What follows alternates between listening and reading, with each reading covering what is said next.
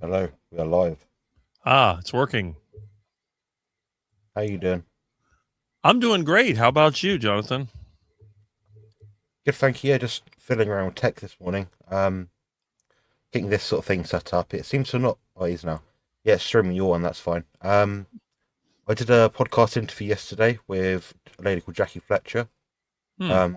This past week I've been doing a lot of like live streams and stuff for people. And I did the other day. I spent the whole day making a new app. Um, I can kind of show you on the screen now. Mm-hmm. Kind of. Um, Is there a way to show it? Not really, no. No, so essentially you've got input form. So I'll be using this with clients and basically to fill out to sort of say this is what my health history is, this is all my metrics, this is my diet, whatever.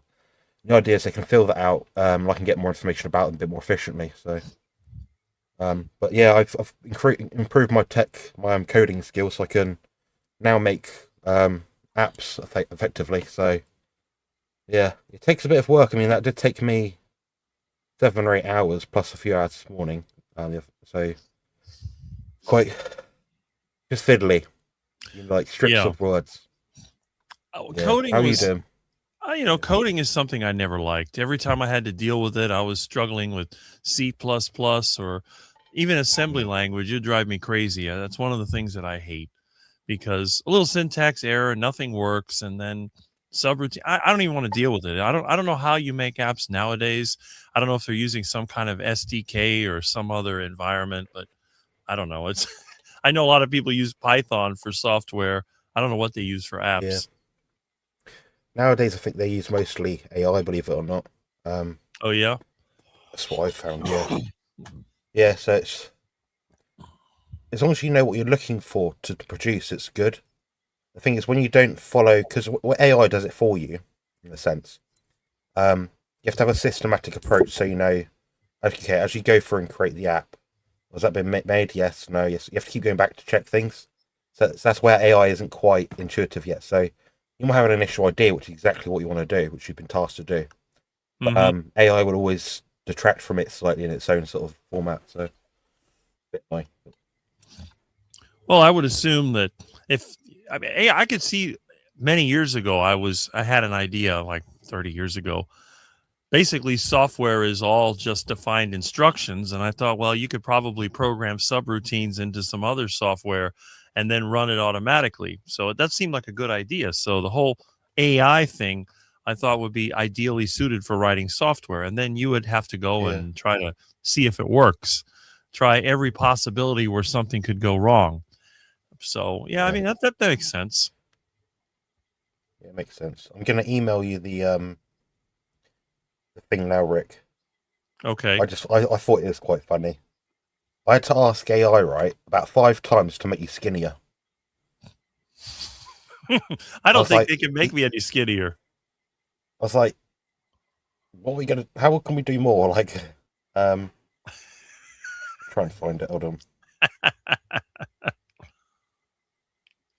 Yeah, I'll send it in a blank email to you. You All can have a right. little look. Um, yes, it's so hard to get you to come up on some things. Like I have to generate you separately, describe you, then have another picture of someone else that's your sort of build, then merge it all together. You know. Yeah, I think I'm kind of unique. I don't think there's too many other people that look like I do. No, no. Just wondering, have you got the Is YouTube actually streaming It your one? should be. I was looking at YouTube. Let me double check. Yes, it seems to be streaming. Yeah. The Okay. comments are coming Yeah. in. Be interesting to see what people think because I've obviously changed the title, the description, put in our own links, some hashtags. The thumbnail was different as well. So we're going to trial this out and see how it goes. Obviously, this is your show. You're the host of this show. Um, but it'd just be interesting to see, like, with these little minor additions, if it increases the reach a little bit, because that's the goal. You know, it's ultimately Well, it's want more what people to sort of view our stuff. what I've noticed is that every time that we team up on the live stream, we get more views. And I think that's a good thing because you're getting both sides here. You're getting the total quack. You're getting, the real information over here because this is the guy that actually has the education and the experience to back up the carnivore diet. I just have a life experience. So it's That's like worth something. it's worth something. Exactly. It's worth something. When you've been living this way for decades, there's certain things that you learn, certain things that work, certain things that don't, and you become sort of a BS detector. When I see somebody going online and they're saying, well, I did this and I did that, and instantly I look at them, I say, either, yeah, this person is probably true, or it's just somebody making it up as they go along. They're looking for this. So it's like a detector. Like the longer you've done it, you can see who's real and who's fake. Yeah, I tend to agree. We're all trying to find out who's real and who's fake, really, at the end of the day. I think people are generally good. They just have the moral compass is a bit different. Like some things you might do are different to what I would do. For example, I might begrudge someone forever. You might not. You might not see the point. I'd do that to protect myself. Being a sensitive sort of person. You'd probably not care. You'd not even think twice about it. So, well, you just got to do what do you. It might be a little deceptive because I may still talk to somebody and I may not let them know exactly how I feel. But internally, I know, don't take the advice of this person. Don't let them give you ideas because I don't trust them. And once I don't trust somebody, it's very, very difficult to restore that trust. It takes a long time to develop it, but once it can be lost like that, and it'll take even longer to get it back. I just don't show it. Yeah, I know what you mean. You're quite I'll say it in like simple. You're quite hidden in how you come across with your idea. Like you'll say what you think, but how it impacts you, you're quite discreet with. Because ultimately, if someone's upset you, a lot of the time, it won't actually impact you positively. If you then say, "Oh, you've upset me," 9 times out of 10, they don't like it. They feel offended. They get defensive. Do you want to go through the chat then and say hello to everyone with me? Of course. Let's do that, shall we? Hopefully you can hear me. I adjusted the position of the microphone to look a little different. I thought so. Yeah, it seemed a bit. Usually it's from the top, but I came up from the bottom. I just have to get used to not hitting it because the way I sit, I sit a little different than anybody else. Yeah, mine's just here, so mine's got my ring light around it. You can kind of tell. I just have that to the side of me, maybe 12 inches from my face. So my problem is my air conditioner makes a noise. So when I try to put it on the top, all it does, it goes because the motor is no good in the air conditioner. Yeah, between all my fans, mine are loud as well, honestly. There you go. Well, at least that noise is pretty constant. I guess you can filter that out. But let's see. I wonder who was the first. I saw a lot of comments earlier. Let me see. Oh, what am I doing here? Okay. Thanks for letting us know, StreamYard. Yeah. Well, I guess the first one here is from JJJ24 saying good morning. And then United Carnivore, Mike Seeley Jr. is greetings from Tampa Bay. And then we have more up. The only thing is this thing does tend to jump around a little bit. All right. Yellow Rose. All right. Let's see. I think we're back to it. And there's Jonathan, the man of the hour. Hello. Multiple hours. Let's see. There's Yellow Rose saying good morning. So we'll just click through the good mornings. And let's see. With a thumbnail, it should be iguana meat. Well, that's we could always put an iguana in there. Jonathan and I will work together to make a fitting background. And there's Brian Dish. And there is Mike Seeley Sr. It's nice to see always a lot of the same people. We have Sandy Blythe. We have some really good viewers on this channel, and a lot of them are friends. So it's not like I'm going on YouTube to be popular. Remember, my reason to go on YouTube was to meet people, and this is really good. And I see that Joe likes the thumbnail with the heart attack. I tried to make that as good as I can. Honestly, I spent about 40 minutes making that. In AI just won't do it quite the way you want it, but I was like, that's close enough. There Yeah, you it should go. say lard in the IV drip says lard. It I think does. It says lard. like You that. know what? Yeah. Smoothie I think I 420. might. Yeah, I Yeah. might try and do that as a regular. Every now and then I just change it up a little bit to make it a bit funny. There you go. Until one day I have that heart attack, although I have a feeling it's Before and going to be after. yeah, it's going to be a long time. There's Lady June, and let's see who else we have. And I think we have Chuck over here. There's Manda. Good morning, Rick and Milton. And there's Chuck.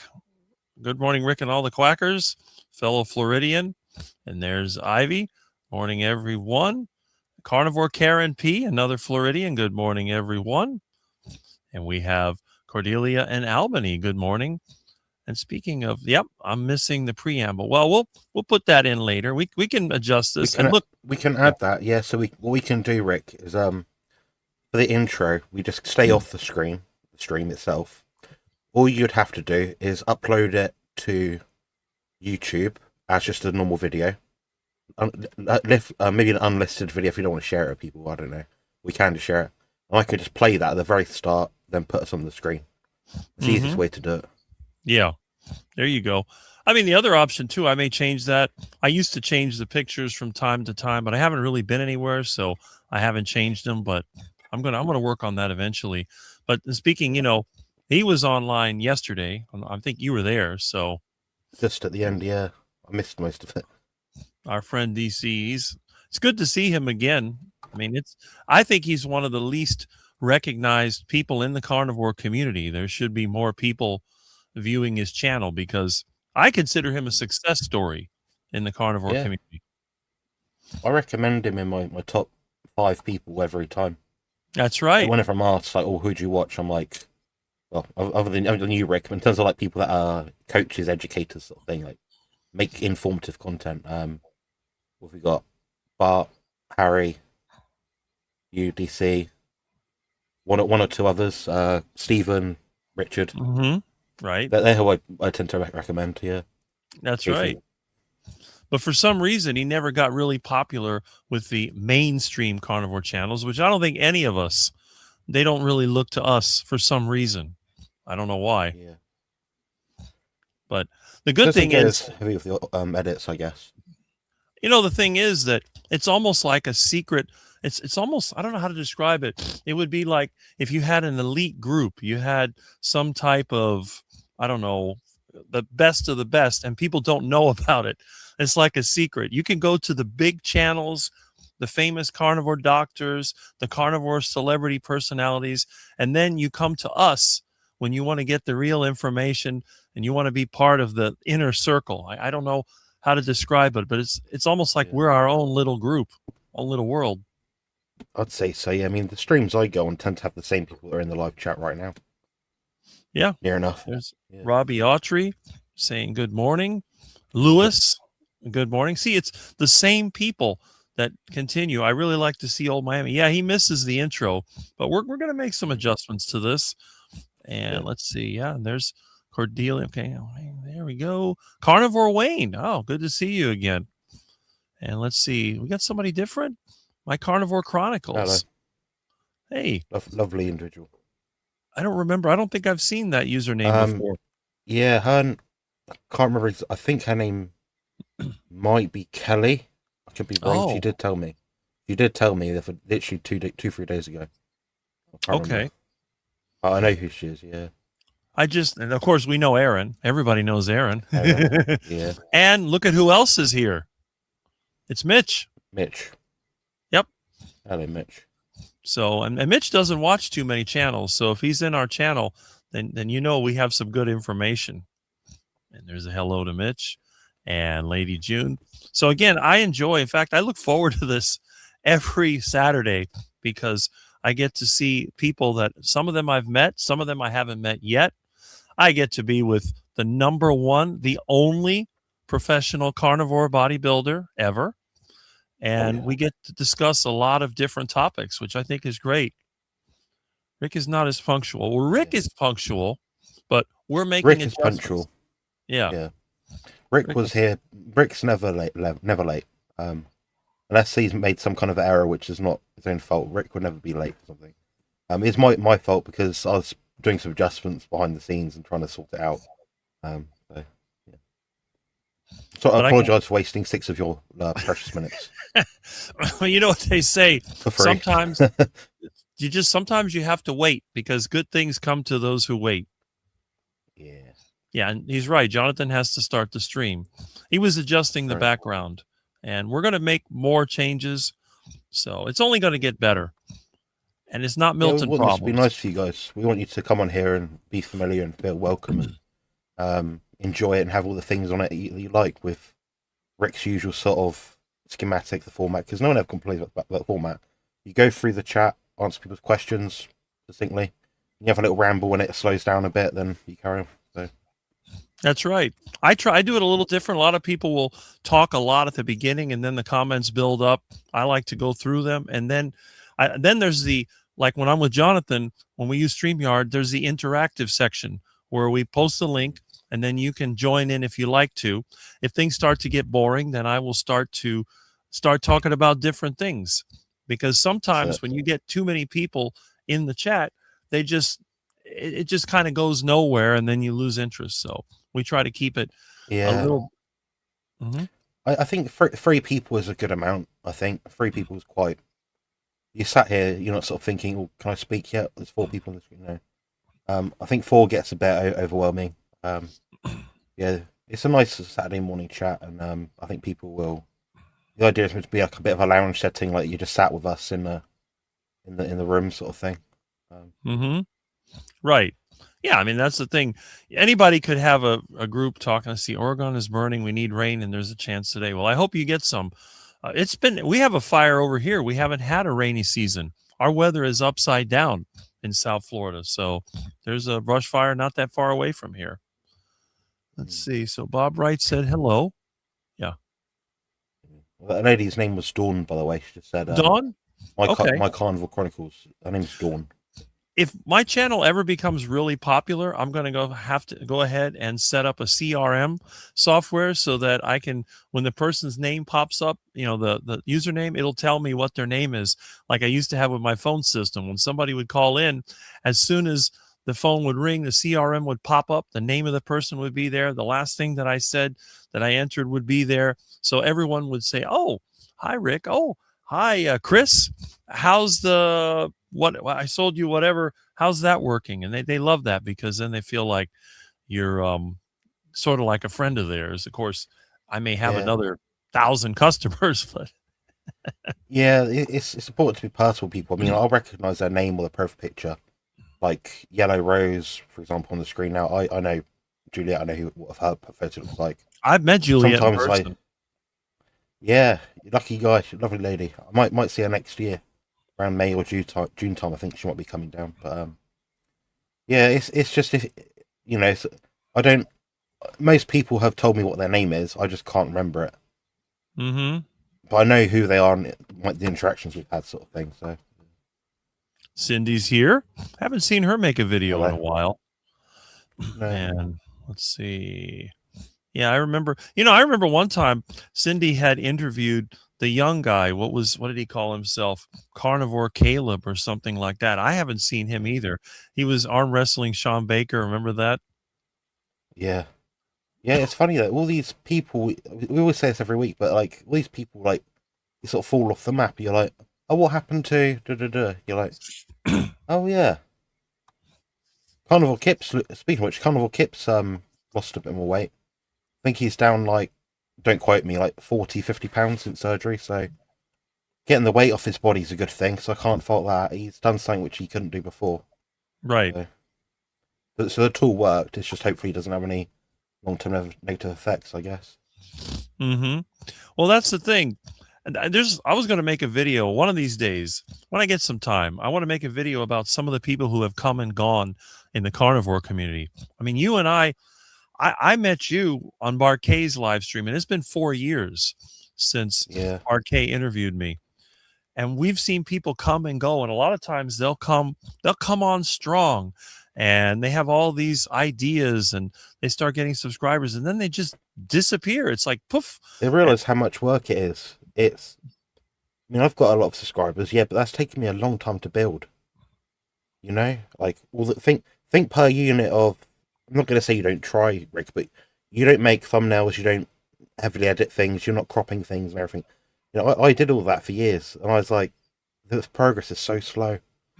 So you know, part of it is being English. I think people don't quite like the accent sometimes. Maybe part of it is just I'm not a doctor, so I don't get the notoriety. You'll get Carnivore Bob, whatever. He'll be a doctor, make a YouTube channel because he's got doctor in his name. He'll be 50,000 subscribers in a year, maybe 10. So, yeah, but I started doing a new podcast up, Primal Pro Fitness podcast with Max Helmer. You may have been in that one. It is the other day, so we're going to do that each week. It's a good way to ask questions related to fitness and stuff. So yeah, we've got, it's very in depth sort of discussions about training and fitness and exercise and stuff. But yeah, anyone's welcome, men, women, anyone. Shows like I guess something must have gone wrong with the streams. Let's see. Good morning, Rick. Yeah, I'm flagging up. The one on my channel seems to be working. I don't know if it created two of them. It's just weird how that works. How does it feel to know that Indian temples? Interesting. Let me go through. Get a bigger hammer, Rick. We'll get this figured out. Don't worry. Love your interview with Jonathan. You're truly an inspiration. Oh. So you had an interview with Kim. Kim, yeah. So I interviewed her. So that's on my channel now. Maybe 2 days ago. Good talk about coaching experience, how she trains, her background. Completely different person to a year ago. But someone that you feel like, you know when you feel like someone's got more inner strength, inner power. You know, you can really tell that when you sort of speak to her compared to a year ago. So she's inspirational. She's a great client of my friend. So. Right. Let me see. I'm curious. Am I running another stream that I don't know about? Because the one I see people here. Let me go to my channel. I mean, we have here a landscape and a portrait view. Okay. That might be why. But it says that one is not running. That's weird. Yeah. Let me see. You should have a look in your end. I got this 63 live. We're not knowing numbers. We've got 63. So there's one that didn't come up. Look at that. Huh. Well, that's interesting. I'm going to go ahead. I'll just delete that. I don't know why one of them didn't come up. That's crazy. All right. We'll just get rid of that. Manage videos. That's good. That's a good comment. Love that you have a video about multivitamin being a fake scam whilst its thumbnail is made with AI. Hope the irony isn't lost on you.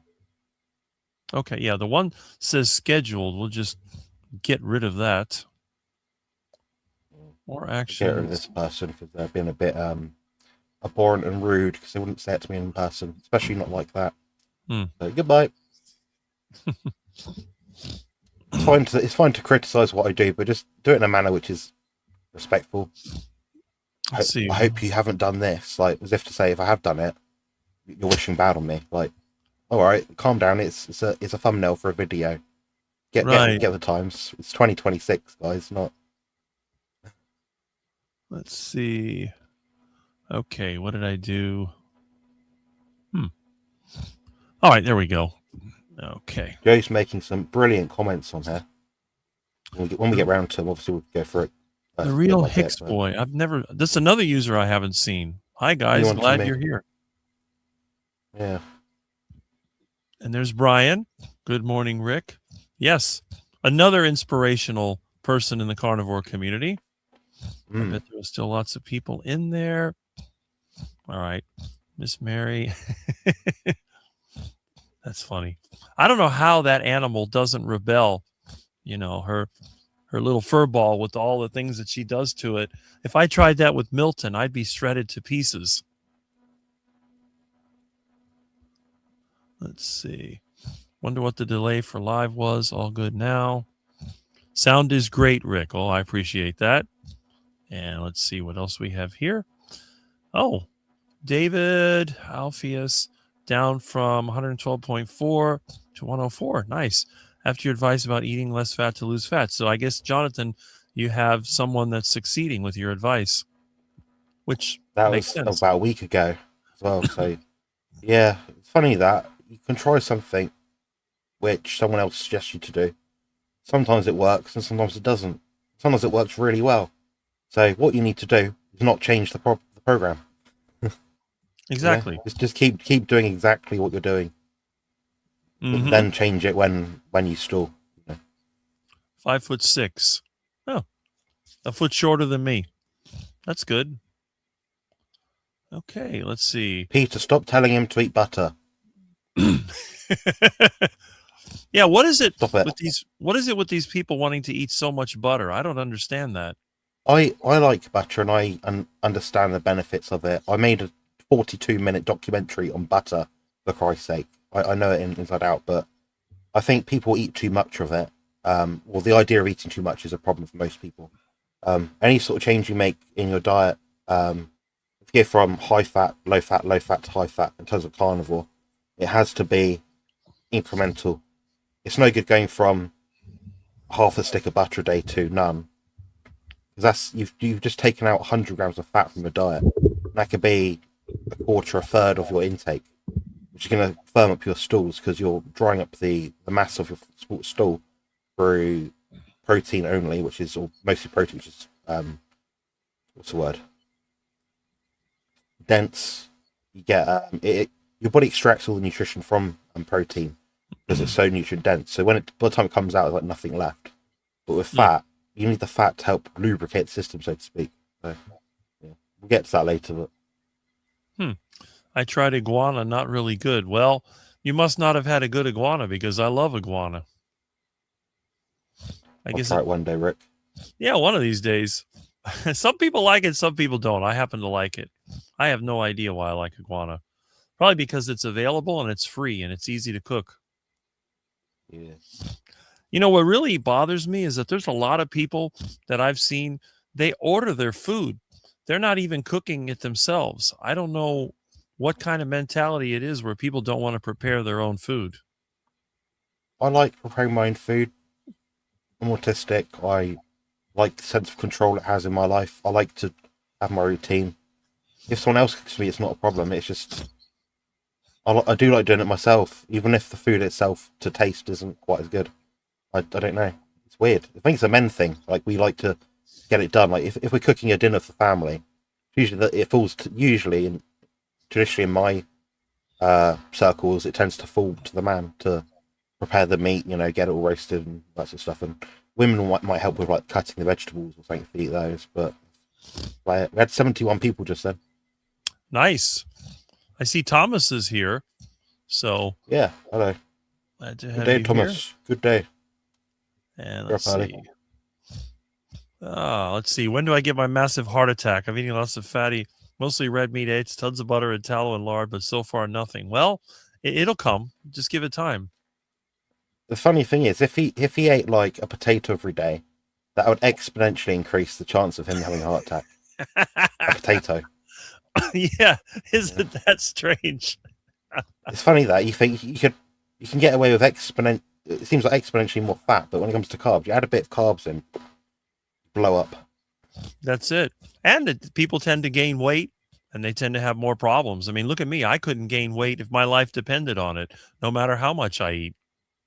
Yeah. I know a lot of the carnivore channels, I think they get attention because they lose weight and then they gain weight and then they lose weight and then they gain weight. And then they talk about the struggle, how difficult it is. Oh, I fell off the wagon and it's just back and forth. I think that increases their viewer. I don't know why, but it seems to. It's people like the storyline, the emotionality of it. I mean, my channel itself has a bit of a storyline with having a surgery, going through all this, all this stuff. But I do still to sort of try to make sure that I supply something to people with value, like information. That's the best I can give to someone, like my time and my info. So. Well, there you go. And sometimes people, they'll take the information. Sometimes it offends them, but there's no way you can control that. At least that's what I've seen. That's one of the reasons that Yeah. I don't show a lot of emotion, because I want people to open up to me. My father was one of those people that if you said the wrong thing, he would get mad at you. So I learned from him. I don't do that. I tend to let people talk, and I'll ask them questions. I won't tell them something's right or wrong. They'll tell me something. I said, okay. It's like they tell me all the ways they can make money. And then I'll ask them a question. Well, what if, let's say, the Federal Reserve doesn't lower interest rates? Then what's going to happen to your trade? Oh, no. And then they'll go, and if you ask them enough questions, you'll either shut them down or they will just lose it. So that, and I don't want to be like that. I don't want to be like the kind of person that there's a hot button that if you know what button to push, you can make him go into a rant, because then it's like you're a puppet. That's the way I see it. Yeah, I could see that. Yeah, you'll notice at the top, I was going to put politics in, where it says live with Rick and Jonathan, live stream, muscle, meat, and motors. I was going to put politics in there, but I thought, I don't want to be I don't want to be politically triggering, because that tends to fall into conversation rather than, it's not like a topic we deliberately go over, I guess. There are two subjects that I say that I don't cover on my live streams. One of them is religion, and the other one is politics, because those are two subjects that you cannot debate. The people, they make up their own minds. Yeah. And there, Peter's commenting on what you were saying about, going to the bathroom. Yeah. Just starring the questions. All right. Let's see. If I accidentally click on one, just ignore it. Oh, that's fine. Let me see. We got the automated ones, and what's your channel's name? Okay. Let me see if I'll find any more. All right. I go through all the comments for some strange reason. Let me see. What do we have here? I guess you feel like you completed it once you've been past it. I'm the same with my WhatsApp. Like I make sure I've replied to everyone before I go to bed at night. Right, there you go. Super high fat carnivore, hard stools. I've never had a problem going to the bathroom. I guess maybe it's just instinctive for me. I've had maybe too much information. I've had carnivore. I've had more loose stools, oddly enough, and standard Western diet, chicken, broccoli, rice, sugar diet. I was doing. I had more hard stools. I believe it's the fiber. I think. It's interesting. People talk about how great fiber is, but as you know, I make my own ceiling tiles, and I use different fibers. I can use wood fiber, fiberglass, mineral fibers of different types, and the fiber just tends to make things stick together. So I don't understand how adding fiber would make it easier to go to the bathroom. I don't know. To me, it just doesn't make sense. It seems like I had these fibrous noodle things the other day, like cognac noodles, and they wrecked my guts a bit. So I'm like, yeah, I can't tolerate a lot. Is it a common thing where people have to strain to go to the bathroom? Because usually when I have to go, it's in and out in 2 or 3 minutes. I mean, I go in preparation for a contest. I typically go about twice a day. I eat a massive amount of food. When I'm not in preparation, I tend to go maybe 2.5 times a day. But I average it over a week. So. I generally go once a day, but I can go up to 3 times a day when I'm really eating a lot and I'm really active. And I know some of these people in the carnivore diet, they say they go for days without going to the bathroom. I'm thinking, how is that even possible? I guess they don't eat much. Yeah. Bella Girl says that dairy can be constipating. I've never been constipated on dairy. Have you? Dairy can be. For 2 reasons. Mostly calcium will have an effect on the gut, how the gut senses food and does like digestive enzymes.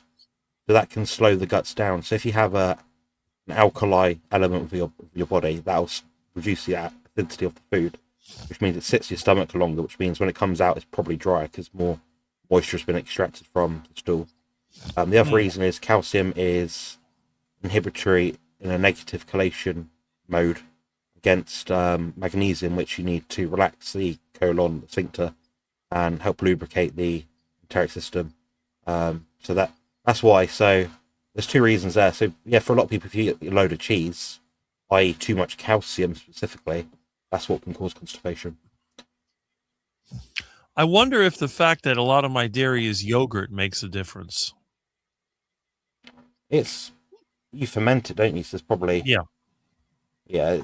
I'd imagine it probably makes a difference on in terms of like the lactose content, the bloating be reduced. If it's high fat dairy, like high fat yogurt, it's probably better for you, in my opinion. That's what I make. I don't even know what Yeah. bloating is. I've never really had that. Yeah. Is that when you make gas? It's just your stomach feels over full and you don't feel hungry, and it slows you down and it's sore. Typically. Well, I never get hungry anyway. I just keep myself topped off so I don't get to that point. When I get hungry, I lose energy and I lose my motivation. So if I tried to Yeah. eat one meal a day, I'd be the laziest person on earth. Yeah. It keeps you thinking, I think. I think 2 meals a day is probably best for most people. If you're taller and bigger, active, then 3. If you're tall, big, and active and muscular, 4. If you're tall, big, muscular, active, and world's strongest man, 5, sort of thing. You know. There you go. I see Thomas has a question about Yeah. beef tallow. You can do, yeah. I mean, I would just try to find a way to cook them without having to make them non-stick. So boil them, and you've not got to add the fat. That's if you're being particular. But if you don't like boiled eggs, yeah, like a teaspoon, not a teaspoon, of tallow would probably help you out. So you're not sticking your eggs to the pan. Or you could poach them. That's a no extra added fat option. Yeah, you got boiled eggs or poached eggs really in that kind of case. I would try out.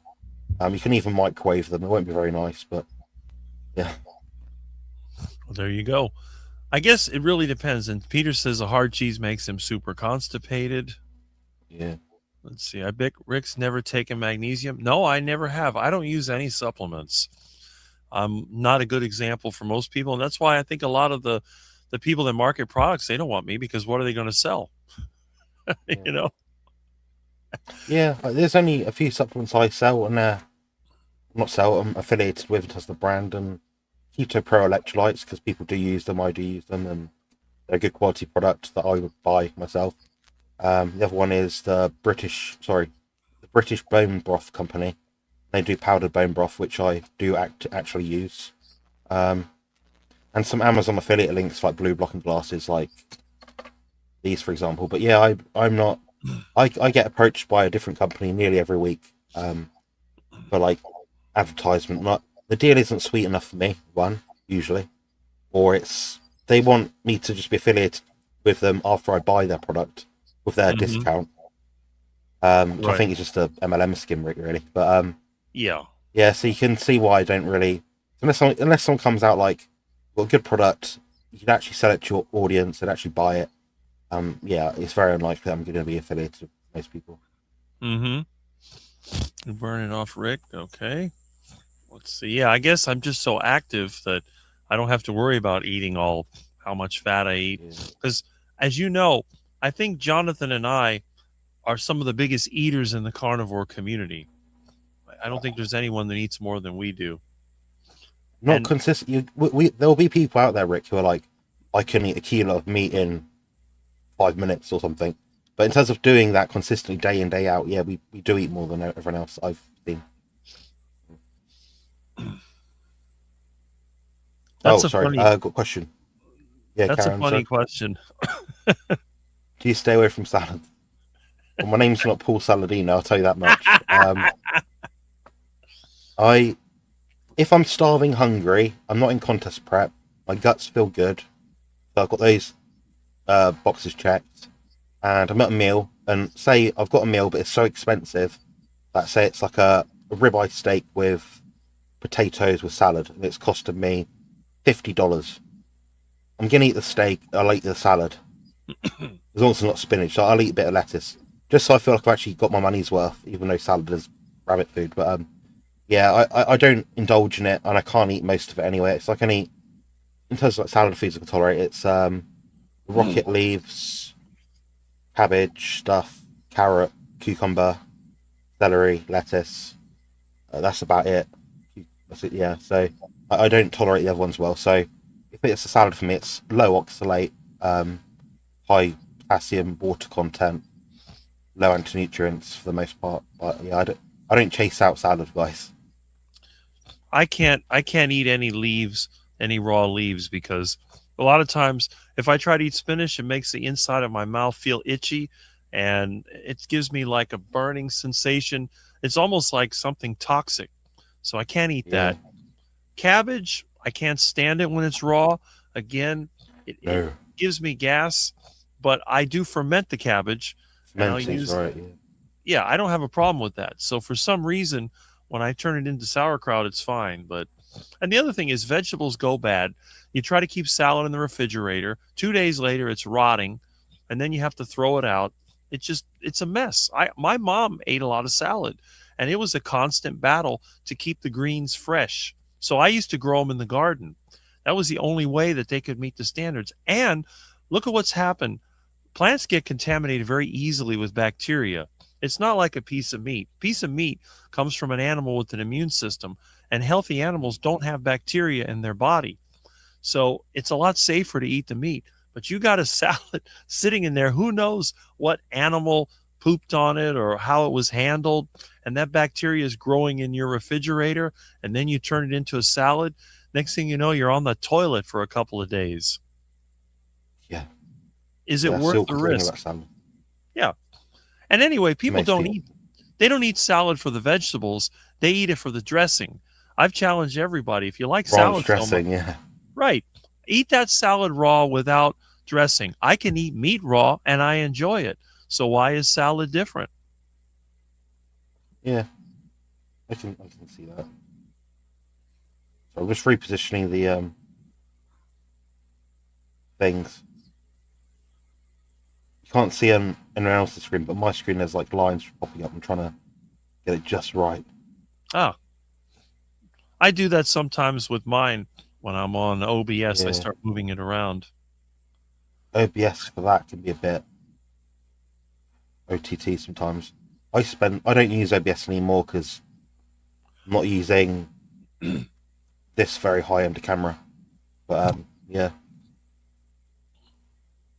I use OBS because it's free, and that's how I started my live stream. Actually, when I did my first live stream, I was just doing it on YouTube. I couldn't get anything to work, and then I upgraded my computer, and then I ran OBS. Great point. No one listens to people's politics with the notion that, yeah, exactly. See, Joe knows. She's smart enough to know that it's a waste of time to talk politics. Now, I will criticize the Yeah. actions of individual people, and I will criticize entities like central bankers all the time, because the thing is, central banking is not politics. Whichever side of the political spectrum you're on, the central bankers control both of them. So it's, to me, it's a waste of time. You got red and blue and left and right and all this crap. It's all the same thing. It's all the central bankers pulling the strings and financing these people. Joe and I have different political beliefs, which might surprise some people, but we want the same thing out of life. It's just we believe that the way to get there is through a different means. The thing is, if I say pull one stat out towards her and say, well, stats say this, and she pulls out her stats, how do you really actually measure like what is more impactful in terms of like what's going to do for us? Because it hasn't happened yet. Then you go a tier up, like you said. You think, who's in control of everything? What is actually going on? And it makes you think, we've got a bottleneck here, so we can't actually have a meaningful. I'll use the word debate because we don't know the full story. We don't, you know. That's right. Kimberly said, yeah, she said, my husband is on inhaler steroids and is trying to lose weight. Could this be different from being on the steroid? Depends which one it is. If it depends if it's beclometazone, I think it's called, or something pill, something like that. Some of them actually have a catecholamine increasing response, which means it increases your daily thermogenic potential. You'll burn more fat, basically. So some of them can help it, make you leaner. That's a problem. Some can make it more of a problem. Grand scheme of things, it's not going to be a massive problem to use inhalers. You're talking about maybe 2 to 3% difference over a period of time. So no, it's not going to break the bank, but some might actually help fat loss.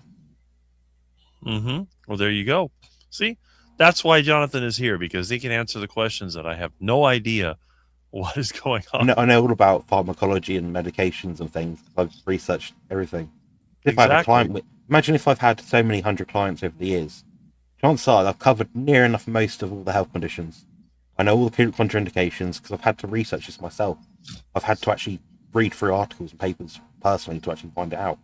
I recommended Kimberly a supplement called agmatine sulfate.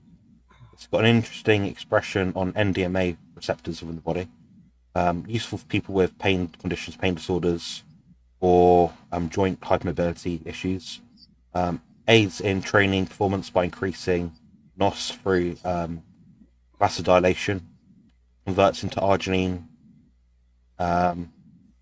helps support the gut lining, helps with mood. So for like one supplement, one capsule a day, she can get all these benefits. Linked that LinkedIn study is relevant to her. But I tell someone else, "Oh, have you heard about agmatine?" And they're like, "No, what's that?"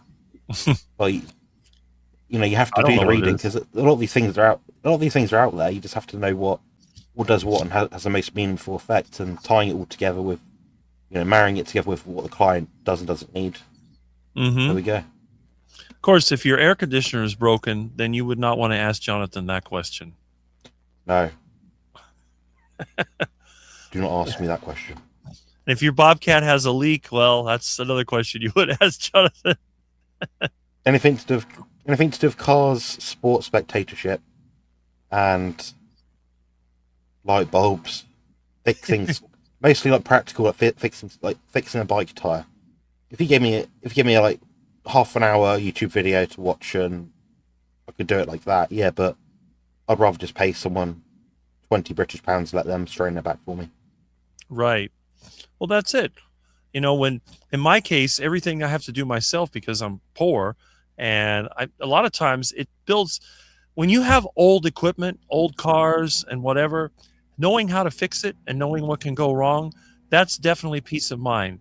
Now, let's say you were somebody that maybe was retired, maybe somebody that doesn't want to deal with that, and you would go out and buy a new or lease a new vehicle like Mitch does, so he doesn't have to worry about when it breaks down. I mean, obviously, someone who's almost 80 is not going to be pushing their car on the side of the road and taking it apart and trying to fix it. So it all depends. And if your specialty is one field and you don't need to know the other, why bother? Just concentrate on what you're good at and just let somebody else deal with the other problems. Plan B will always distract from plan A. Always. Sports people don't make plan Bs. They have a plan and backup plans, but they don't have a plan B, which is full circle. That's right. Yeah. If you want to be optimal at something, you got to spend your time doing that. So, for example, yesterday I was looking at the most amount of fat a person could lose based on the total body fat that they currently have, and I've got all the calculations for that sort of stuff. I was working out the effects of different fatty acid compositions from the diet on intestinal permeability and what's the word? Exercise performance. It was quite interesting, but I'm looking at things the average person wouldn't need to look up. I'm looking at things which are like 1% things. That's right. It's kind of interesting because a lot of times you can get something to work generally, but if you want to fine tune it to the extreme, then you have to go into extreme detail. The closer you want to get to perfection, the more effort it takes. And of course, things don't always work the way you expect. This is interesting. He's Lazy Carnivore says all fiber does is slow down the process. So maybe that makes sense. Yeah. Because I go quickly. It does, yeah. It does. I mean, it's indigestible. You put too much mass in your body, it's going to struggle to get it out. You get a hose pipe, fill it with leaves, put water down it. Okay, it's going to eventually go down, but it's going to be really annoying. Probably damage the gut lining eventually. Damage the gut lining eventually. But then if you think you've got a pipe with nothing irritating gets stuck in it, It's only going to be a good thing, really. Mm-hmm. Well, that would be like if you kept rubbing your skin all the time and irritating it, and you don't give it a chance to heal. It would be like working with dirt all the time, and then your skin gets rough, and you wonder why. Well, it's because you keep rubbing dirt into it.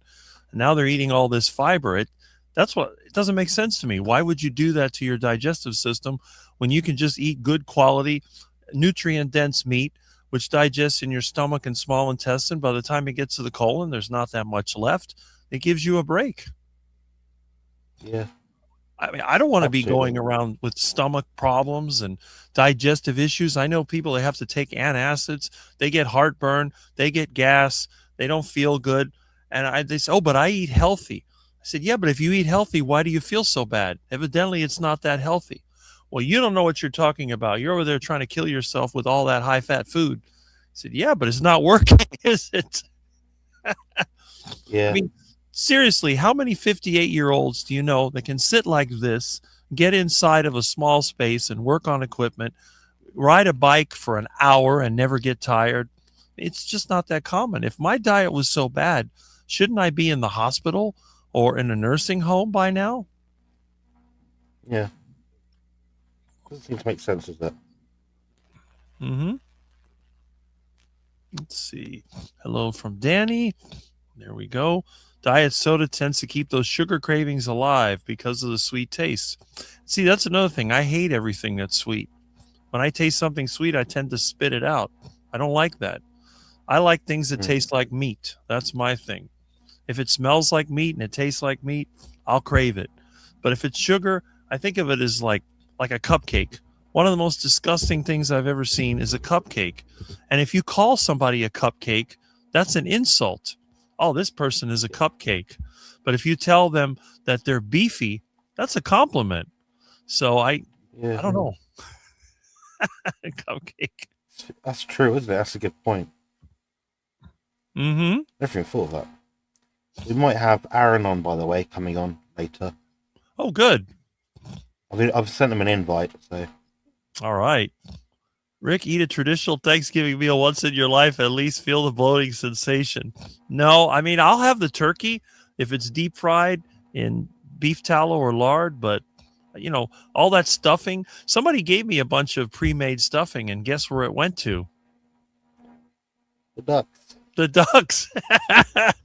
You know me. I actually like. This is funny little story. So, before my stepmom passed a few months back,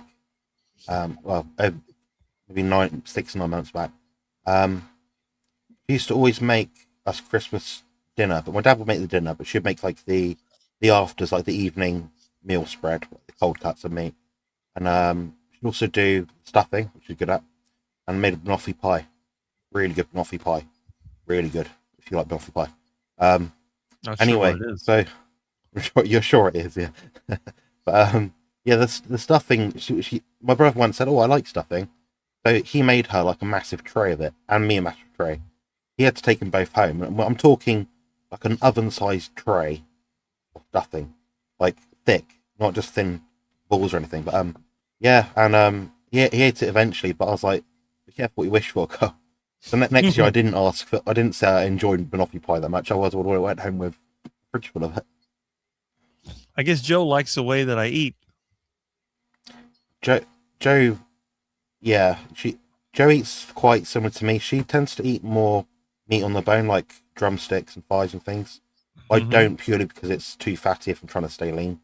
When I'm off, we've got 81 people live. Thank you very much. If I ever somehow retire from bodybuilding, I'll be eating a diet of more like meat on the bone. It's a bit cheaper, it's tastier. Yeah, I'm not against it at all. Well, the thing is, I mean, you have single digit body fat percentage, and somebody like me, I range between 12 and 14%. So I'm not super skinny. You know, I mean, you're a lean man. Yeah, but for any age. Right. Lean. Because, yeah, you know, but people say, well, 14% is fat. I said, you got to be kidding me. 14% is not fat. No. I don't understand where they get this information. I think optimal for men is between about 10 and 20. There you go. And that's the thing. I mean, if you're in bodybuilding, there's a certain standard that you have to meet. So you have to be unnatural. You have to try to gain as much muscle as possible with the least amount of fat. And that's not what your body wants to do. Your body wants, if you're going to have more muscle, it needs more fat in case you don't have the food that you need. You have to go through a period of famine. Imagine if you didn't have the fat and you had all this muscle to maintain, it would be a complete disaster for your body.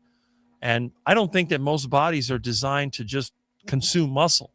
So what happens is, to be in bodybuilding, you're following a set of rules because you're extending, you're like going beyond what you normally would. But for a normal person, like you said, up to 20%, you could still look pretty good and you can be very healthy. Having a little extra body fat is not unhealthy. That's what Dr. Kiltz always says, and I agree with that.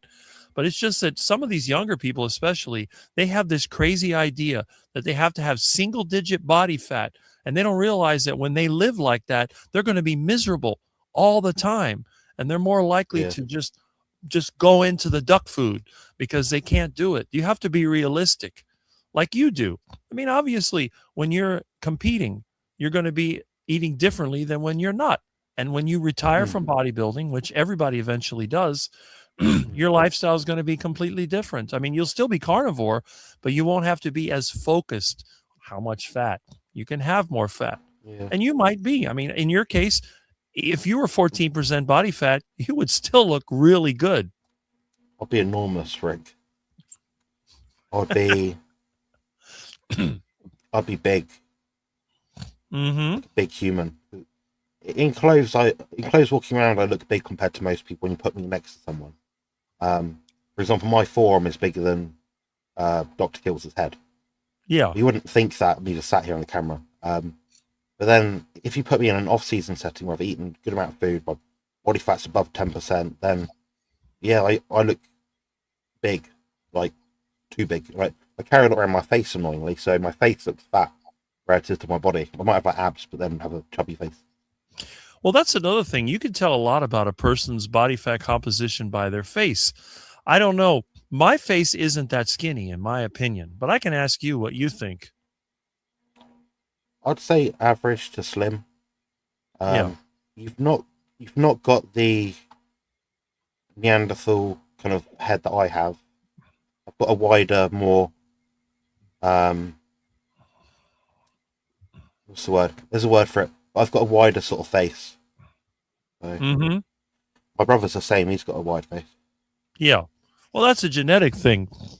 But like in, a lot of times when I look, like relative, like the lip width between different distance in size of your lips in relation to your jaw in relation to your neck and head. I'm more bodybuilder sort of esque because more, I don't know, action man than I am bean man or something. So. That's right. Well, a lot of people my age also, their skin is not as good. They usually have like there's wrinkles around their neck, and they're sort of drier looking. And in my case, for somebody that's 58, I think that my skin is actually like a younger person.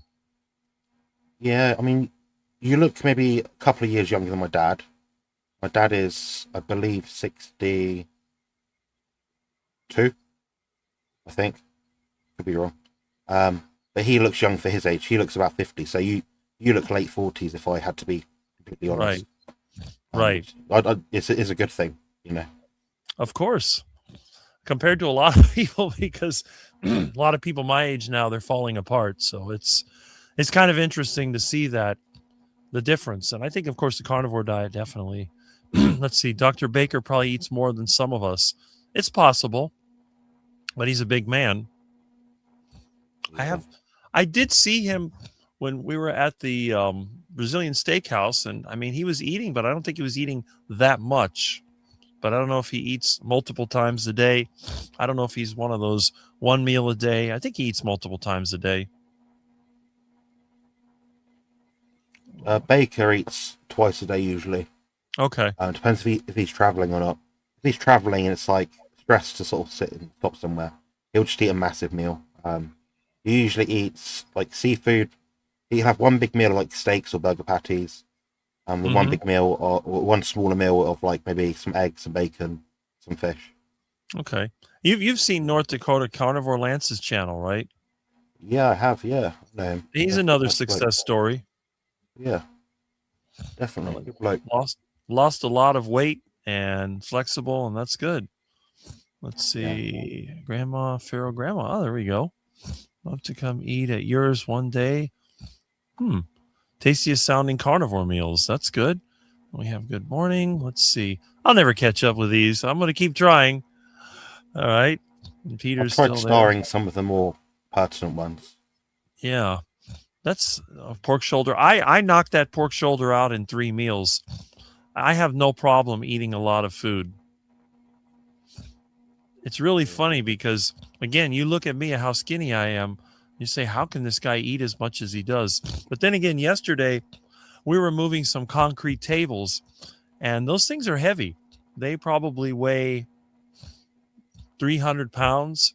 And I was lifting them up and putting them into the back of the truck. And my friend was like, I'm going to help you. I'm like, I'm already done.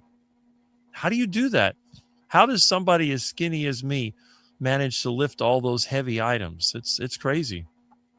Mm. I guess it's just I haven't been injured. I've been lucky. I've never been injured any time when I'm working, other than when I've had coconuts fall on my head. And last week I had a tree fall on the car and it kind of crushed me and scraped my leg. But other than that, I don't have any chronic issues. Yeah, I think we've got a troll in the chat. Oh yeah, where's that? I think they're a kid. They keep commenting currently. Have you eaten a lion before? Kiss me, babe. Eat a lion. I don't know where. Well, Does carnivore plants smell? I love you, honey babes. Kiss me, boys. ugh, What kind of cringy ass comment is that? Like, you 12? I don't Oh, know. how sexy. He said. What she said. Imagine it's a he. Women are a bit more sophisticated than that, usually. So. Yeah, I don't know. I mean, I haven't gotten to that point. I guess I'm so far behind. Oh, there's CC Stargazer. How's Milton and the kittens? They're good. Milton's sleeping and the kittens, they were eating, so they're doing really well. Medicine supply is getting low. Well, it's time to go hunting. I wouldn't say I'm poor, but I'm certainly not rich. I get by. Well, that's good. No one's poorer than me, but I'll change that. My freezer and eggs. Just so everyone knows, Rick won't mention it, but in the channel descriptions, I believe my channel and his, we've both got fundraisers. I encourage people to check out his Buy Me a Coffee link. So far, he's currently got, I believe, 41 or 42 supporters, and that does go a long way. And I mean, Rick will say himself that helps put food on his table, and helps and the cats. do all the stuff and repair stuff and looks after the cats as well. So he's, if you want to support someone that deserves a bit of help, he never asks for it. Definitely support his channel through that means. That'll be in the description on both my channel and his. It'll be, scroll down a bit, it'll say support Rick, then it'll say buymeacoffee.com/Sergeant Mm-hmm. And there's Amy. Amy was actually on Kiltz's channel talking about why somebody would want to be a coach, which I thought was kind of interesting. And let's see, and sleep is amazing. Yay. That's good. Let's see. Okay. All right. Brian says hello. And he's going to be working to 8. Yeah. Let's see to Amy. Let's get through here. Do you eat carnivorous plants? Okay, so that's nope, we don't eat any plants. But you're from the planet of Mopar, right? That seems to be the latest thing. That's pretty funny. Rick is one of a kind for sure. Well, I think both of us are one of a kind. There is only one professional carnivore bodybuilder, and there's only one Rick. So you're right. Do you eat people? Yeah, there's okay. I see what's going on here. Here's a question. So this is a question for Jonathan. Yeah. I'm considering joining a gym, but I feel a bit intimidated. I don't know how to use any of the equipment. Am I being over paranoid, a little panicky that I will look goofy? Well, I can give you my advice before Jonathan gives you his. I would say, do you have any friends that also like to go to the gym, or can you make any friends that go to the gym? That would be a good start. Every time that I've been to a gym, which isn't very often because I don't like gyms, I don't like exercising indoors, I've always found there's somebody out there that wants to be friendly. Now, I don't know. Maybe some of the guys, they have different ideas, but I don't have a problem with that. But I found that there are people out there that are willing to help. But I'm sure Jonathan has some good ideas. Yeah. I'll be mindful that you're more critical of yourself at all times. Um, you'll probably look a bit goofy, yeah, but I've seen some pretty goofy stuff in the gyms already. So you're not going to be too far out of the norm. Um, my suggestion is to try and get in or book in a free PT session if you can, to get someone just to show you how to train. If you can't afford that, do what I do. Go onto my YouTube channel, go on the playlists where it says playlists, and there's one that's called exercise playlist, something like that. I'll show you how to use pretty much every machine that you probably need to use in the gym or want to use. It's narrated, it's very clear, concise, what to think about, what to do. You watch a few of those videos, just maybe 4 or 5 of those. Some of them are like 1-minute clips. You'll set yourself miles ahead of most people. Yeah, fortunately there's loads of information out there nowadays. I'd be mindful of just staying in control of the weight, just owning it.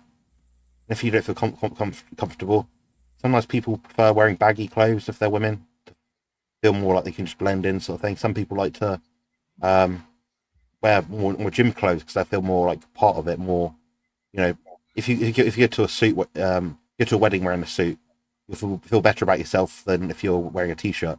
Go to a wedding, that sort of thing. So you'll blend in a bit more. So it can work both ways, but I'd try that personally. Yeah, that works. Definitely Makes sense. use machines if you're not sure. Right. But machines, not the free weights.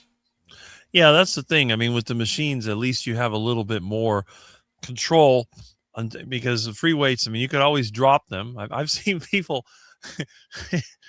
they don't, I mean, obviously, most of the guys that work out don't fasten their weights in case they're using too much weight, they can knock them off. But when someone's starting out, they grab they grab a bar and the weight falls on their foot. That's kind of that's a discouraging thing right there. Boom! Instantly is like, oh. That's happened to me, Rick. I had a 60-pound dumbbell fall on my big toe once. Ugh. I still feel it now. See, it's just not a, and that's the thing. And people do get self-conscious. But like I said, for me, if I was, whenever I do, maybe one day, I'll just start with the home gym. But it's a different living situation. I'll be living in the country, so I don't think there'll be any gym anywhere nearby. That's bad, neurotic, anxious. Let's see. There we go. All right. Another question for Jonathan.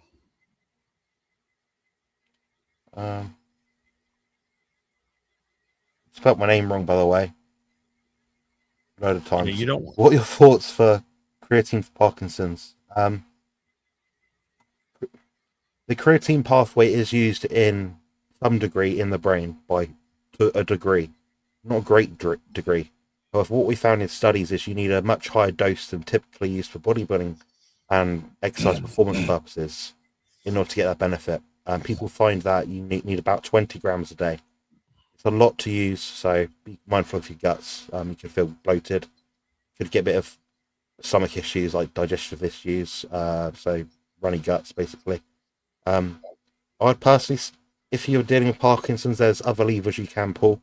I'd definitely book in for a consultation with myself for more information about that. It's not an appropriate place to talk about it online, really. When it comes to that sort of thing, just because you could be on medications, there could be a number of different factors which involve themselves in this. I'd definitely recommend booking a consultation with myself at carnivore-muscle.com. Other than that, I mean, a low-inflammatory diet, high omega-3 diet will be more beneficial. If you tolerate eggs, try and keep eggs in your diet. They've got a lot of choline in them. Choline as well is like a cofactor for a lot of brain-derived nutrients, which you absolutely do need to sort of support brain health. So I'll be using the same sort of protocol I'll be using for example, the feral grandma. She uses a lot of stuff for cognitive health, so a couple of supplements and a couple of dietary tweaks. Yeah, so that would be my sort of suggestion. Lamb as well has more omega-3 than beef, so eat some lamb if you can, that would help. But all these things are stackable. You have to sort of add it in bits by bits, find what works and what doesn't, but you're not going to know what works until you've tried each thing for maybe a good month. So just be mindful it's a long journey, especially if you've got Parkinson's, in regards to sort of trying to put different symptoms into remission. Also, when it comes to spelling, if you look just over here, you'll see that the name Rick and Jonathan are correctly spelled. So just keep that in mind. If you're going to take the time to say Jonathan, we know that he does not like it when people spell his name wrong. And anyone that does, I can understand a typo, but please take a look at the top and make sure that you put it in there out of respect, so that way there's no problem. That's what I suggest. But you can do whatever. I fully support that suggestion. Cheers, Rick. You say it in a much more cordial way than what I would. For me, it's like F off, block. Well, that's the thing. But again, people would, if I did that, people would take advantage of me. They'd spell Rick with some, maybe Dick or something like that, which I guess technically or Ricky, or I've had people call me all kinds of things. I don't care. It doesn't bother me. I've had people call me things that other people would be offended. You know, I've had someone's, I don't even want to say it, but I laugh about it. I think it's funny. But out of respect, you know, when somebody tells you, just, you know, do it because you're asking for something. It's always good to cooperate, to at least show respect for the person. It's like if you were going to the president, you wouldn't say, "Hey, man." You would say, "Hello, sir," or "Hello." I find this really weird. So I explained this on Grandma Croce's Corner the other day or recently, and they're like, "Yeah, I can totally understand why being called certain things or given certain colloquialisms can wind you up. It's not the right word to use to the right person." So imagine I come on here and say, "Hey, Rick, you right, pal?" One, it's a bit cringy to use the word pal. It's very old school, outdated language. It's derived, I believe, from Northern English or Scottish people. And also, I'm 31 years old. Rick's 58. He's the wise, experienced man. I'm not going to call him pal or buddy. He's, you know, I respect him. I don't want to. Well, so I appreciate the value of like saying, "Oh, you're a mate, you're a friend," sort of thing. You know, you address people the right way. Because I know women out there. I did a poll on this once, and every woman agreed with me. Every female person. So I asked them, "Do you hate when men call you honey, or something like that, or hun?" They're like, "Yeah, I hate being called hun. It's so demeaning and makes me feel patronized." So yeah, whilst people may be well-meaning in their terminology, they've got to understand. For most people around the world, these things are really cringe to hear. Yeah. It makes you feel a bit uneasy. I don't know. Yeah, that would be like somebody calling you baby. It's like, "Hey, baby." Like, no baby here. Yeah. There we go. Well, this one, you're stupid. What is that? I'm not sure if it says "you are steroid" or "you are stupid," but guessing the follow-up is the intention. Eat shit. Love my sister. Probably an African or Indian individual. Just set like a 12-year-old who's just set up their channel. Can't speak good English. Could be. It could be. Well, why do people disturb you on a Saturday, Rick? I don't know. It's selfish. Yeah, and I know who it is. It's that plant nursery again. They've had problems. I kept telling them, "Don't call me on Saturday." So I'll just ignore them the rest of the day, and they can go there and deal with their own equipment problems. Leave me alone. You're on our platform, my friend. You're in our mall, our shopping centre, our video conferencing, videoing service for free. You're spamming our space. You're wondering why I'm a troll. And also saying, "Leave me alone. You're in my space, in Rick's space. You're in the wrong room. You leave. That's right.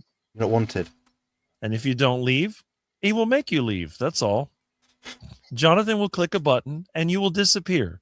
Just like that. Yeah, so boom. So be nice. You don't have to sort of pander to us and agree with everything we say and kiss our butts sort of thing, but Brown knows us. But you do have to respect our space, and you know, this is our time at the end of the day. We're not getting paid to do this. That's right. That's exactly right. Let's see. What else do we have here? Oh, what is this? I call broad straight call. Okay. Right, so this person, you spelt my name wrong, whilst Rick spent a good amount of time explaining why you shouldn't spell my name wrong. You asked a question, which is about, on our screen, about 200 messages behind everyone else. Think. Wake up. Mm-hmm. There you go. I hope that's the last time I have to tell someone off today. Because I Well, will tell you off, and I will be more abrasive in person. I promise. You don't want to deal with him in person. Let's put it that way. Not after this week I've had. Definitely not. Everyone else, I'm fine. And please stop calling me Jonathan. That's not the normal way of spelling it. You're being a troll now. Twice. So, yeah. Well, Susie, anyway, Susie let's Marsh. carry on with the stream, so we don't have to shout at anyone. Susie Marsh is not a troll. I think sometimes that autocorrect crap. Sometimes when I post a video, it changes the words to something that I really don't know what it is. It's ridiculous. Yeah, sometimes it comes up with, when I type in your thing, it's like live with Dick and Jonathan. But when I actually do want to put that word in something, it'll change it again. I'm like, what's your prerogative here? It's like you're trying to neg me, sort of thing. I don't know. Lewis said he was a cupcake. I thought that's funny. Yeah. I don't know about that. That stupid comment. Let's see. I finished a 3-day sardine eats. I can't call it fast anymore because I got yelled at. Eating is not really fasting. Yeah, I call it a sardine feast. That's what I would call it. Sardine eats. I don't fast. Yeah. I feast. We've got another comment I can check. Oh. Okay, let's see. Yeah, unfortunately, this person doesn't quite know how this works. Sorry, Rick. Apologies. We want to try Carnivore 30 days, but this guy is very off-putting. No, okay. You're rude. You're rude, you're impatient, and you're also ignorant. So yeah, yes, I will be off-putting. You don't have to like it, and you can be free to leave any point that you want. I'm not holding you here. If you're rude to someone, expect them to give you some sort of negative payback, or they'll ignore you. I actually addressed you, so, make your mind up. Mm-hmm. Sorry, I have to keep doing that, Rick. It's getting irritating sometimes. I'm in a good mood, believe it or not. I'm so far behind, I can't even see them yet. Let's see. Let me go through these. Let's see. And do I can't eat potato? I'm not even going to bother because we know that that's a troll commenter right there. Most of the funny looking specialty gear. It's just, it's ridiculous. Going to Carnivore got me off 8 mental health meds. The connection is undeniable for me. I agree. And I think it's, can I have a potato? That's what that is. That is a potato making the comment. Your interview with Alia was stellar. Yeah. Ketosis fed. I guess feed the cat. Boy, I'll tell you. I don't know where.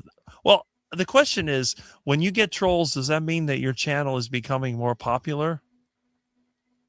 Sometimes. It's stupid, right? Yeah, I have more subscribers each month when I had the most amount of trolls.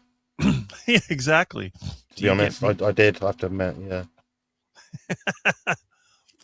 Oh, it's funny. Oh, there's Barry Simon. Good morning, Rick, Jonathan, and all. Barry's a great supporter of the carnivore community. And I appreciate the things that he does as well. Does it less to heart failure? I don't know. Let's see. I'm working on that heart attack, but so far I've failed at it. Or attaches. Okay, we'll go through this. Let's see. Below 12% starts to affect hormonal processes, especially for women. That's a good point. Does it lead to heart attack? We'll find out, right? Let's see. Beef, suet, chuck are my opium. Well, that's good. I'm glad that you like beef. I haven't had beef for a couple of weeks now because it's too expensive, but I'll get it eventually. Weirdly worried about it. That's not like I'd share some with you if you came here. Got a freezer full. Oh, there you go. Everybody seems to have a freezer full of meat except for me. I have some, but thankfully not too much. Although I have 3 iguanas in my freezer right now because I've been catching them on my bike rides. Amy says, I have extra body fat Yeah. and kids told me not to worry about the 20 pounds. My Cody needs it. I'm feeling great. He says, don't worry about being so skinny. Yeah, I agree with that. If you're feeling great, who I cares if you think, have a little? yeah, yeah. I think Amy, from what I've seen, is in good shape, but not. You know, I don't know what her her actual body looks like, her physique, but yeah, you don't look like you've got loads of rolls. You don't look like you're struggling to breathe. You can do Well, active stuff. You're busy all the time. well, You're doing your Jonathan, job. So what do you prefer in women? Do you prefer a woman who's a toothpick, or do you prefer a woman that's a big, little bit big? See, so Amy should big realize that. versus small, big. There you go. Some guys, and again, who wouldn't want to date this guy over here? I mean, he's like a model, you know. He's really, really, really good looking. So you don't have to Really be a good looking skinny. guys. Yeah, you don't have to be a skinny gal. A skinny gal, it looks like a toothpick, like Twiggy or something like that. I mean, even me, I don't like toothpick gals. I find them to be very unattractive. Of course, the kind of woman that I like is probably what most people wouldn't like, because I just tell everybody, if I wanted to make the perfect girl, I would just take a gal that has the same physique that I do, put the female parts on her and some blonde hair, and we're good to go. You know, that's why I made the Set. joke about Sean Baker with blonde hair. So that's my type. Your food bill will be a lot though. Well, that's true. Rich wife. Yeah. Okay, you know, it's like a friend of mine says, I wouldn't want to think about what kind of kids you would have. Like, well, I think it'd be pretty good. You know, you got some super tall gal and tall, skinny guy. You'd probably have a bunch of tall, crazy kids, a bunch of mad scientists Yeah. running around. Yeah. Yeah. I think I don't. I kind of have an idea of what my child would look like because my brother had a child a year ago, so I can kind of see like, oh yeah, they look a bit like that. So that's enough for me. I don't think a child's in my future, to be honest. Probably Not not. I saying know that negatively. I'd like to I'm be a too father, but I'm too old, so I don't have to worry about that. But if I was 30 years younger, then, you know, that would be a possibility. And I see that yeah. Thomas has a question. Oh, hello. Hi, Thomas. I know some people add egg yolks to their coffee. Is that okay to have? I'll just stop trying to find ways to add food to your food or drink. Cook your food, put it in a plate, leave it. You want 4 eggs? You cook 4 eggs. That's part of your meal with a bit of leaner meat. Okay, eat that. Next day, eat the same thing. Next day, you might have a bit of bacon instead. You might swap out chicken thighs to drumsticks. You might have a strip steak versus ground beef. Keep it so simple. That's my suggestion. But if you're gonna have it, it's not the worst thing to have.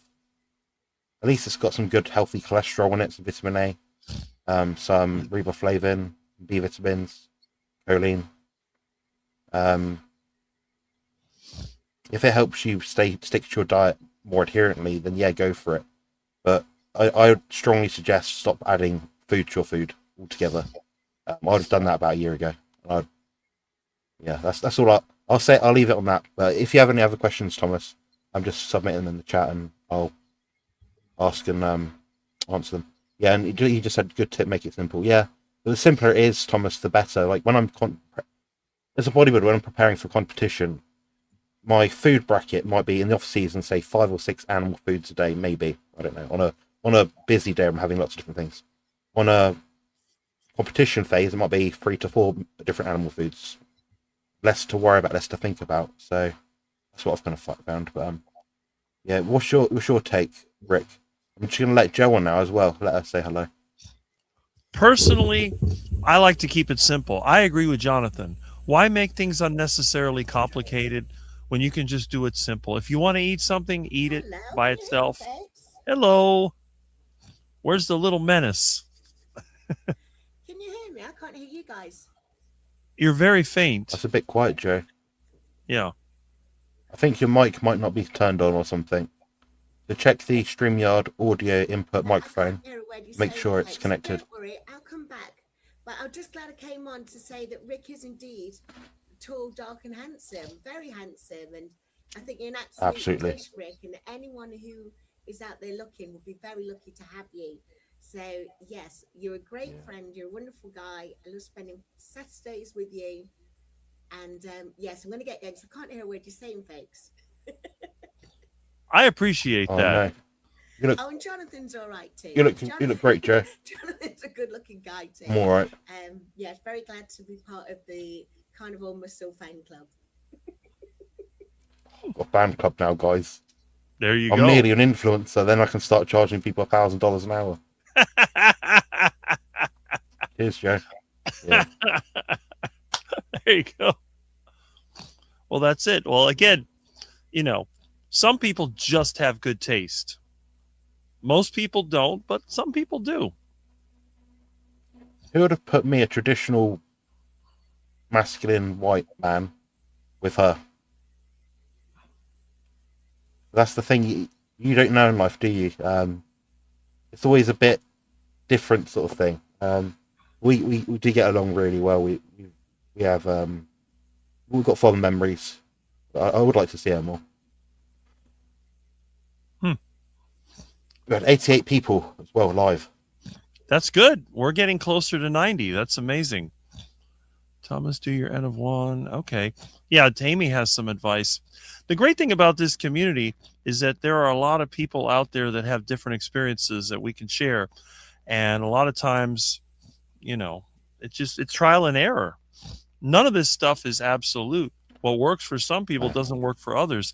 If someone was trying to lose weight and they ate like me, they would probably get bigger. Yeah, they most certainly would. Yeah, I'm just saying thanks everyone for the comments. I don't know what I'm saying, I'm typing. Mm-hmm. Yeah. Everyone sounds happy anyway, so we've not got any more trolls in the chat for a bit. So that's good. I mean, it's kind of hard for the trolls to ruin it when everybody else is so happy. Amy, you are stunning. Yeah. I mean, Amy doesn't look bad. I don't know why she worries about losing body fat. Amy, take it from someone that looks at physiques all day, every day, near enough. You're not overweight. You're not fat. You don't look bad. You look healthy. I know you've got health problems. I'm not being incognizant of that, but yeah, you're doing well, Amy. Just keep it up.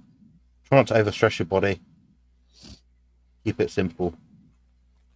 I guess Thomas is comparing our head shapes.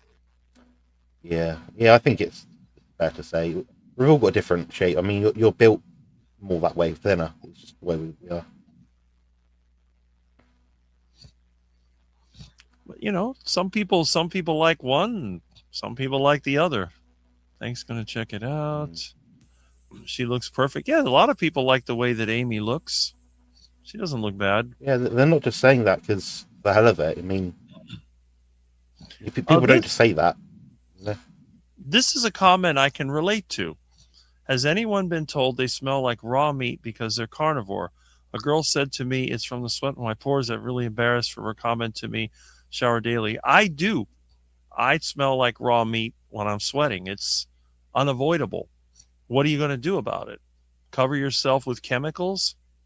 I don't see it as being a bad thing, in my opinion. But yeah. We all have our natural smell. Yeah, exactly. Oh, that's my friend in Georgia. That's interesting. Let me see. Yeah, I'll call him later.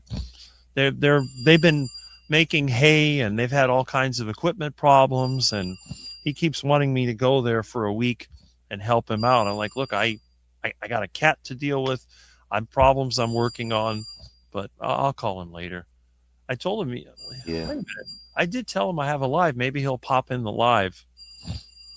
I try to make friends with people. Well, he used to live down here, but I'd like to have more friends that were in the beef industry so I could get my hands on some delicious meats right from the source. I wouldn't have to go through the system. Yeah. Sorry, I'm gonna have a nap this afternoon. Can you tell? I look for coupons online. So there's maybe 5 different grocery stores around here, maybe 4 or 5. I'll subscribe to each of them. Then I'll use my the AI attached to my Gmail account to work Mhm. out which supermarkets have deals at that current time.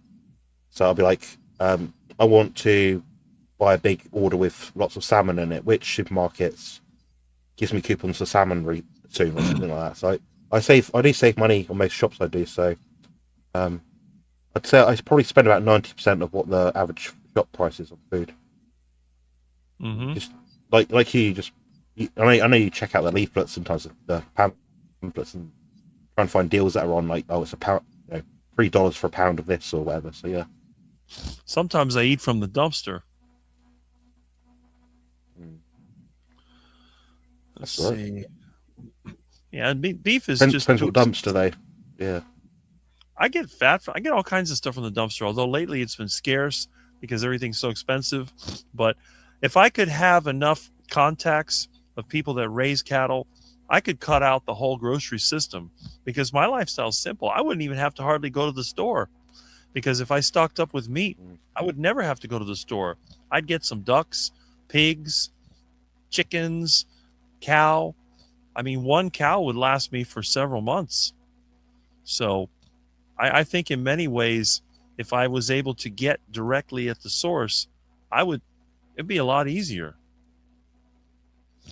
I think the biggest Yeah. obstacle is processing the meat because a lot of people, like I live in the suburbs, but imagine somebody lives in an apartment, they're not going to be able to process their own meat. Yeah. I mean, we've got a supermarket over here called Waitrose. You'd love it. It's got like all the finest everything in it, pretty much. Hmm. Very expensive, Rick. It's like the equivalent of your Whole Foods, I imagine, Yeah. something like that. Like an expensive premium sort of shop. Like the only people that go there are like rich elderly people, really. It seems.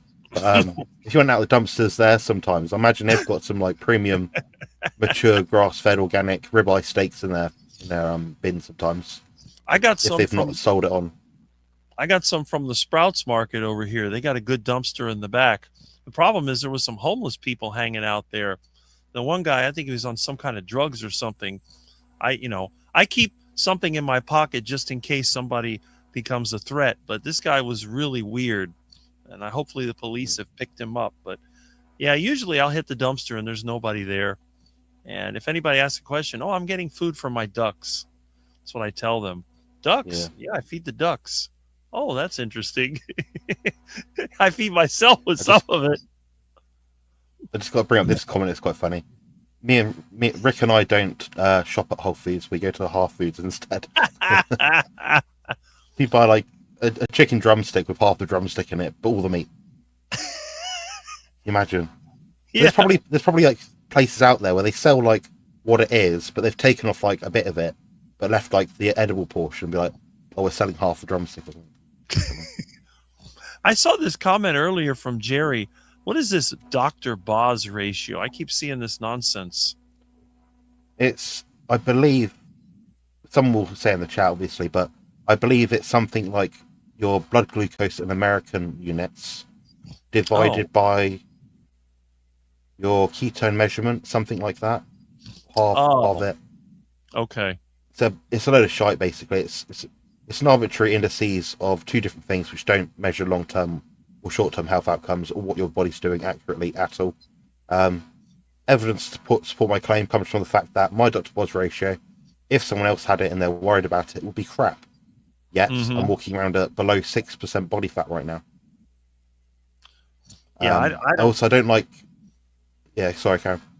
No, I don't really understand the people that are taking all these measurements. I think that in many cases, it's like Jonathan was saying, you could have one measurement. It's like testosterone measurements. It could be low one day, high the next day. And you're going to your body's constantly doing this, and it's like moving target. I would say it's better to go by results, how you feel over time, than to try to worry about. Because even Dr. Baker one time, he said his testosterone tested low, but he doesn't seem like the kind of person that would have low testosterone. No. So, yeah, it's not just that. It's not just these hormones, guys. I think we're too myopic sometimes. We're reductionists. We sort of say, "Oh, your insulin is this, therefore that." It's like, yeah, but what does the rest of the body do? Yes, there are blood markers we have that can indicate, in a more pure sense, oh, you've got more glycation, you've got insulin resistance, you've got diabetes, you've got inflammatory disorder, or something will pop up like an enzyme mark, something like that. Yeah, you can kind of figure it that way. But a lot of them, unless you have a few things, you can't picture it. So I get people say all the time, my creatinine is XYZ. And I'm like, yeah, but when did you test it? Oh, this morning. Oh, when did you, I don't know, get it? When did you last go to the gym? Oh, yesterday. That could be why. What's your EGFR? Oh, it's 100. Well, that's a good score. So your kidneys are clearly not suffering as a result of what you're doing right now. You know? Yeah. So I'll answer this question, then I'm going to have my lunch and have a little bit of a break for an hour or two. I'll come back on after. But yeah. So he said, "What area of the UK from? My daddy was from Wimbledon. Love your dialect and actually don't listen." Thank you, much appreciated, Susie. Hopefully I'll get to see you on these channels a bit more soon. So I'm from Bournemouth in Dorset, and the town is specifically called Christchurch. It's south central as you can possibly get, unless you probably lived in like the Isle of Wight, which I don't. I'm not far from the beach. I'm also living near the New Forest, and my accent is what I call a standard British accent or English accent. I don't have a London twang. I don't have a southwest farmer accent. I don't have a Midlands accent. I've got just a basic English accent. I don't think it's the same in the US. Like in the US, you've got East Coast, West Coast, and South accents, generally speaking, like the way they could come across. But mine is no. So I don't speak in a way that anyone would say I'm from a certain area, really. But saying that, if I'm around people like George for a long period of time, maybe a few days, I'll pick up some of his dialects. Or even a Bristolian dialect sometimes. So yeah, but yeah, much appreciated. That's where I'm from. And cheers, Spanky. I see your chats, messages in the chat.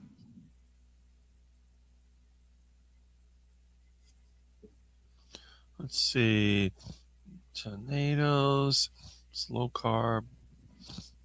All right, so we have a lot of hellos, and let's see. Yeah, extra skin, losing over 100 pounds. I need to be good coffee. Okay. Work is horrible in black coffee. I never understood the appeal of coffee. You can take it or leave it. I have one. Said before I have one, but then I might not have one for months. I didn't actually have the coffee recently, I don't think. I think I keep saying, I'm going to make a cup of coffee soon. I just could be on. Yeah, I'm going to head off now for a little bit. If anyone does want to join the live chat, feel free, obviously, because it's Rick's channel, Rick's show, really. Please do. Rick's welcome to post the invite link in the chat. I'll probably hop on again in about an hour or two when I feel a bit ready. Give my back a bit of a break. Excellent. Yeah. All right. Cheers. I'll see you in a bit. All right. Thanks for being here, Jonathan. All right. So now Jonathan didn't get to this question, but I'm going to mention my experience with this because I've never been that great at doing pull-ups. But one of the things that I found that helps is if you can, well, basically, it depends on what you're doing it on. I think everybody can do at least one. If you can't do one pull-up, then that could be a bit of an issue. But what I did, I just sort of went through the motions. So I put a box under the bar, and then I was able to hold on to it. I was using my feet. If you can get, in other words, when you're all the way up here, it's harder to do it. But as you go further up, it becomes easier. Just start from a higher point and do it from there, and then you can lower it down. That's the technique that I've used. I do about maybe 5, and that's about all I can do. So, but I'm sure that over time it'll get better. Maybe back later, got to run, not literally for now. All right. And let's see. And Karen Harrington, good morning, everyone. Well, good morning. And over 100 pounds is astounding. You're living your purpose. Okay. So let's see here. You guys are not that skinny and look very shiny. Whatever. Okay. Mitch got me drinking black coffee at times. Well, there you are. Where is Mitch? He was here earlier, but I guess maybe the live stream didn't work the way you wanted to. You get free coffee at work. That saves you money. All right, let's see. A lot of the machines in gyms have instructional decals on them if you stick to the machines at first. That's a good point. That's a good point. But again, you could look online and see. It's not that complicated, at least to understand how they work. Now, in terms of making progress, that's why we have people like Jonathan that you can consult that have done it and have a proven success rate. So let's see here. Big Fatty Coffee at 6 a.m. Well, there you go. I pay $1 for my coffee, but I have rewards, so I get free sometimes. Well, there you go. Sing Michael Jackson. Why would I sing Michael Jackson? Frank Sinatra, maybe, but not Michael Jackson. Great advice. Yeah, machines at the gym. There you go. We grew up in Wimbledon, then moved away from South London to Wales and Devon. Okay. Planet Fitness has an app with videos, so you can watch them before using. Well, there you go. And Planet Fitness is designed for people that are not familiar with the gym. Remember, most gyms make their money from people that don't go. The idea is to get people to sign up for a gym membership, and then at least maybe they go for a little bit, and then after a while they just lose interest, but they keep paying the membership. They make it very difficult to cancel the membership. Oh, it's an 8-year-old from the Philippines. That's funny. I like that. Right now the promotion is with reward. Buy 4 and get the 5th free. Okay, so you're talking about the coffee. Jonathan. Now, please, when you spell his name, it's Jonathan. And I understand for some people it's not a big deal, but we need to respect Jonathan. He likes to have his name spelled correctly. So why not do it? He's giving you his time for free. He's not asking you for anything. Can you at least show that consideration? I would hope so. All right, so let's see what else we have here. I'm so full, I just had pasta. Well, that's great. That's great. If you know what I think? I think Blah is actually one of my ducks. I think what happened was the ducks that were coming around here, and then one of the ducks, they figured out AI. So they figured out how they could go, and then AI would translate it into English. And that's probably the reason why those comments are coming through a little bit unusual. I'm a huge fan of making my own rubs, so I can make a tasty chicken or meat dish without a sauce. But what also works is sauce substitute is scrambled eggs. Try adding your minced beef. Well, there you go. I like ground beef all by itself, but some people do like stuff added. Free coffee Fridays. That's nice. Poses wearing less than anyone else I know, but at least he's in good shape. Yes, he definitely is in good shape. Okay. Hello, Cleverbot. I get to eat not sardines this morning. Well, there you go. I know the sardine thing is popular. Sardines are a little expensive, so I don't eat them that often. But I do like sardines. I'm tired. Well, time to rest. Still a bit insecure for gym, so I have a 12-kilogram kettlebell and 60. Well, there you go, David. That's something. I mean, obviously, and kettlebells can definitely be quite a workout. It's almost like you're carrying stuff. That's like me carrying a transmission. I want to see you tomorrow. Pretty good. All right. So let's see. Amy. And we're back to this. It's got to be some AI thing. And there is Matthew. Good morning, Rick. Well, good morning. And by the way, I'm going to be posting a link. If you want to join in to our live chat, you can do that. Matthew is a very inspirational and long-term carnivore. He's been carnivore for 3 years. And he's had all kinds of improvements. And it's hard to imagine because I believe he was on what he believed was a healthy diet before he got into the carnivore lifestyle. But he is now definitely in the carnivore lifestyle. Don't want to do a sardine fast. So let me do this, and I'm going to go ahead. It smells bad like a fish. All right, whatever. Whatever. Soaking up this gym info. Thank you for giving me the time and direction. I will check out the channel, Jonathan, and follow the advice from my friends here. Well, My Carnivore Chronicles, I appreciate you doing that. And I really hope that you have success at the gym, because I think the gym, most people, I'd say everybody over 60 needs to go to the gym, unless you're a farmer or you're somebody that works hard. And if you work in an office, I think you need to go to a gym. I believe people who live in cities, people who don't do a lot of physical work, they really should have a strength training program, because realistically, your body's going to take the path of least resistance. And if you don't work it, you're going to end up falling apart. It's interesting how that comes together. Lots of pasta, bread, bland plants make you tired, low on energy. Better to eat lots of fatty meat, eggs, butter. Yeah, I don't eat bread and pasta, and I got plenty of energy. How many people do you think could just work all day without a problem? Feel so amazing on it, inflammation. Yeah, there you go. The results are very easy to see. I'm super socially awkward in real life form. Well, you can work on that. I think the longer you go carnivore, the less you're going to be worried. I will talk to anybody. I think it's one of those things that I like to do. I like to meet people. The only problem is around here, most people don't want to speak English. Question for Jonathan: for new carnivore, eating hot dogs, processed meats. Well, Jonathan's not here. He'll be here later. I would avoid the processed meats myself. But on the other hand, I think hot dogs are not the worst thing. It all depends on the ingredients. If you have a list of ingredients, don't eat it. You have 2 ingredients or something like that, should be fine. Me, I'd rather just go grab an iguana or duck. Okay. I'm going to have to get rid of that other, I don't know what's the thing. Rick is on it, Jonathan. There you go. Or Rickolas, as Liz always says. I think I saw Liz earlier.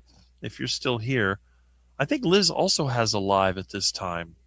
So, or is it Rick then and Jonathan? Well, there you go. It's hard to say. All right. What is this live for? What is this live for? It's just so that you can have a little bit of a chat with some of the people you may or may not know. I didn't sardine. I like bacon. Yes. And you like bacon and you like butter. And Erin's been making progress too.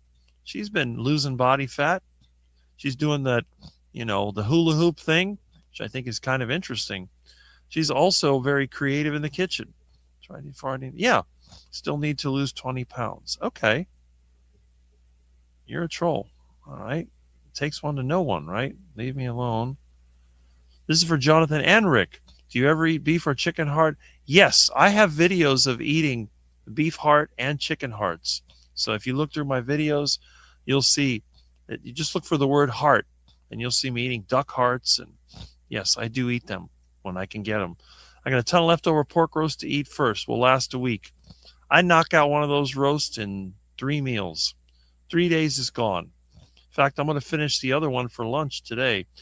Pork chops are 99 cents a pound at Winn-Dixie. Whenever someone calls me bro, I feel like I'm being threatened. Yeah, right? This guy's serious. I'll ask my new carnivore question on Carnivore Live and see you in the next live, folks. Well, that's good. Catch you on the next one. No baby here. All right. Thanks, everyone. Thank you, Aaron. I don't often fast, but sometimes I eat fast. Sometimes I eat food that's fast, like iguana. Thank you, Jonathan. Creatine, okay. There's no amount of fasting you can get rid of excess skin. Genetics. There are other options you can try. I'm sure Jonathan will be happy to help you. 30 days off-putting, Okay, that's good. So we saw that comment earlier. 23-hour eating window seems to be working. Well, there you go. That works. I get called bro at least once a day, and I don't have bro parts. Okay. Yes. Please spell his name correctly. Ignore me. That didn't make sense. All right. I will catch up eventually. Oh. Don't give trolls your energy. It's what they're after. Yeah, exactly. 23-hour fasting window. Okay. I will call you raw then. Okay. There was a joke about that. How Ford guys get a bra off or something like that. I don't even want to say it. But it was a picture that went around. Clients for telling him, I've coached like hard. Jonathan, there we go. Spelling correctly now. See, Susie Marsh is a real person. I met her. She's awesome. So it's probably just a spelling thing. Hi, Jonathan. Hi, Rick. I greet you from Frankfurt, Germany. Well, let's see. Why? All right. Well, I'm glad that you're here. We appreciate everyone that drops into there. Jonathan. Okay. Yellow Rose. And we're getting close. We are getting close. All right. Thoughts on mayo? I don't eat it. It's full of seed oils. I've taken old mayo and taken the seed oils out of it and used it as fuel for my diesel. I would not do it. Now, if you want to make your own, you can make it from lard or duck fat.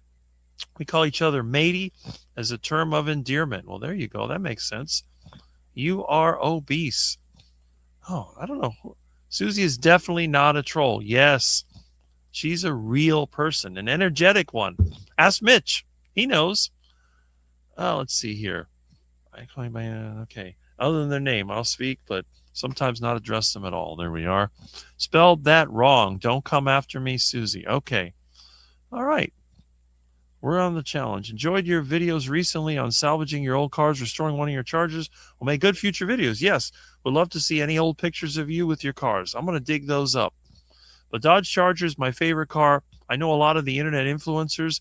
Their dream is to live in a black, white, and gray box on Brickell Avenue and drive a Lamborghini or Ferrari. That would be horrifying for me. My dream is to drive a 1969 Dodge Charger with a 440 and ice-cold air conditioning and live in a house in the country that's a modern, space-age, long, ranch-type house surrounded by cow pastures with cows munching all over the place, a garage full of stuff. That's the Rick way of living. I'm not going to live stacked and packed over a bunch of fake internet personalities. 69 watching at that time. What time was that? 9:26. So I am way, way behind. So let's get this here. I see 72. All right. These comments keep popping up. Old cars look like they were retrieved from the bottom of the ocean. They're from South Florida, so they're super rust buckets. How different is diet dialed in between 50% and 10% body fat? That depends on the person. I mean, I think a lot of it comes down to how you feel and how you perform. All right, let's see here. Good morning from Leslie and the Carnivore. Well, good morning, my friends. Don't feel bad, Rick. I just had chicken legs in my freezer. Excuse me.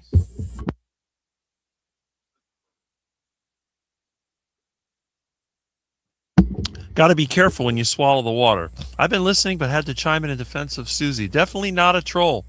Too high positive energy. Yes, I said that. Absolutely. And it's good to see that Gary is here, alive and well. I like women that like me. Isn't that what it all boils down to? Mm-hmm.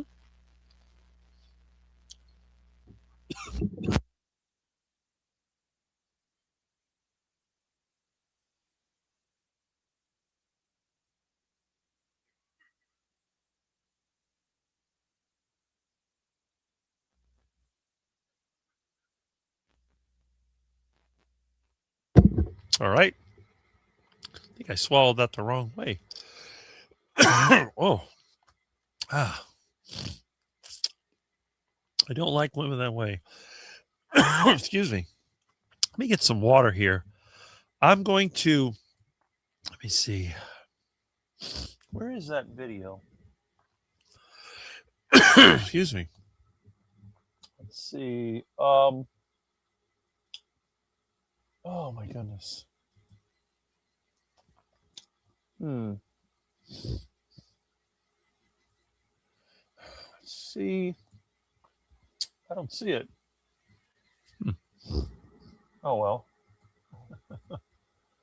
Let's see. I had some interesting videos that were sent to me, but for some reason, I don't see them. Oh well. Okay. Huh.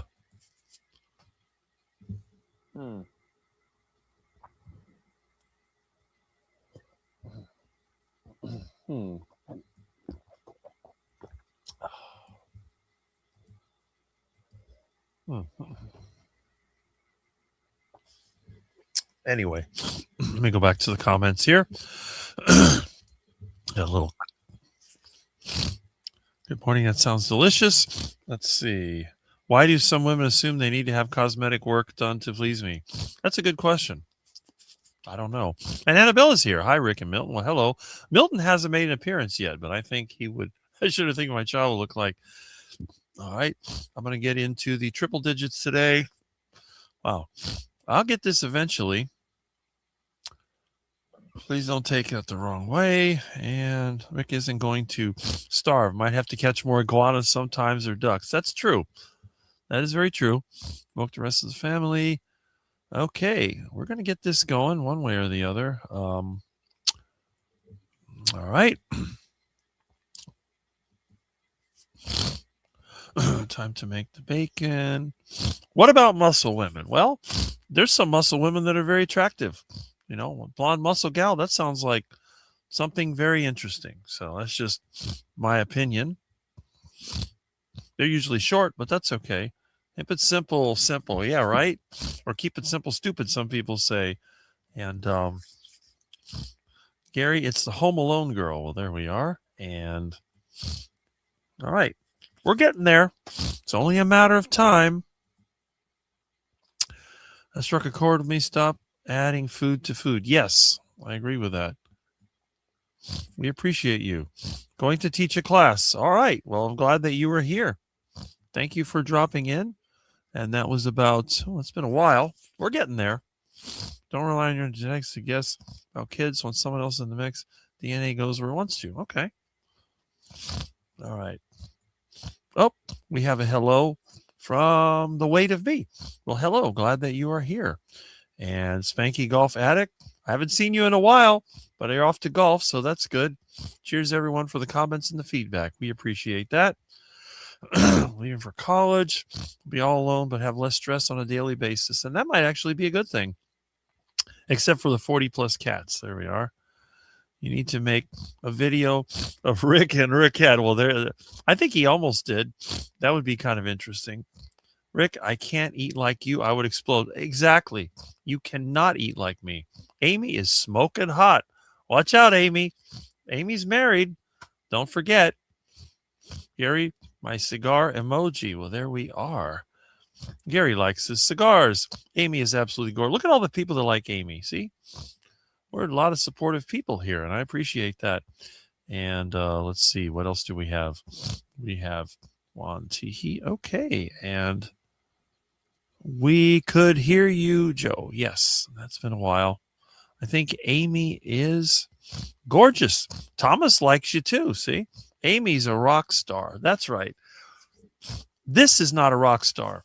I'm an elevator music star because that's what I like. I'm not a rock and roll kind of guy, even though I have a rock and roll microphone.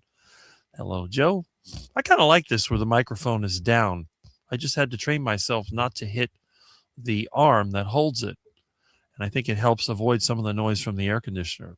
Nice CB looks like the one I'm puffing on the show. Well, there you go. And let's see. Come on. We'll get you eventually. It has taken years.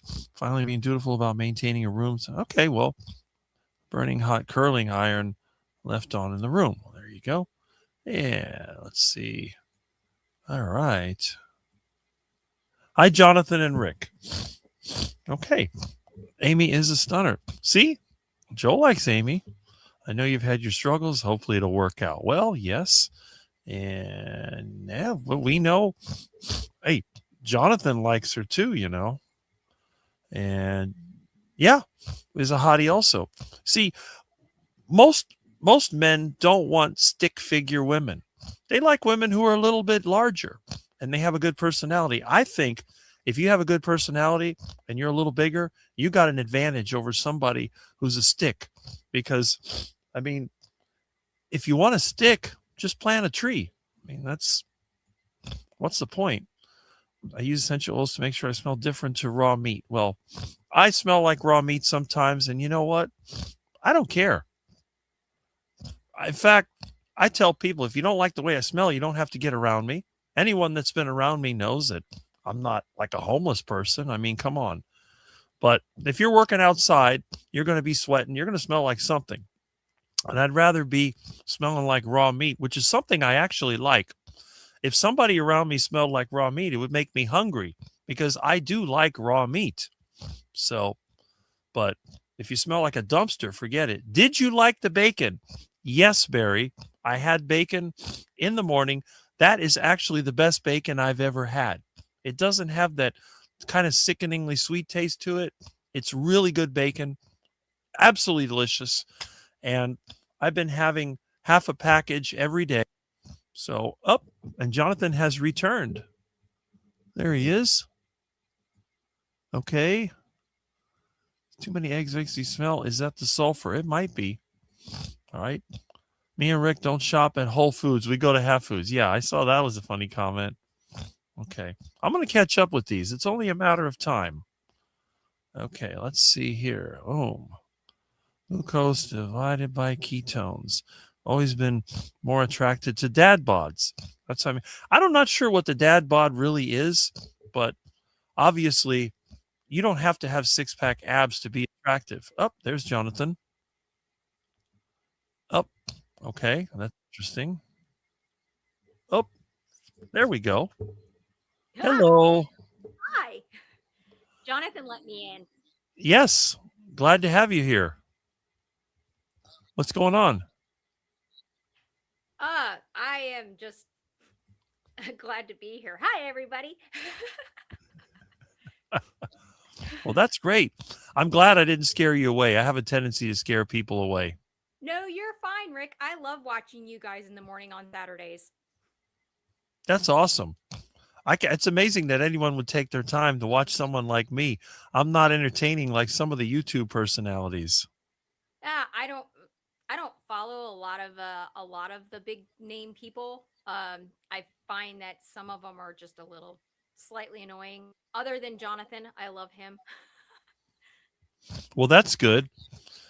Yeah, some of the big name people, they just keep repeating themselves, and then they have these clickbait thumbnails, and I kind of got over it. You'll notice you don't see me on some of their channels anymore.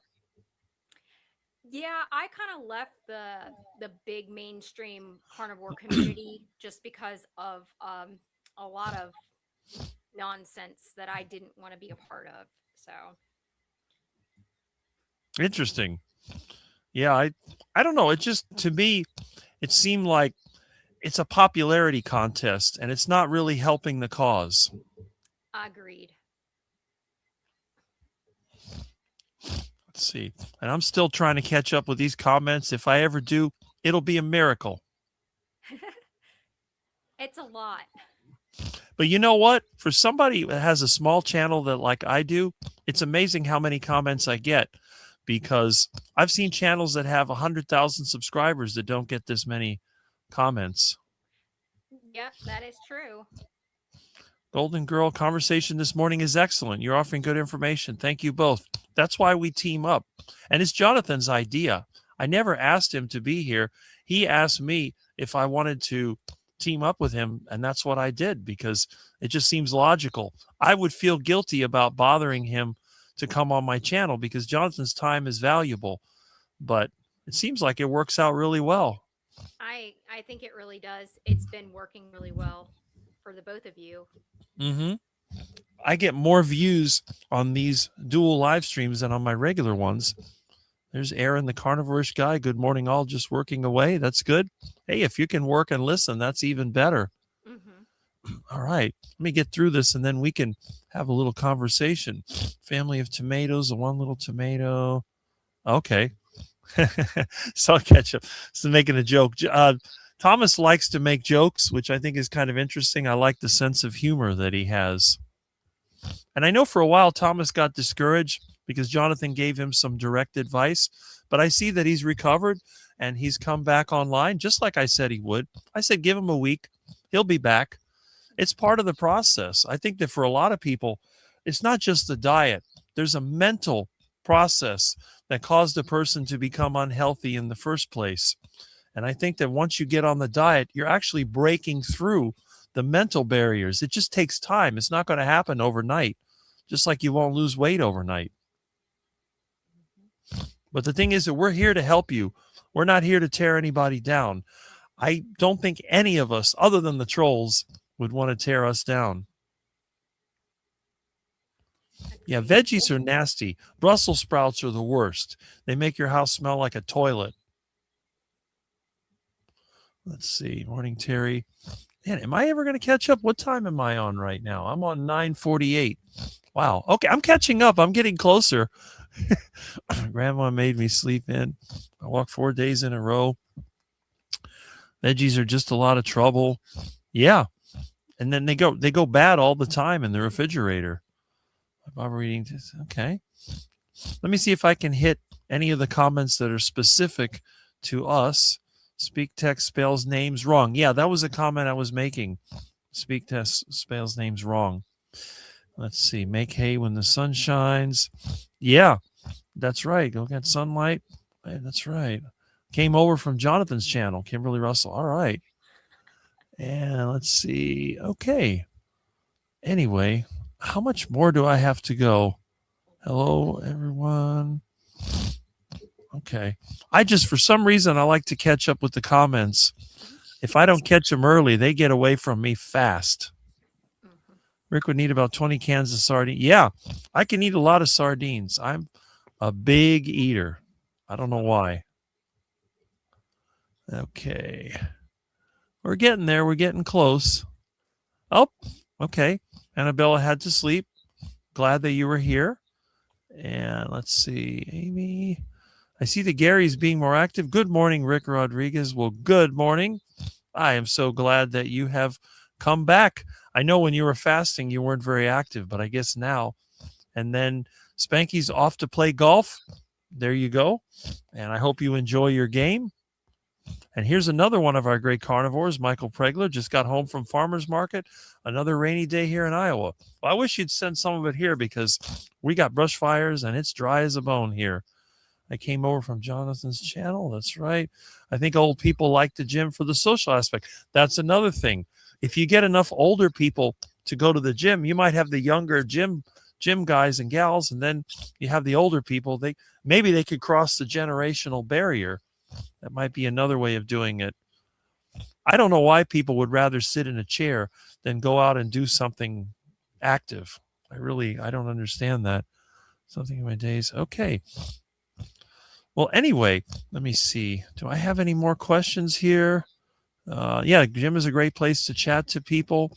I agree with that. And there's Joe. I've made a lot of friends at the gym. See, that's a good thing. I'm over 60. Going to the gym is not on that list. I'll die tomorrow. Well, hey, it's not for everybody, but you're probably active otherwise. We eat the hearts from all the critters we kill. They're good. See, Michael Regular. That's right. All right. My brother-in-law is Jonathan, so spelled the same way. Autocorrect never changes it. Okay. You have to be already kind of social for the gym to be social. That's true. And let's see. True Wendy, no gym for me. Aren't social, only to hook up with other gymnies. Well, maybe if you eat foods that created less than 100 years ago, yeah, you're not. That's true.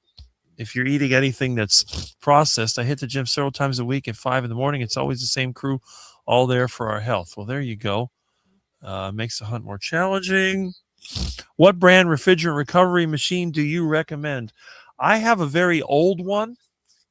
I mean, I have a Robinair that somebody basically got rid of because it was broken, but they are expensive.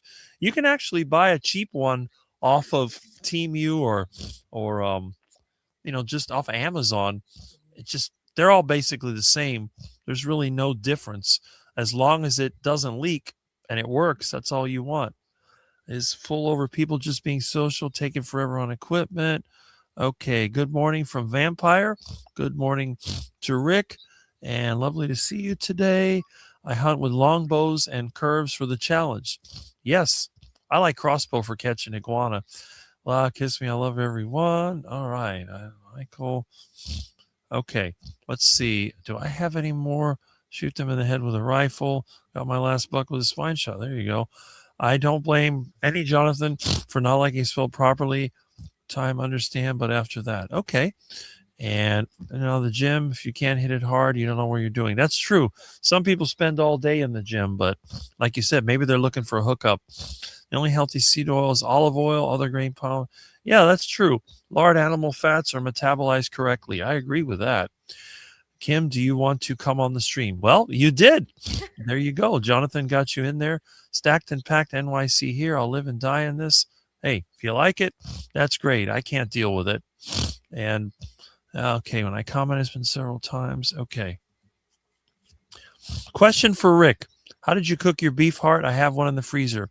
What I did, I think normally I'll boil it, but you can actually cook it in lard. Oh, there's Jonathan. Okay. Oh, I have 3 racks of baby back ribs from Lance. I'm almost there. I look unapproachable in the gym because I have that kind of face. When you start talking to me, I smile and become your best friend. There we go. And for Lance, Jonathan is a standard. Yeah. Anything else, a modern invention to be different. That is very, very true. And let's see. There are people in the gym. Okay. I'm part of that crowd. Happily married. There you go. And yeah, 45 to 1 hour. Okay. That's about right. Just getting back in the chat. And I know you usually have a live at 11. Work kept me out for too long. I don't know if you have one today, but did you want to come on the stream? Okay, it went back to that one. Why did it do that? Oh, hold on. What's Kimberly's backstory? Well, we're going to get to that. Let me go ahead and let me see if I can. Oh, my goodness.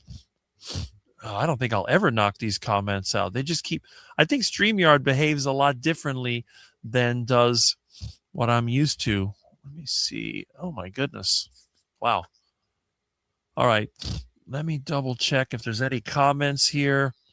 And let's see. Woman needs curves. Okay. Wow. Shopping cart at Costco. I do tend to look at shopping carts. I don't see any. I'm good now, Rick. Jonathan, I hope all is well with you. I don't see any outstanding. Wait a minute. Lunch is good. Okay.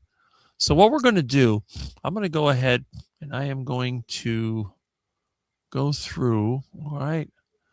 Let me see if there's anything else.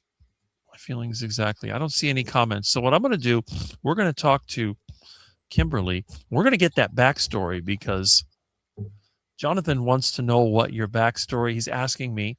So let's talk about it. Okay, so my backstory is I actually used to be 250 pounds.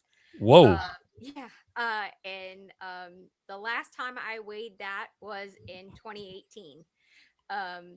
I came down from Maryland, where I'm originally from, and down to Tennessee for a vacation. And while I was on my way down here, I ended up, we stopped at Cracker Barrel, and these lovely young ladies decided to make a comment about my weight and said that my husband was too good looking to be with someone like me. Wow, that's And terrible. that was like my aha moment. I was just destroyed by that.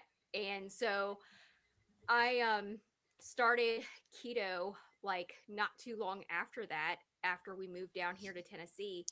And I started intermittent fasting and all of those things. And I just kept on trucking. I lost about, and I know I misspoke on my interview with Jonathan, but I lost about 100 pounds originally with keto intermittent fasting.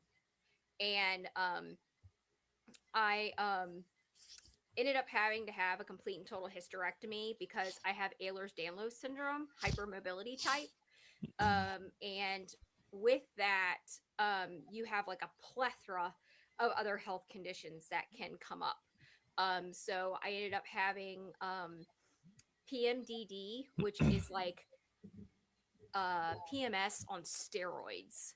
And so I tried for years trying to figure out how to treat that. And I found out that the only way to treat it was to have a complete and total hysterectomy. So at the end of 2019, after losing over 100 pounds, I had to have a complete and total hysterectomy in order to not lose my mind every month. Because no doctor wanted to treat me with hormone therapy. And so I ended up gaining weight after that, even though I was still like keto. I was gaining weight back and things like that because of hormone issues, and my hormones weren't right because I didn't have them anymore.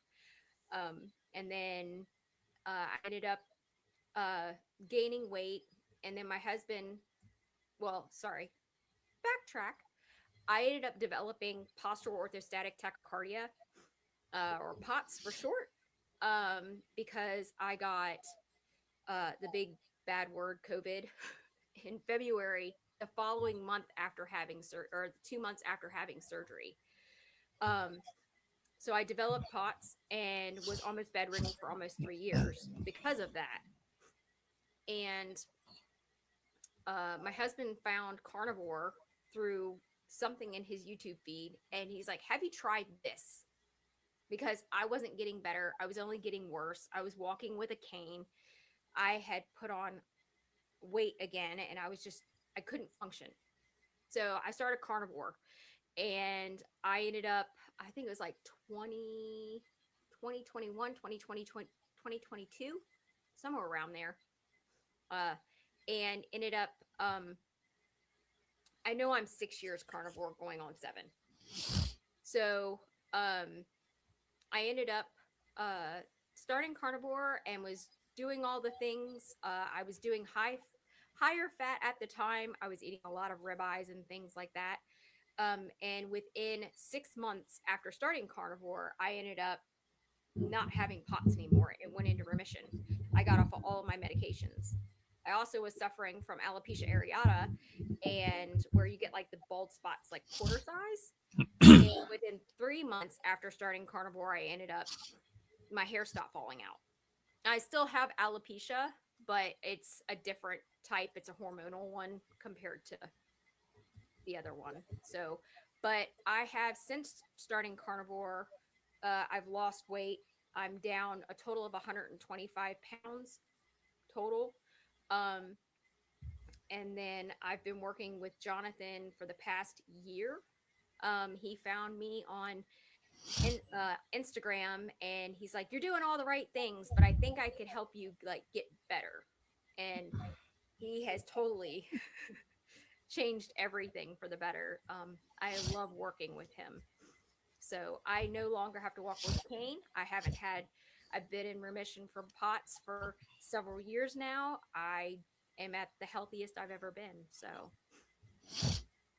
Well, that's great. See, that's a testament to Jonathan's knowledge and his ability to work with people, because a lot of these channels, a lot of these influencers, they just have generic ideas that may work for some people, but everybody's a little bit different. The experience you've had is fascinating because, I mean, you've lost all the weight. You started with a keto diet, and then somehow things just started to go wrong.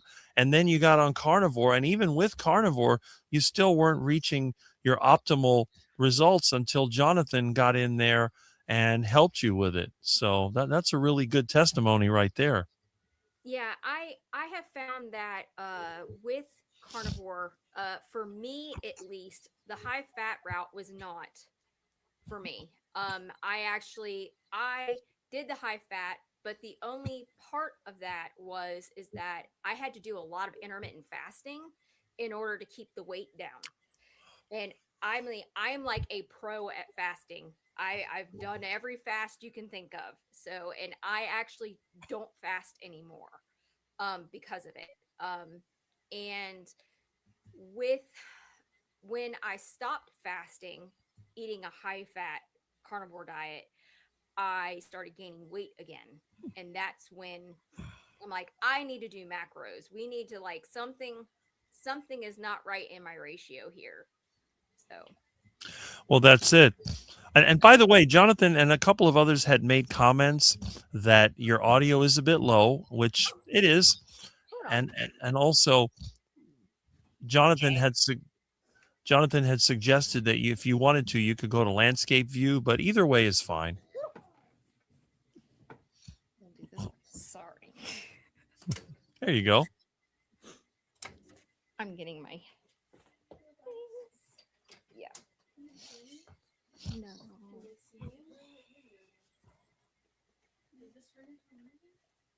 Oh, my earbuds are upstairs. I'm sorry. My earbuds are upstairs.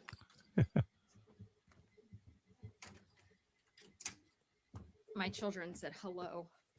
Ah, hello.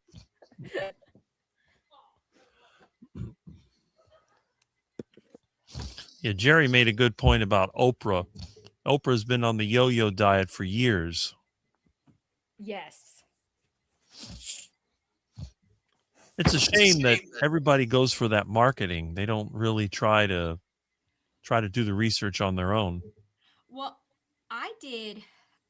Can you hear me better now? It's still a little bit low, but I don't know. Might be the device settings. I don't know. I'm not at all that smart. I disagree with that, Ryan.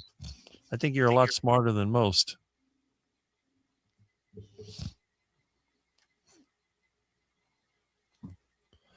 Kimberly is one of my best trainers. No smoke. Okay, can you hear me better now? Yes, that's excellent. Excellent.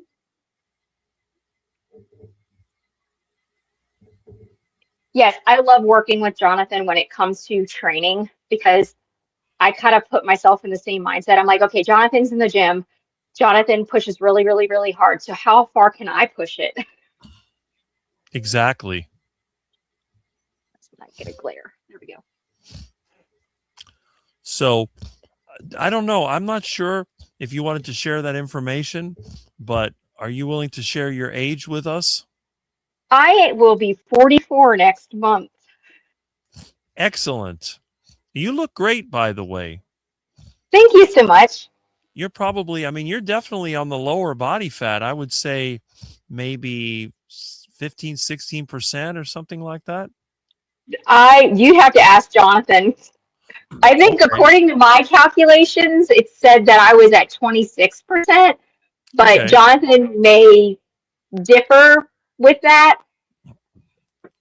But it's really, it's kind of interesting because what you were saying in the beginning when you started this, someone had made a rude comment about why would your husband want to be with someone that looked like that? And I don't know if that pushed you down or I think it pushed you forward. So basically, yeah, that was the same thing that happened at my showcase that I did recently at my Slim to Fit showcase. Everybody kept asking me like, "Oh my gosh, I can't believe somebody was that rude," and that's society. But it actually, that's what drove me. That's what pushed me because I didn't want to be that. I didn't want to be that big anymore. I've always been a little pudgy since I was a kid. I've always been like overweight. And even at my thinnest, I was like skinny fat. I never really had a lot of like muscle on me. And I don't know, it just sent me like, I just didn't want to be that person anymore. I'm like, I want to be the best that I can be. I didn't want to be in a bed anymore. I didn't want to like, it just, yeah. I mean, that's the thing. And I think a lot of times people settle into a certain, I don't know, routine. And it's good enough. For them, it's good enough. Yeah, well, my youngest daughter was born with a lot of health issues. And the whole reason why the weight crept up was because, one, I was trying to get pregnant and we didn't think I could get pregnant again. We had already had our first child and my first daughter, and we were like, we want to have another baby. And I was getting depressed with that. And there was some other things personally within my marriage that was, causing issues. And so, you just kind of start going through the motion and you just don't care. You give up at some point. And then we ended up getting pregnant, and then I didn't even gain that much weight during my pregnancy. I only gained like 30 pounds. But like after her being born and then being born with all these health issues, I stopped. I wasn't worried about myself anymore. I was worried about her and taking care of her and how can we get her healthy and fixed. So I kind of put myself for years on the back burner. And then now it's like, well, I can't keep putting myself on the back burner because then how am I going to help take care of my kids? how, if I'm unhealthy, then how can I continue to live for them? So that's when I started really working on getting myself where I need it to be. Right. And you see, there's a question here from My Carnivore Chronicles, if you wish to consider that.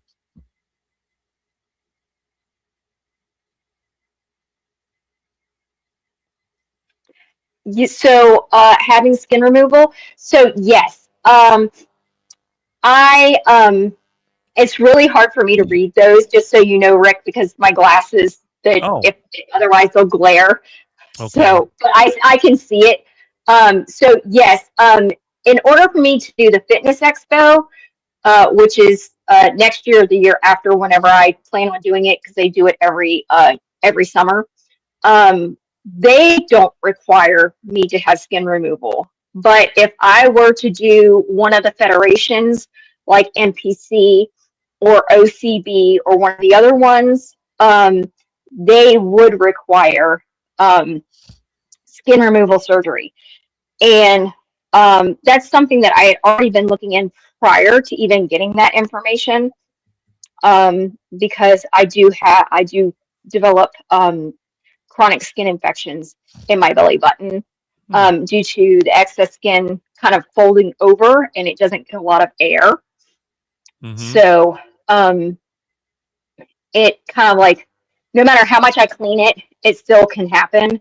But yeah, it is definitely one of something that I have to, because unfortunately in the bodybuilding world, in the federation area, they do, like, some judges will take off points and stuff for not looking perfect.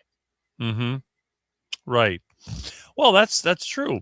And again, because basically you had all that weight before. It's different than someone who is, let's say, never. Like, for example, me, I've never had an infection, but I don't have any loose skin. I've always been skinny. I'm not, yeah, I haven't been down that road. And I think a lot of times people don't take me seriously, because why are you going to listen to a guy like that who's never had those problems versus someone who has a problem? You've had all these issues, and people can look at you inspirational and say, look at what she was able to do. Maybe I can do it too. Yeah, and like I tell people, like I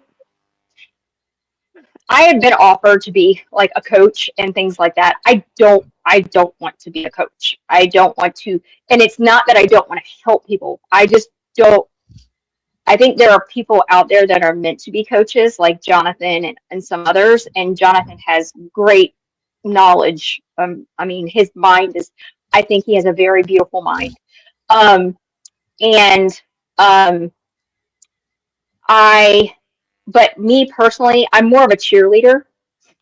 I'm more of like a supportive person when it comes to things. So if like any of y'all need help, like just having somebody to talk to, and just like I'm struggling, you can reach out to me on my Instagram. I'm here to like cheer you on and try to point you in the right direction, but I'm not going to be like giving you macros or, telling you, training programs. Exactly. And the link is there. Jonathan posted the link, so you can click on that. I'm one of the few people that doesn't use Instagram. I'm primitive over here. But then again, my idea of a phone call involves this. Mm-hmm. If you watch my channel, yeah. Yeah, I'm old school too. I'm so old school. Like we're like very traditional here. So like my husband works. I'm a stay-at-home mom. Like he makes all the financial decisions in our house, which I respect that. But he also works and pays the bills, and I take care of the house and the animals, and believe me, we have a lot of animals. And I saw a black menace, I think, in the background. So we have 3 cats. There's Jester, which is also known as Mr. Yu. If you know anime, you'll know. We have Biscuit, and then we have Romeo. I also have like 20 chickens. And we have 2 rabbits that live indoor. Chicken. And we have a dog. And we have fish. No ducks? No ducks. My husband will not let me get them.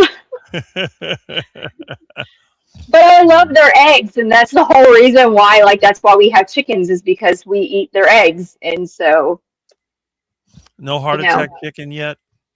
no, no. No, that's funny. Well, you know, if you can have some food handy, that's always a good thing. I can't see the link. Jonathan has me blocked. That's weird. How could you be commenting? That's strange. Yeah. I checked my list of users and nobody was blocked, but it might be a YouTube thing. Mm. But I mean, it's fascinating to me that so many people, they go online, they find these personalities and they follow them like a religion. This Yeah. doctor or this personality or whatever, and they're not getting any results. And yet that doesn't seem to be a problem. Rather than, like in your case, you got a lot of results with Jonathan's expertise. Why is it that other people don't see that? I don't know. They'll continue to do the same thing over and over again, and they don't make any progress. I don't know. I think well, you have to be a very disciplined person, in my opinion. You have to not settle. And even prior to working with Jonathan, I didn't want to settle for mediocre. I mean, I kept pushing. I kept trying to research as much as I can to try to figure out how to get to where I got with Jonathan. Sometimes, though, we do need to reach out for help and find somebody that is well qualified to coach you through the process, at least to help you learn, so you can maybe go off on your own eventually. But I mean, I worked with another coach for a little while that was just a friend of mine, and he got me a little bit where I wanted to be, but not anything close to what Jonathan has done.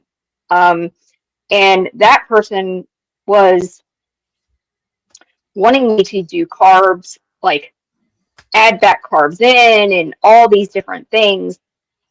And I'm just like, okay, like I'm trusting you.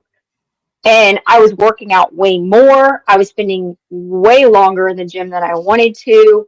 And it just was not, I wasn't getting the results that I was hoping to get. And I think that person was trying to lean me out more than actually do anything else. But I learned things from him, and I'm grateful for what he did for me. But Jonathan, on the other hand, has taken me through a whole nother level, and I have fallen completely in love with bodybuilding because of him. Even though I didn't go through the ringer of prep, which I can't wait to do because I'm stubborn like that and I like a good challenge. I'm not in the gym as long. I'm in the gym for like an hour, maybe 2 hours. Sometimes the extra time is because I'm practicing posing for the division that I'm going for. And there are times where I have to sit and wait for machines to be available. So, but he has changed up my training. He knows my health condition, and he makes it so I'm safe to push myself really hard in order to accomplish my goals. So he also takes the guesswork out of my macros. He's in charge. I just do what he tells me to do. So it kind of takes the stress off. But if you're dedicated and you want the results, you've got to really want it in order to make it happen. So, well, that's it. It's a mindset and a motivation. And I think a lot of times when you start to see the results, it becomes easier to motivate because, you know, you see what's happening. Well, the thing is like take pictures like once a week, or progress is slow. There were some times when I was losing weight that like it just felt like it was never going to happen. Like, oh, I'd lose 10 pounds here and 20 pounds here, but it was like nothing looked different. Like, I still was big, and I just like, that's not, like, am I doing this? Like, is it working? And you just have to keep going. Like, eventually you're gonna see the big changes. Eventually the clothes sizes are gonna come down. The measurements are gonna come down. You know, it just, everything happens in different waves. Exactly. And I think Jonathan makes a comment, my plans are always achievable by people. You would have to be a self-saboteur not to not get the projected outcome. So if somebody said they were doing it and they weren't getting any results, they weren't actually doing it. That's Correct. kind of what it would be. And I guess this whole thing has inspired you. You said you're getting into bodybuilding as well. Yeah. So my goal is hopefully within the next 2 years. Right now I'm in a building phase. And I'm trying to put on as much muscle as I can, and also give myself time to come up with the funds for my tummy tuck, if at all possible. And the goal is in 2028 to hit the stage in the wellness division for my local fitness expo. So we're trying to put on as much muscle because that's what one of the judges had said for the Slim Fit transformation show, that I need to put on more muscle. So I've already can tell since the show that I've already put on muscle in my legs because my quads are starting to really pop. But that's the goal, is to be able to compete. I don't know if I'll ever hit NPC. NPC is like a dream, but in order to do NPC Federation, I have to have the skin removal. Expo, it's not required. They're willing to look past the skin and actually look at my figure, but I can't say that for the NPC judges. Right. Yeah, that's true. It's interesting because if you think about it, before you started all this, would you ever have thought about even competing in a bodybuilding contest? Absolutely not. This was never in my, this was never even thought of. The drive was like really, after being in the gym and really working with Jonathan, and then just being surrounded in that environment at the gym, it changed everything. I had a lot of people within the bodybuilding world going, "You need to compete.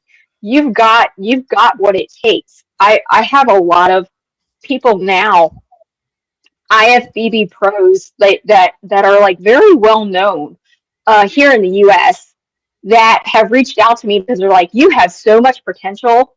Like, I would love to work with you." And I'm like, "Well, I have an awesome coach. His name is Jonathan." Mm-hmm. And, you know, I'm not willing to leave him because he's put in the work with me, and I'm happy where I'm at. And they're like, "Well, good luck. Like, I'm going to follow you because I want to see, you know, what happens, because you just got this great, you know, you've got the passion for it." So, Mm-hmm. you got a question. Yeah, it's a question. Kimberly, do you think you are better having the guidance with Jonathan than alone? Sometimes people can't do it alone but refuse to get help, so never become their best self. I definitely feel like I would not be where I'm at today if it wasn't for Jonathan. I don't need him to hold my hand. He gives me the information that I need, and I take it. So it's a I can't think of the word right now. It's a two-way street. So he gives me the information that I need, and it's up to me to apply it.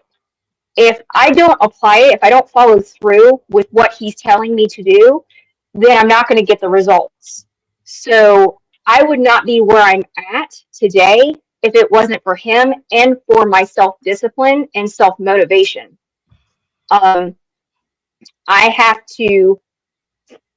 I pay him, and so it's not just about me, it's about my coach, it's about my followers. Like, I don't want to let anybody down.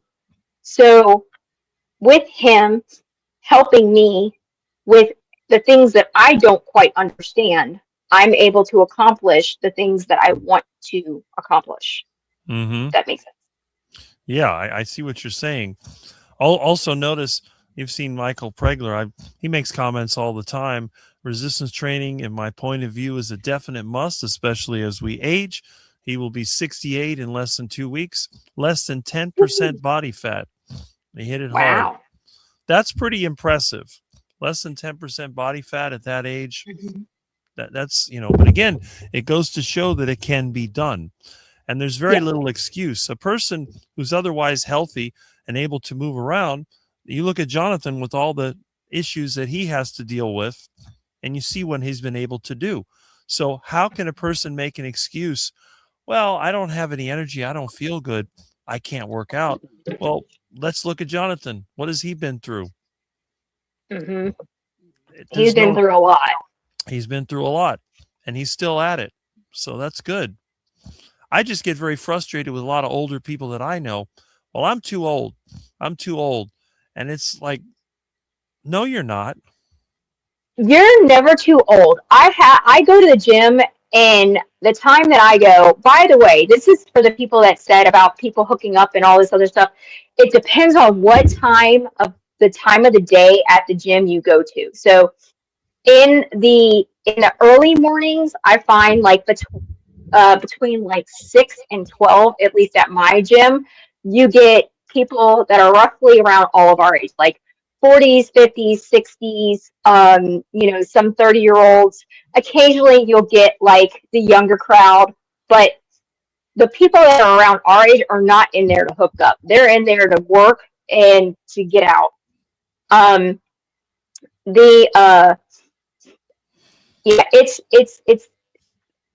the older crowd, in my opinion, there in the 60s. I even have a gentleman that's in his 70s that he comes in and he works out. He's in his jeans and his flannel shirt and his suspenders, and he's got his hat on. And I smile at him every single day that I'm in the gym because he's there making the effort to stay healthy and keep moving. So I think you're never too old or young to start working out. Well, that's true. And on our normal lives, people tended to be active. Before there was anything such as a gym, everyone had a routine. If you lived on a farm, you had chores to do. If you were working, you may have worked in a factory, or you may have worked as a tradesman or whatever, and you were always on the move. But with today's technology, people tend to be on the lazy side. They're to the point where they don't even want to go and get their own food. They have everything ordered, and they don't do anything themselves.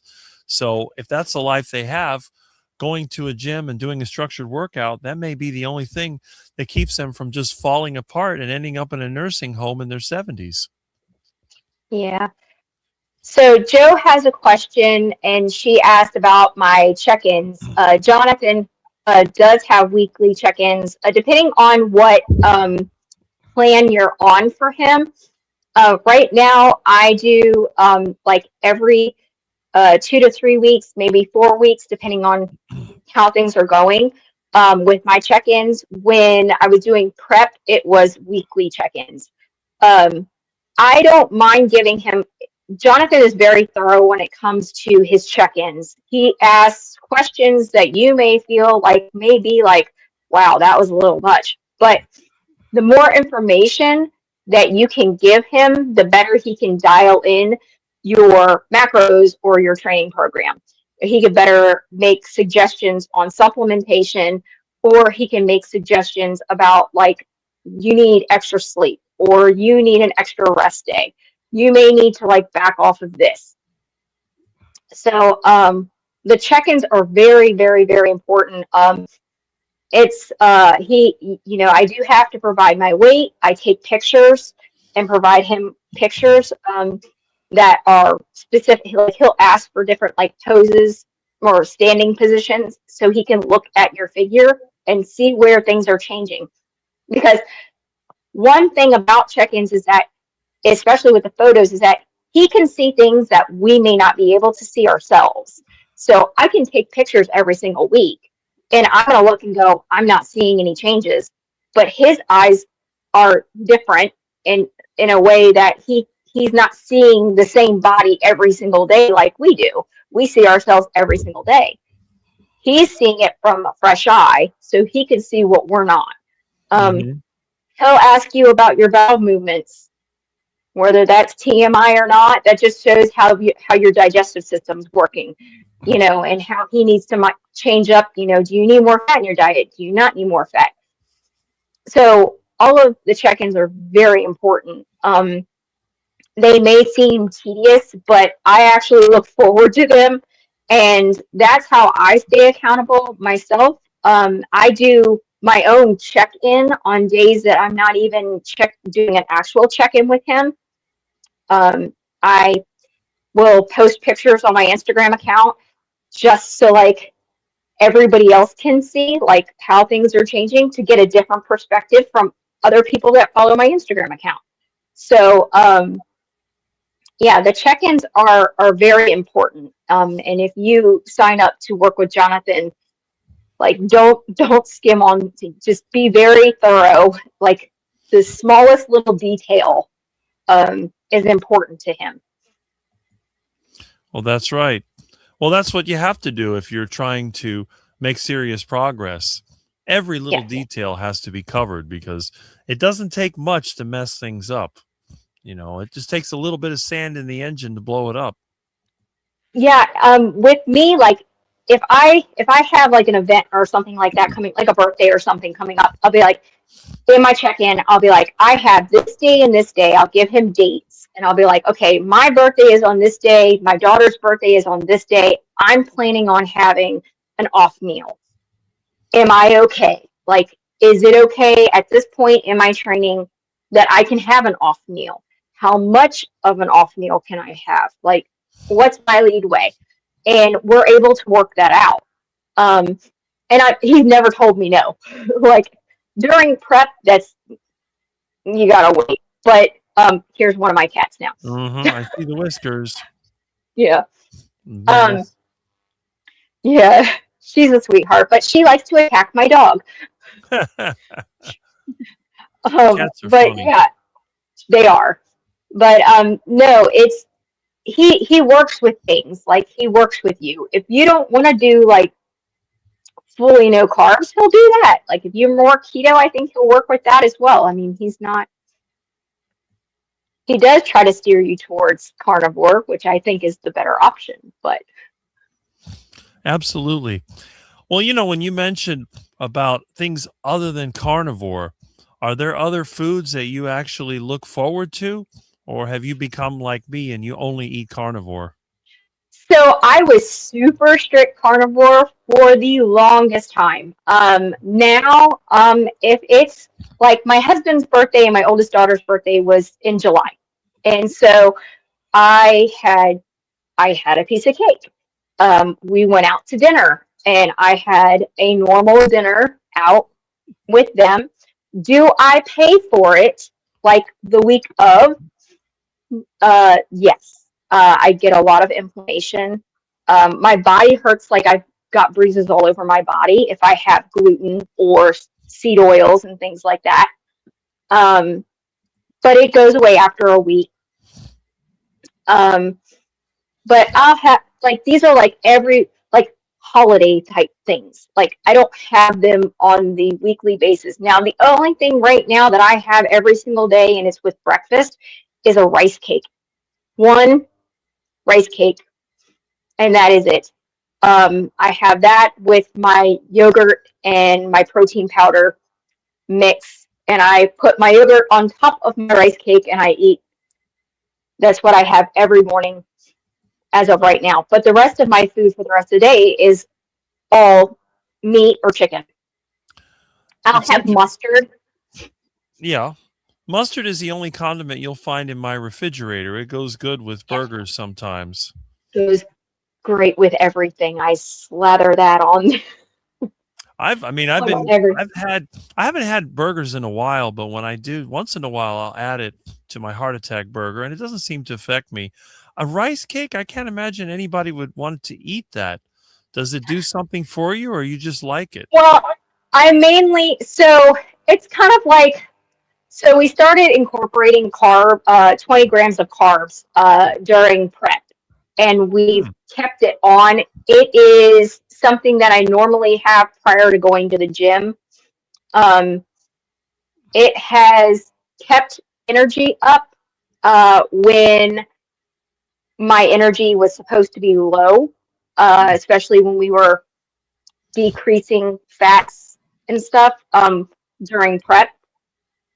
So I have it as, I guess, somewhat of a source of fuel, but it's really, I mean, it's so minute. It's just one little rice cake, and that's pretty much it.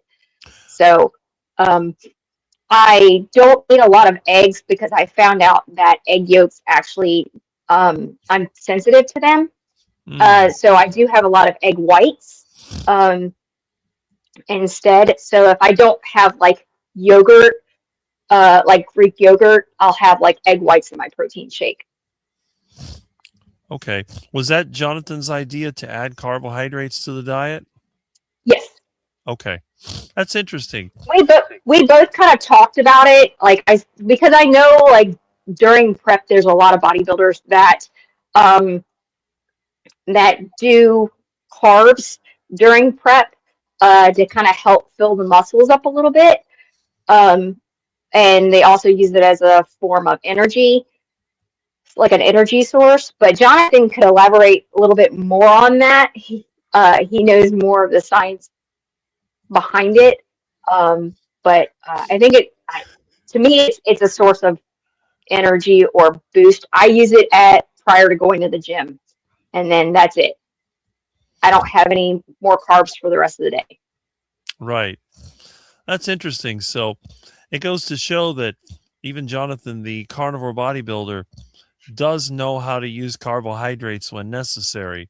And for some people, they seem to provide a benefit. Now, I'm not saying go Paul Saladino, because that would be a disaster.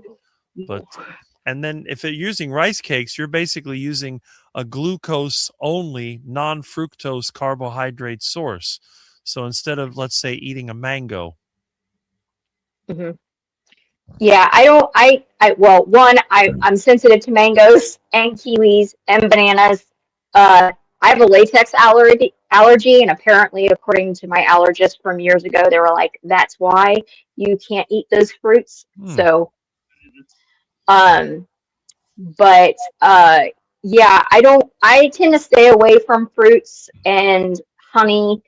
Unless it's suggested by Jonathan, I don't do it. I have the majority of my carbs come from my protein shake that I have, or my protein powder, which I use Levels protein powder because it's got the less ingredients in it. Like there's no fillers.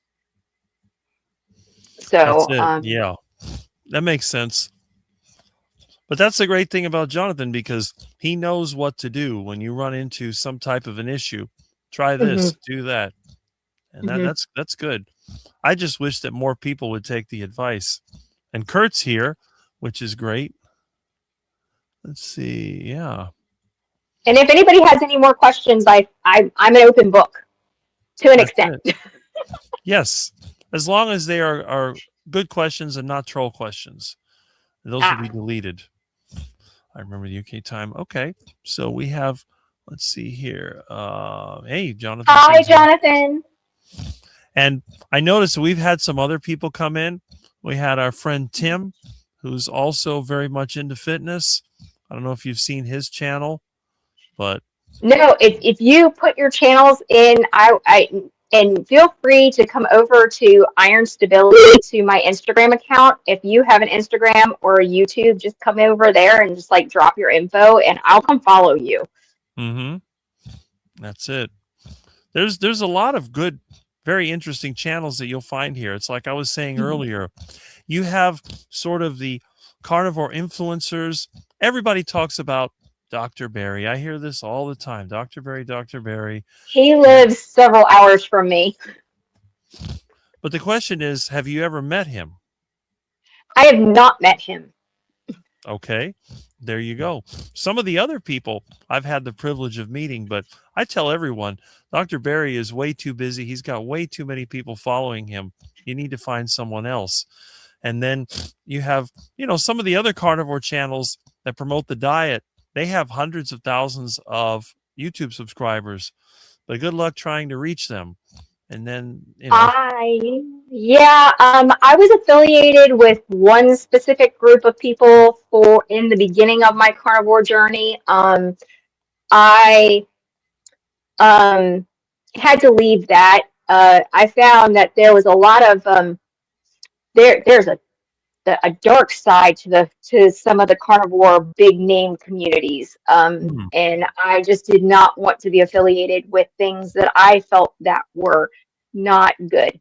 That went against my morals and my values. So that's why I kind of stepped back for a while. Morals and values, is that like of a religious nature or some other? I am very conservative. Okay. So, and I'm also Catholic. So. Okay. There's Tim's channel, by the way, if you want to see it. So I would recommend you check it out. Thank you, Tim. He's a 40-something guy that's in really good shape, and he's always promoting fitness and, diet, which is very important. A lot of people in their 40s, they just give up, and I get mad at them because I'm like, you're not old. Oh, I'm 40. I'm old. I said, no. No. I'm almost 44 years old, and I feel like I'm in my 20s again. I don't even act. Some people are like, act your age, and I'm like, I am. I'm 22. Well, there you go. And then it's like me. I'm 58. And a lot of people think, man, when you're over 50, you're over the hill. I'm like, no, I think 60 is the age where people start to really age. I mean, if you think about it, a cat takes 2 years to mature and they can live 20 years. So why is it we take 20 years to mature? 7 times that would be 140. I would think they say people could live to 120. I don't believe that because we're just so degraded in terms of our genetics. But in theory, 60 should be sort of like, the top. And then after 60, you start going down. So 40 is not. The thing is, by the time you reach 40, you should have enough mental ability and experience to be able to make good decisions. And then your body is still, it's not falling apart yet. So what makes me mad is when I see older people, they're eating duck food, they're drinking alcohol, they're sedentary, and they're just destroying themselves. I'm like, you're doing it to yourself. This is not aging. This is your lifestyle. Your lifestyle is killing you. Why not adjust the lifestyle? It's not that difficult. Would you rather look at your diet, do some exercise, pay attention to your life, or would you rather be at the doctor's office all the time, be in the hospital, getting surgery, ending up in your 70s or 80s in the nursing home? Is that the way that you want to go? And that's what I tell them. Well, Rick, you don't exercise. No, I don't work out, at least not now. I don't have the time or money to do it, but I do. I live my life. I work physically. I ride a bike everywhere. I'm constantly doing things. This is the only time you'll catch me sitting. I won't sit in this couch for more than 10, 15 minutes at a time. This is the exception to the rule. And even that, I'm sitting like this. If you see the way that I sit, I'm not like the typical guy you'll see in the gaming chair. This is what I look like. You're sitting like a proper human being. Exactly. When I work, I sit down, squat down. I'm not like a regular person that's worried, oh, my back. Can you believe I've never had back trouble in my entire life? And I'm 6'6". Us tall people are supposed to have back trouble. I lift heavy objects all the time. I was carrying a transmission 2 days ago, engine blocks. If you look around my house, there's stuff everywhere. I'm constantly picking up things that weigh 50 pounds or more. So even though I don't work out, I'm always active. And I've never been injured. I had a knee injury from skateboarding as a kid, but I've never had shoulder injuries, no back injuries. I don't have a history of injuries like a lot of people. And these are people that don't even work out. Maybe they worked out when they were younger. This seems to be the worst. The guys that worked out and were muscular when they were younger, when they get to their 40s, they get fat and they fall apart. I see it over and over and over again. And I get mad at them. I said, look, you used to be in good shape. Well, I got married. I had kids. That's not an excuse.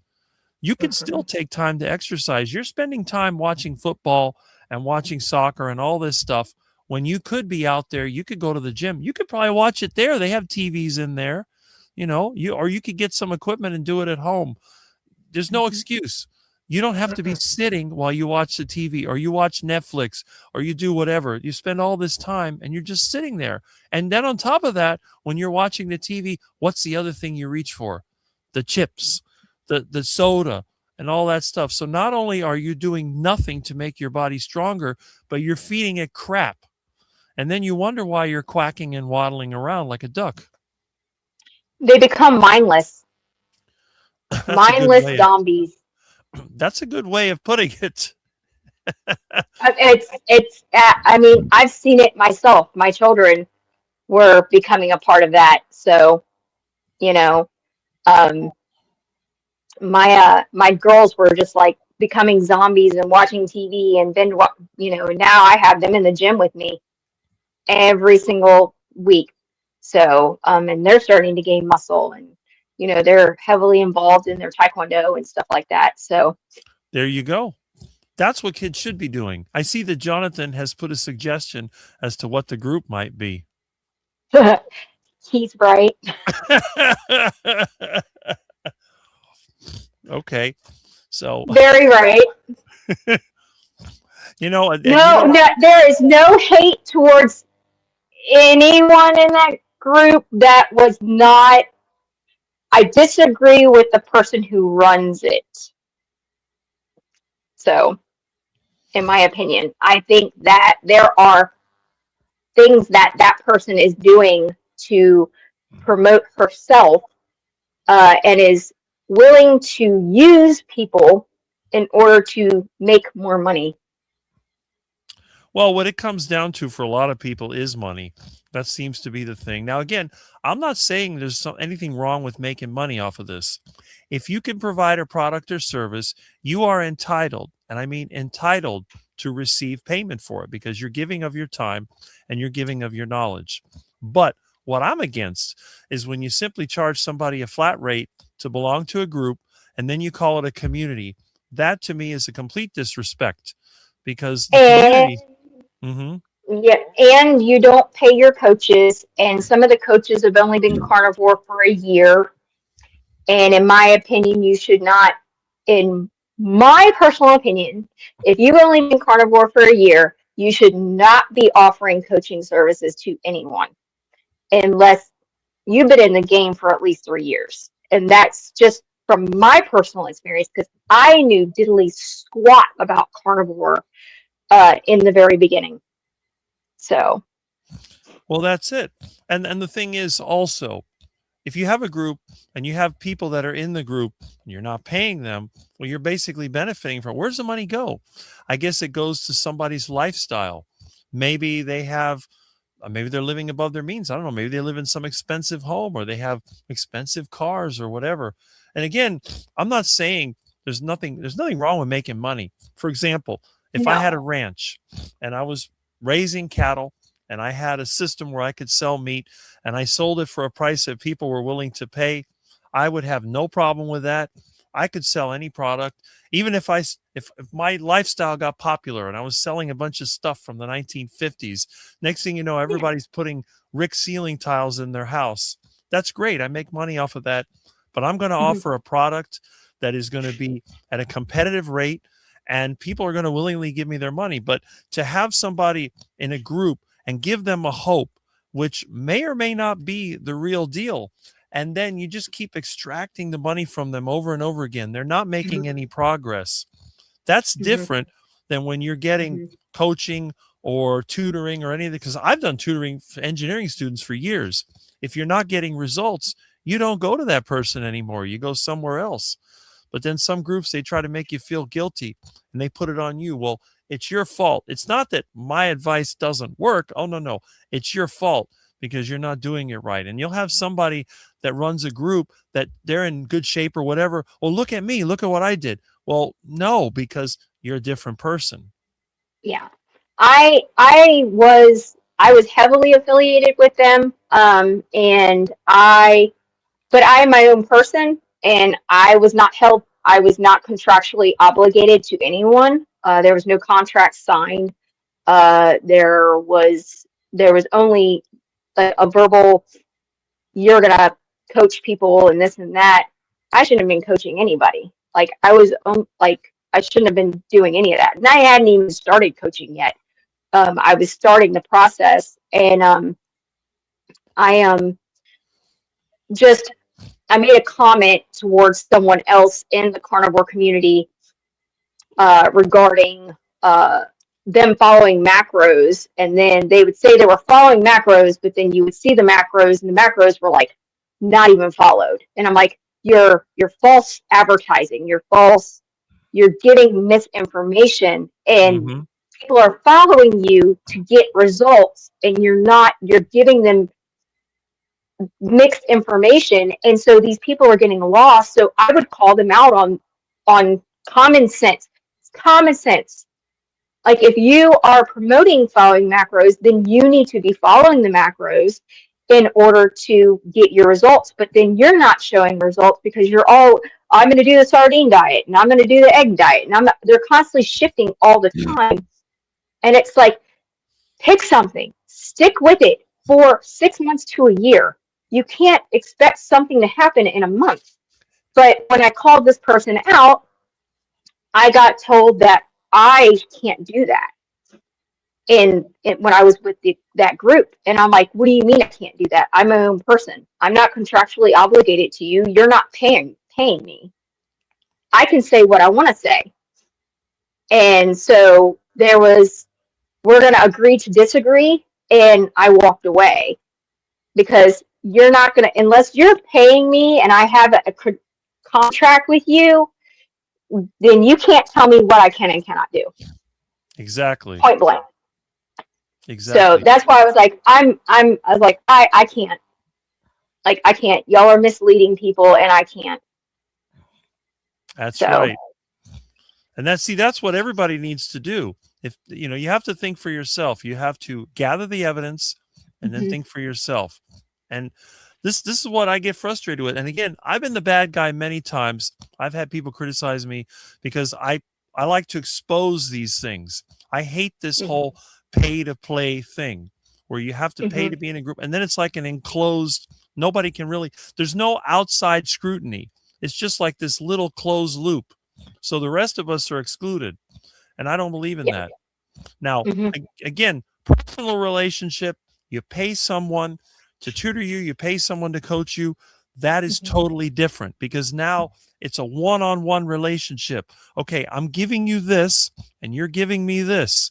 If I see results, I'm going to keep giving you this. Maybe I'll give you more. But if I don't get results, I'm leaving. I'm done. 100%. I think that's yeah. That's why I don't tell. That's why. So you'll see, like, some people that follow me, they see that I promote certain things on my Instagram, because of my alopecia, I do wear wigs when I'm out and about, not while I'm at home, but I promote wigs, and I thoroughly enjoy, and those, like, I'm not being paid to promote them. They're being sent to me because the company's like, hey, I think you would really look nice in this. They send me the product for free, and in return, I do a review. I don't mind. It's not like I have another athletic company that we have a agreement with. They like working with me. They send me free workout clothes. That's one less thing I have to buy. So then I do a content for them. But I do like their clothes. I'm not going to promote something that I don't like. Have you seen Mitch's Old Guy Carnivore channel? I'm sure you have. Probably. Mitch, old guy carnivore, he gets stuff sent to him. They used to send him air fryers. Now lately they've been sending him scooters. And he promotes that because he admits, I'm not getting paid for this. I just like the fact that they send me stuff and I'm glad to promote it. That's like I tell all these companies, they're not going to do it for me because they don't give me that opportunity because I'm a quack. I said, look, if somebody sent me some tools that I could use, you could send me stuff from a Bobcat, you could send me welding supplies, whatever, and I'll review your product. But the problem is I'm going to review it in terms of how it works for me. I'm not going to go and say, well, this is the greatest thing ever. If your product's garbage, I'm going to tell you it's garbage. And, but again, I think there's some companies out there that would appreciate that. Other companies are like, no, because a lot of these people online, they overcharge people. They sell these products that are massively overpriced. And then they have to, because they have to pay the influencers a big cut. It's like that AG or whatever crap drink that everybody has, and then the LMNT and all that. A lot of people do it, but that's because they charge so much for it. But if you have another product that's reasonably priced, like some of the stuff Mitch sells is a good deal. Some scooter and the air fryer and all that, they look like good deals. So they don't have the kind of money to throw at him some real big promotion, but at least they can send him the item. And then a lot of times they'll cut you in. If you sell some of their products, they'll give you a percentage. And I'm 100% for that, because if your product is that good, rather than paying somebody a salary, you say, well, you promote my product, I'll give you like an Amazon link or something, and you can get a cut of it when you sell it. I think that's fine, So with my products, instead of me getting, so I get a 5% like commission, but that commission goes towards more products being sent to me. Okay. So I don't see any cash. Like I see no income. It's like a credit system that they have. So they're like, if you sell so many products, then we'll send you more for you to continue to promote. So I'm benefiting. So like a wig, like the wig that one of the wigs that was sent to me is human hair, and it's like a $700 wig, that I can't necessarily afford. Like we're a one income home, so like I don't spend money like that unless it's absolutely necessary. And so like right now we're trying to put money aside for, I have 2 teenage daughters. They do take priority. And then I'm also trying to save up money towards getting my skin removal. So, so having like a human hair wig that's like $700+ being sent to me for free, that's money that I'm saving and not putting out. So that they're able to send me more, I'm benefiting. Everyone's benefiting at this point. Right. So. Well, that's it. And the thing is that companies spend money on marketing and advertising and all that anyway. And I know a lot of companies, they rely on celebrity advertising, but that's usually for the smaller consumable products like sodas and alcohol and, stuff like that, trends, clothing. But with the bigger items, to this point, I think the whole celebrity culture, thankfully, is dying. I think that we don't have the big movie stars that we used to. And I mean, you got the internet influencers, but they're basically replaceable. So I think that as time goes on, that whole celebrity culture is going to be dying out. So it's going to come down to people like us, the real people that use products that may be out there just displaying them, maybe not so much promoting them, but displaying them. You might say, well, I see this person uses this tool. I'd like to know what kind that is, or I like the clothes that she's wearing. What are those? And then they'll look into it, and you might have it in your description. I get it from there, or I mean, it makes sense. There's nothing wrong with that. No, I don't mind, and because the majority of my content, like I tell everybody, like these are my health issues. I have EDS, and if people don't know what EDS is, that's a connective tissue disorder. It causes your whole body's made of connective tissue, and it causes hypermobility. My skin is very fragile. My joints are very fragile. It affects every single aspect of me, my eyes, my hair. My That's one of the reasons why I still have alopecia, even though the other one went away. It affects everything. That's one of the reasons why I still have loose skin. And again, somebody had said on here about, um, fasting and excess skin. Like I said, I am like the master at fasting, and no amount of fasting is going to get rid of my excess skin. That is going to have to be surgically removed. But yeah, it's. Well, look at Jonathan's comment. It sometimes said that muscle mass caused my issues, but I've been told by more professionals it's what kept me out of a wheelchair. I don't think. Amen. I think in Jonathan's case, it was the injury that he had when he was younger, when he got hit, and then when they tried to fix it, like always happens, you try to fix somebody by fusing their spine. Everybody I know that's gone through that operation, it has not gotten better. It's only gotten worse. If it wasn't for Jonathan and his carnivore diet and bodybuilding, I don't think he would be here right now. I think he would be gone. Yeah, no, and that's something that I never had the pain to the extent of Jonathan, but with I've had arthritis since I was 14 years old. Oh, so wow. I don't have arthritis anymore since being on carnivore. Yeah, carnivore took all my arthritis away, all my joint pain away. So, but took all my it took all the pain that I've had for years away. I had a lot of inflammation, tons of inflammation, and I think that's one of the reasons why I had so many problems throughout the years. Nobody knew what was wrong with me. I didn't get diagnosed with EDS until I was 33. So, I know pain. I think that's one of the reasons why I like being in the gym so much, is because pain is like second nature to me. Like, it doesn't faze me. I have a very high pain tolerance. Probably not as much as Jonathan, but I can definitely understand his condition. They should send me bikes as well. I get my bikes from the trash pile in the dump. If they can send me a walk pod or whatever, walk pad, that would be awesome. There you go. Well, that's it.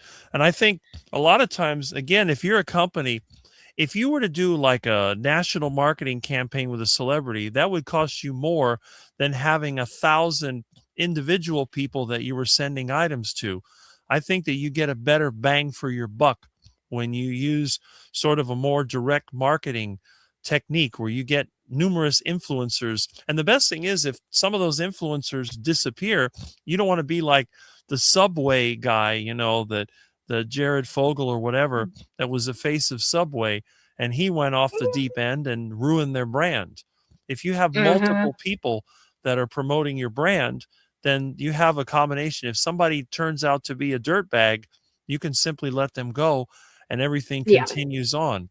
And I think that's a good thing. But I'll tell you, the one thing that I really get frustrated with any group, any I would say trend, is that people start to take advantage of it, and then they start to make unrealistic promises. People have unrealistic expectations. They get disappointed. Then you have numerous people going out there talking against it, and then the trend dies. And this happens all the time.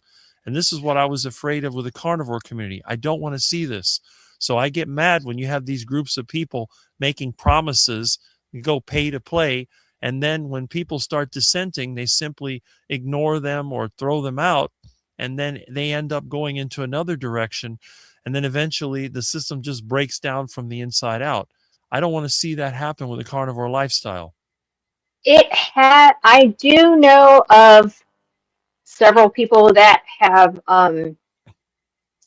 left that one community and have gone their own way. And those people kind of felt the same way that I did about the previous community. But I don't, like I said, I don't like to affiliate myself with any particular direction in the carnivore world. I've had people say that I'm not carnivore because I have a little bit of carbs. I get told that I'm not carnivore because I have dairy sometimes. So I just like, I'm going to rebrand myself, and so that's why I went from trad carnivore life to iron stability, because I'm kind of like changing the direction. I'm not leaving carnivore. I'm always gonna stay somewhat carnivore. That's predominantly what I do. I feel the healthiest eating this way. But community wise, like, I don't want to pay to play. I live on a budget. I'm grateful for the opportunities that they tried to give me. But I also don't like being told what I can and cannot say. And that's where I have an issue. And I was their staple girl, like, for a while. They were using my images and everything to promote their one of their programs. And yes, it works to an extent. But as soon as you stop doing that program, you will put the weight back on. And you can also, too much fasting, in my opinion, can be harmful. So, Well, when it comes to fasting, obviously Jonathan is not into fasting, and I'm not into fasting. And neither one of us is carrying excessive body fat. So, but again, I think a lot of it is just whatever's trendy. I know that when they had the Jason Fung videos, he kept talking about fasting, and it's just like a trend. It's something that people can try, and it kind of works. But I never really thought of fasting as a good thing, because I know from my own experience, if I don't eat regularly, my motivation goes down very quickly. I become very lazy. It's hot all the time here. It's humid. The last thing I want to do is go out and work. I'd rather sit under the air conditioner and stay cool, or at least do a few little things, than to deal with that. And if I don't eat regularly, my mood isn't as good. I get frustrated easily. Something doesn't work, I want to break things. Then I become aggressive. Then I become like Milton before he got fixed. So I don't want that. But if I keep feeding myself, I have my breakfast, I have my lunch, I have my dinner. It's just, and I sleep well, go to bed at 10:30, wake up at 6:30. It's like a routine. And as long as I do that, there's a comfort that goes with it. Everything is the same. My weight never changes. It's impossible for me to get fat. Hello, Jonathan. He's returned. Hello. You right? Hello. I was actually just engaged with some conversation that I forgot to come on. Well, there you go. Well, I've seen your commenting. I just didn't see you come up in the video. But I'm glad that we're getting to talk Just about now, this, yeah. because I think that a lot of the times people get those unrealistic expectations, and they're always looking for the latest hack, the latest trick. What do I need to do to get this? And what's the latest gimmick? And then a lot of people capitalize on that. They'll come up with, well, you need to do this, or, you need to add carbohydrates for everybody. Like, well, some people can add them. Some people don't need them. And again, it's just the same thing every time. And it frustrates me. And Jonathan knows how much I complain about some of the people that are on YouTube. Yeah. Yeah, there's a handful of people. So it's the same story, really. It's just people that get more desperate. They realise the carnivore space isn't a landmine of money. You don't follow the carnivore diet. You're part of the online community to make money, because there's none. Right. If I wanted to make money, I'd be a more generic bodybuilding coach sort of thing. I'd be working with, every disabled or handicapped athlete with a goal, basically. But I'm not. I will work with anyone with regards to what diet they take at the time. But yeah, ultimately, I position myself as a carnivore body composition coach Mhm. primarily. But yeah, I deal with all sorts of people with different problems. Right. Let's see. This is Kimberly. Okay. Yeah, we still get a lot of comments, which is pretty good. But it's the regulars. And again, in this group, you don't have to pay $30 a month to belong to the Quackers. The Quackers are free. If you want to work with someone to get coached, then you're going to pay because that's a service. So they are entitled to make money because they have to spend their valuable time. Rick is like a carnivore. Okay. But yeah, I will never change my view. And there's just several groups like that. There's the other one. Well, I mean, we can think of, they all seem to be $30 a month. And I don't know what you're supposed to get for that money, but I know what they get. They get a reliable income that they can use. I guess that's the whole goal of the thing. They One say of them's it's for raking in. community. Sorry. Yeah, their whole thing's about. It's a bit of a Freudian slip from someone, but it wasn't Bella. It's actually one of the coaches under her. Basically said something along the lines of. I know who it was. I won't get into too much detail, but it said something along the lines of, or alluded to, the way we have the coaching, where it's priced and where it's set up, is to keep people on the program. But they use the words like part of the community as like a byway, like a tactic to sort of say it without saying it. So their whole goal is to keep you on their program. My whole goal is to make myself redundant as a coach. So obviously you won't learn everything in a week, but over 2, 3, 4 months, yeah, you can learn a lot about your body and how to get around different bottlenecks. But you know, like you said, Kimberly earlier, you rely on, as a coach, the feedback you get. If you don't get enough feedback, you don't really make that much meaningful help. So that's why all these things do come into effect a lot more. Yeah, I like my current client roster. I'd like to work with a couple more people. But, yeah, it's just getting the right people, which is tricky. You know, I'm not really fussy in that extent. Like, I don't have any sort of incentive to just work with like a bodybuilder or this or that. But I want to work with people with more complex health issues, just for the experience of it. So. Mm-hmm. That makes sense. I see that Joe has made a comment there about fasting, which I agree with. Obviously, someone that has a metabolic health issue is going to benefit more than someone who's basically stable, like Jonathan and I. You know, Jonathan, I don't see him wanting to make any drastic changes. His goal is to add muscle, but he does it at a reasonable rate that he can actually do. Rather than someone who's trying to lose 100 pounds, that's a whole different ball game right there.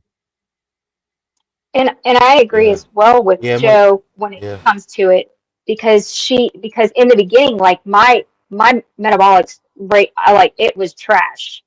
And I think with all the fasting that I did, it did help move me in the right direction and restart everything. But then eventually for me, it got to be too much and my body just needed to stop.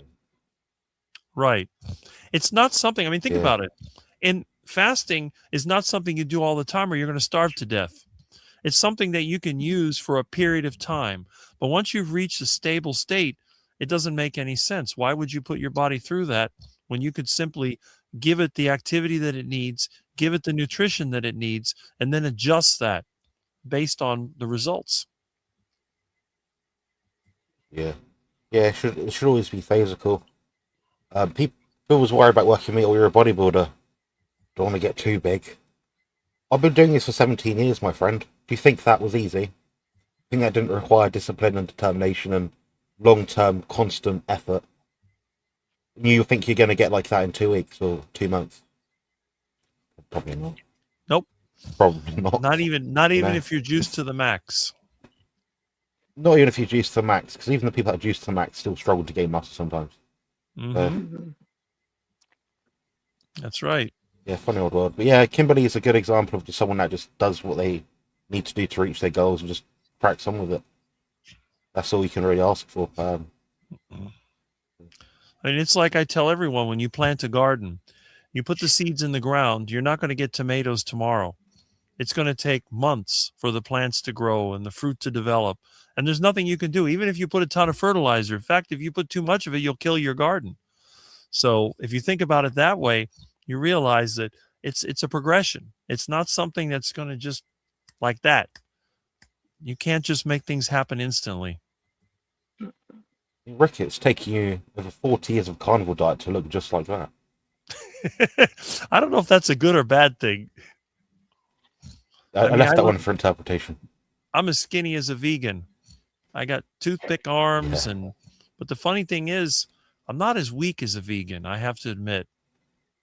You can see the kind of work that I do around here by myself, and I've never had anything that was too heavy for me to lift out of any machine.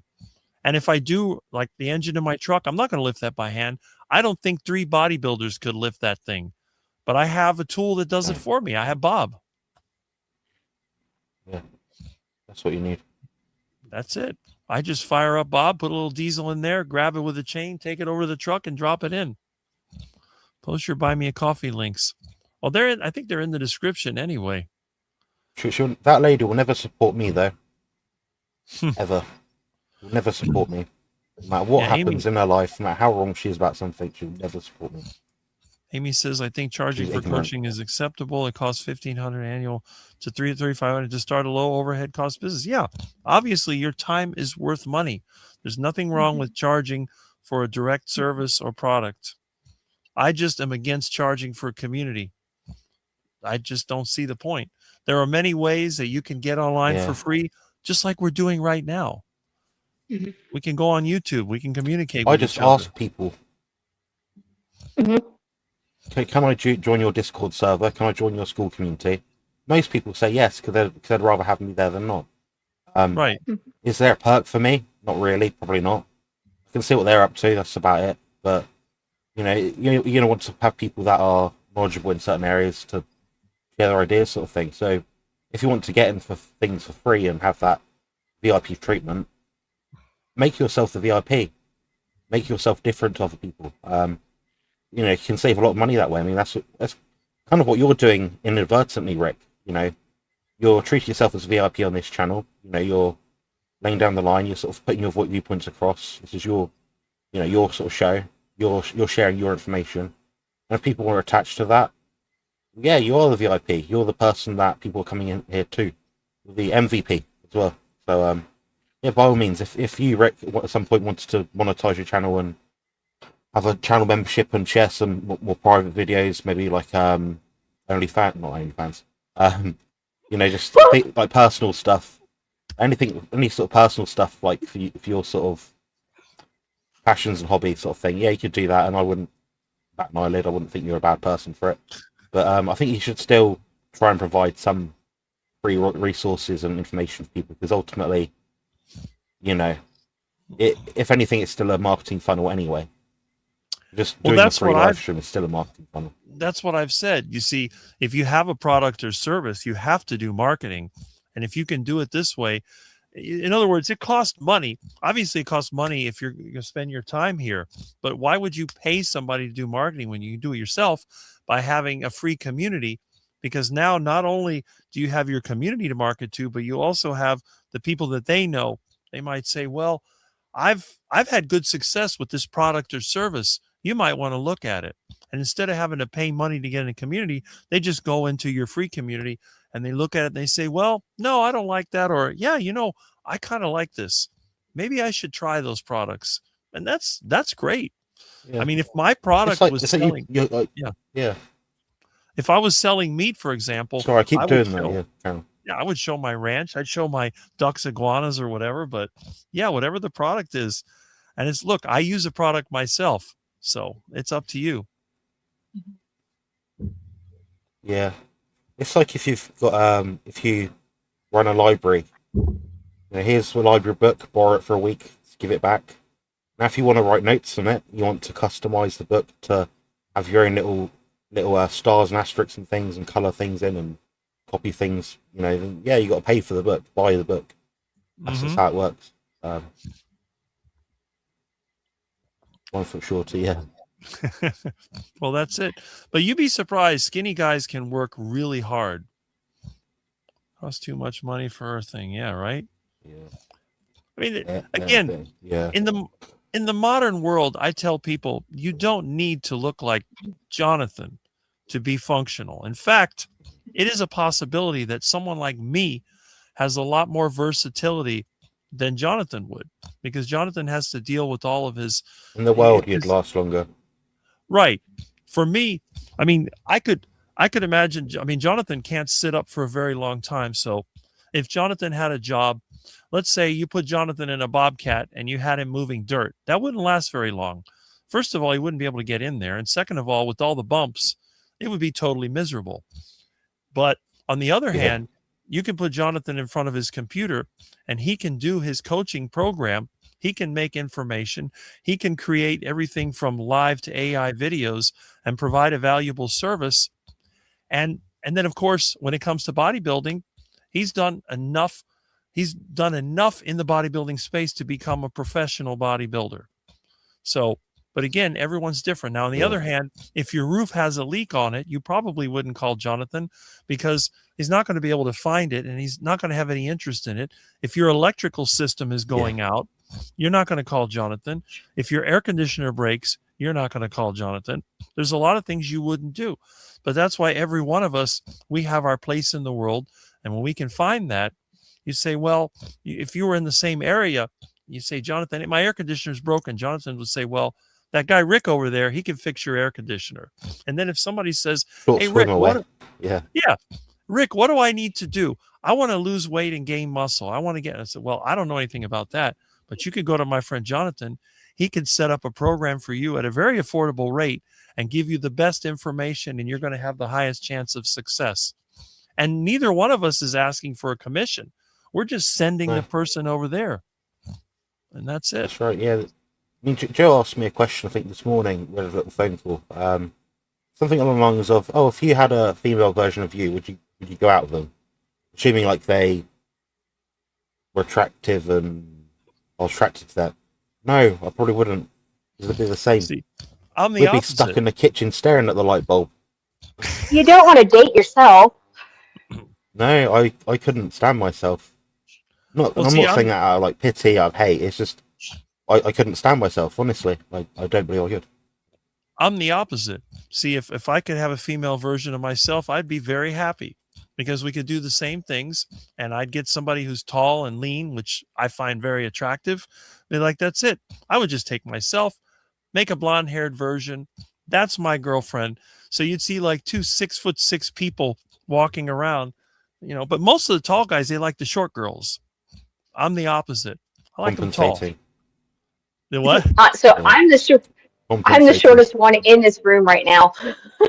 Okay. Because I'm only 5'2". Yeah. Well, there you go. I've got nearly a foot on you. Rick's got a foot and a half, pretty much.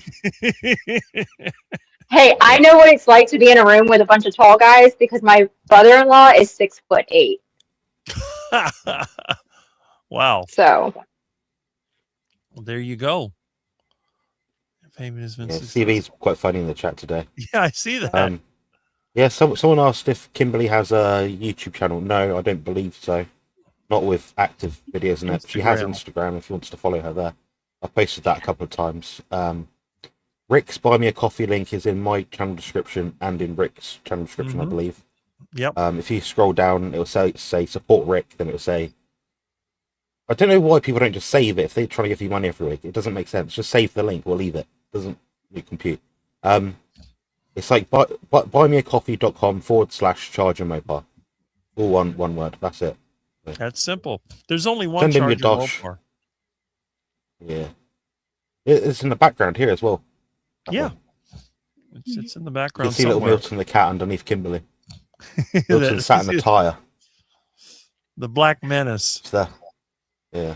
His tallest I ever measured was 7'5". You know, and I think there's a limit. When you get too tall, it shortens your life. Because they used to say that taller people have a shorter life, but I don't think I'm to the height. One of the things about me, I don't look tall. If you see me on a video, I don't look tall. I don't sound like the typical tall person. Then you stand next to Sean, who's standing next to like a normal person. You're Yeah. like, oh, he's that tall. Yeah. It's like when the picture with me and Dr. Baker, that always got everybody because everybody thinks of me as some little vegan like guy that's 5'6", skinny arms. Because I mean, I'm not like Jonathan. When I do this, they're like, a toothpick. But when Jonathan Something does comes that, out. what's that? Something comes out, but Well, something. It's not like that. I mean, there's a big difference. I mean, you can see. I mean, it's oh yeah, a little bit. it's solid as a rock, Um, but it's not yeah, big. And that's the other thing. A lot of different times, goals. guys will, they'll grab each other's arm. They grab mine. It's like, man, you're solid, Rick. Like, no, I'm skinny. Because a lot of people they have a lot of size, but they're kind of soft. When you grab them, they're not. They don't. I don't know. The muscle's not as dense. Yeah, a bit like the Tofi syndrome, thin on the outside, fat on the inside. That's I've met a lot of people like that, and I pat them in the arm or the shoulder or something, or shake their hand. I'm like, you feel like mush. You feel like pure mushy peas under my thumb grip. I'm like, how have you managed to get this far in life? Like, you can mean, tell it's Rick's got strong hands. The knuckles Yeah, I and mean, the look at tendons this. will show. Look how big my muscles are on my hands, guys. Like, look at that. I shake somebody's hand and they think that I'm trying to break their hand. I'm like, no, it's crazy. But this, a lot of it is just soft. I guess they work in the office all day. This is the only exercise they do. Yeah. Me, I'm always working with wrenches and taking things apart. And when I trim my hedge, I don't even use a trimmer. I use the two little, the little shears. So I'll go there, one in each hand, cutting the bushes. And then, people use those little grip strength things, that's like spring loaded. And I'm thinking to myself, I'm doing the same thing, but I'm not even thinking about it. I'm just out there trimming bushes. And it's like, yeah, I guess it's just incidental exercise. The strongest people I know tend to be, relatively speaking, for their size, tend to be a bit older, tend to have done some sort of manual work in their lifetime. So my stepdad, for example, he's got a very strong grip, and he's a 5'6" guy. He's not built muscular or anything super special. I'd say he's more of a smaller built chap, but he does have strong muscle in him, sort of thing. Yeah, you shake his hand, he'll rip your hand off. I wouldn't want to be strangled by him or anything. Yeah. That's right. And I think Rick, a lot of your voice has times, depth. well, I guess, yeah, I don't think of myself as having a really deep voice, but I guess it depends on your point of view. Yeah. It's a good radio voice. I've heard that a lot. When I used to do phone systems, they always had my voice as the voice menu. That seemed to be really popular. Yesterday I commented, Rick on the bike is equivalent of a normal sized adult being on a kid's bike. Yeah, I have long legs. I'm a big guy, and none of the bikes are ever. I've got long legs as well. Yeah, my femurs are very long, like my thighs. So my hips actually near enough touch my rib cage when I'm standing up. So I haven't got that mobility in that sort of direction. Like, yeah, I guess if you put your finger between my hip bone and my ribs, it's like that. That's a difference. Yeah, I know. I could definitely do that. I mean, I can basically hit my own head with my feet because my legs are long, but I'm pretty flexible. That's another thing that's weird about someone as tall as me. This is Rick's radio voice. There we go. Jonathan, that isn't fair. Comparing your muscles to me would be like a lion being compared to a kitten. Yeah. Well, like I said, Thomas, in the past, you don't need to be a massive bodybuilder, and it won't just happen overnight. Your immediate goal should always be your health goal. So I just focus on that ultimately. And yeah, there is crossover between like strength training, keeping fit, doing your steps each day, walking, whatever. Just try and find something which you can sustainably do, and something that doesn't stress the body out so much that makes you fall off the wagon, really. Mm-hmm. Chin-ups. That wouldn't be a challenge, Tim. You would stand no chance at all. Even if I had one arm. I promise you. And I'll accept that challenge. I don't know how we're going to do it if you want to do it, but give me until like November. I'm like I'm not in the good physical state right now to really do it, but give me until November. I won't practice for it, but I'll still manage to beat you, Tim. And Mhm. I don't think you'll be able to crush my spirit. I'll find a way to get done. That's a challenge. There you go. Challenge accepted by Jonathan. All right. That was a great show the other day. Thank you. Yes. And Jonathan's been more active online lately, so that's good. And Michael Pregler is off. I don't know if he's going to go hunting or if he's out trying to do his yard. It's good that you were I want here. to think he's gone for a run. I want to think he's weightlifting. That could just be the emojis. Oh, okay. It could be. Maybe. I know he mentioned earlier he had to do his yard. It's a pretty big yard. Yes, radio voice. Well, Yeah. that's good. Let's see. We can't see description of the live during the live stream. Okay. Any chance you can post the donate links to the chat? Yeah, you can do Again, the third time. that. It's there. No, they're in my chat in the description, in my channel. You can do it there. That's it. I've just posted 7 or 8 links today, and I've had to come off and on and off and on and off and on. And a face for radio. There you go. And a voice for print. That's a good one. Yeah, a face for radio and a voice for print. Yeah. I used to hear that all the time. Have a great Here's weekend. a good question for you guys. Great voice or great face in today's society, living as you are now? Well, I guess you could simulate a face with AI. Yes. You could. Yeah. I've seen guys that made those videos, and they're actually quite, what's the word? Believing? What's the word? Authentic. Believable? Like, Believable. I think, yeah. Yeah. Believable, that's the word. Yeah, so I watch a couple of channels like that, and I just listen to them. But for me, I listen to a video, so it's important that, like, Rick obviously has his way of speaking, which is understandable for me and very clear. It's a good, clear, neutral voice. It doesn't sound odd, or it's not irritating to the ears. So if Rick had a narration job, that'd be brilliant. Imagine him just narrating like carnivore. I'd actually see if Rick could be the narrator for different carnivore ebooks and audiobooks. Might be worth reaching out to people because yeah, I'd certainly pay to. I'm more likely to pay for an audiobook if it's read out by Rick than not. Well, that's good. I know a lot of people comment on my live streams that they enjoy listening to them, and I actually enjoy listening to my live streams as well. I do listen to some of them to see if I'm losing my place or I'm getting confused, but so far I haven't really found any where I basically couldn't come up with something to say. Yeah. And to comment about Terry, I don't know what that was in regards to, but yes, I have worked really, really, really hard to get where I am today. I have done it with no GLP-1s, no gastric surgeries, any of that. So it's all been 100% natural on my own. Mm-hmm.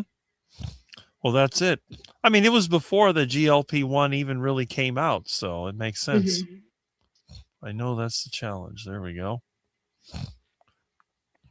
Tim can do a Joe, lot I've of just pull-ups. checked. Rick, all of our support links and social links are on my channel description and my mobile one. They are definitely on there because I'm staring at them right now. In fact, look, yeah, it says There it is. support Rick. So I don't know what. Yeah. Better Bachelor. Yep. That's the guy that always says that. What is it? A face for radio and a voice for print. That is me, Rick. There we go. Face would probably help. Yes. I sound like a frog. Well, you do a pretty good Kermit imitation. I have to admit that. Whenever I hear my voice in a recording, I think I sound like that. Yeah. When do you have live streams, Rick? Yeah, well, we know that. Rick, do you take supplements? Never. No, I don't. Unless you consider iguana to be a supplement. Oh. I found out. Oh God, what is that spelling? That's atrocious, my friend Tim. Chris Williamson's just released a video on YouTube. Harvard Really? scientist, vegan versus carnivore debate answered. Uh-oh. Ooh. 2 hours, 8 minutes long. That'd be fun to debunk.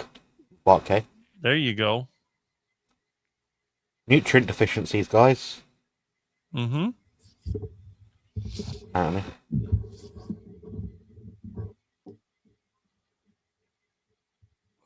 here.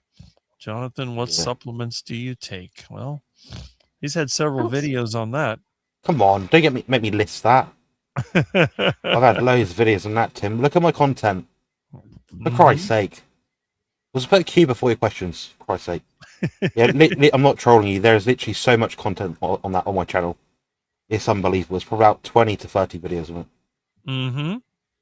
If I have a question, I don't even, I'm like, if I even have, like, don't even waste my time. Just go to Jonathan's channel. That's right.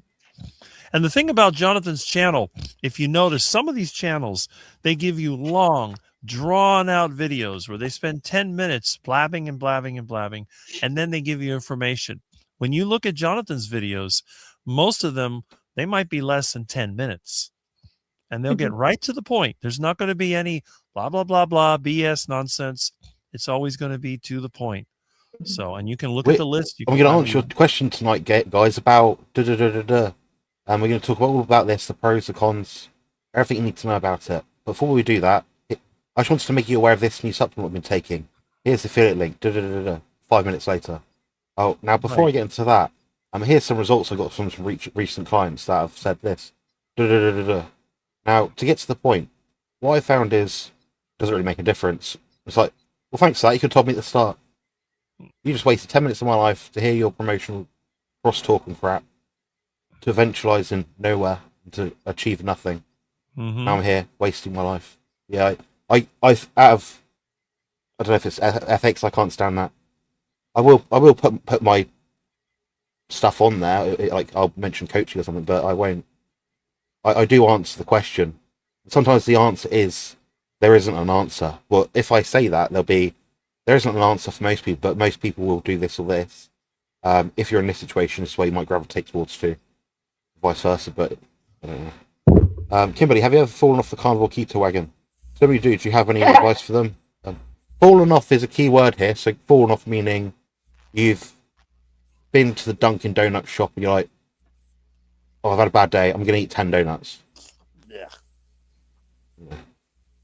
No, I've never, when I was keto, the only time I fell off the wagon was after my hysterectomy. And my husband introduced me to dirty keto. And in my opinion, doing dirty keto is basically falling off of keto.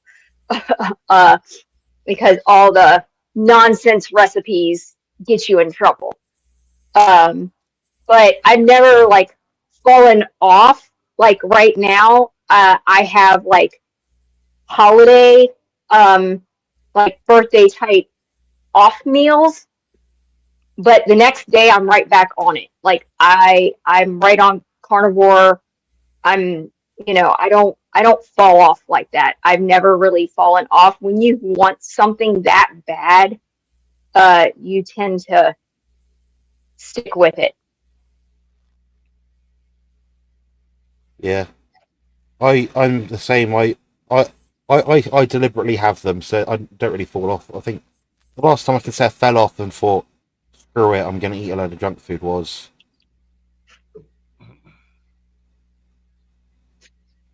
maybe a year or two ago. Maybe. Like once. So yeah, like in a given year, I probably have like 12 off-plan meals.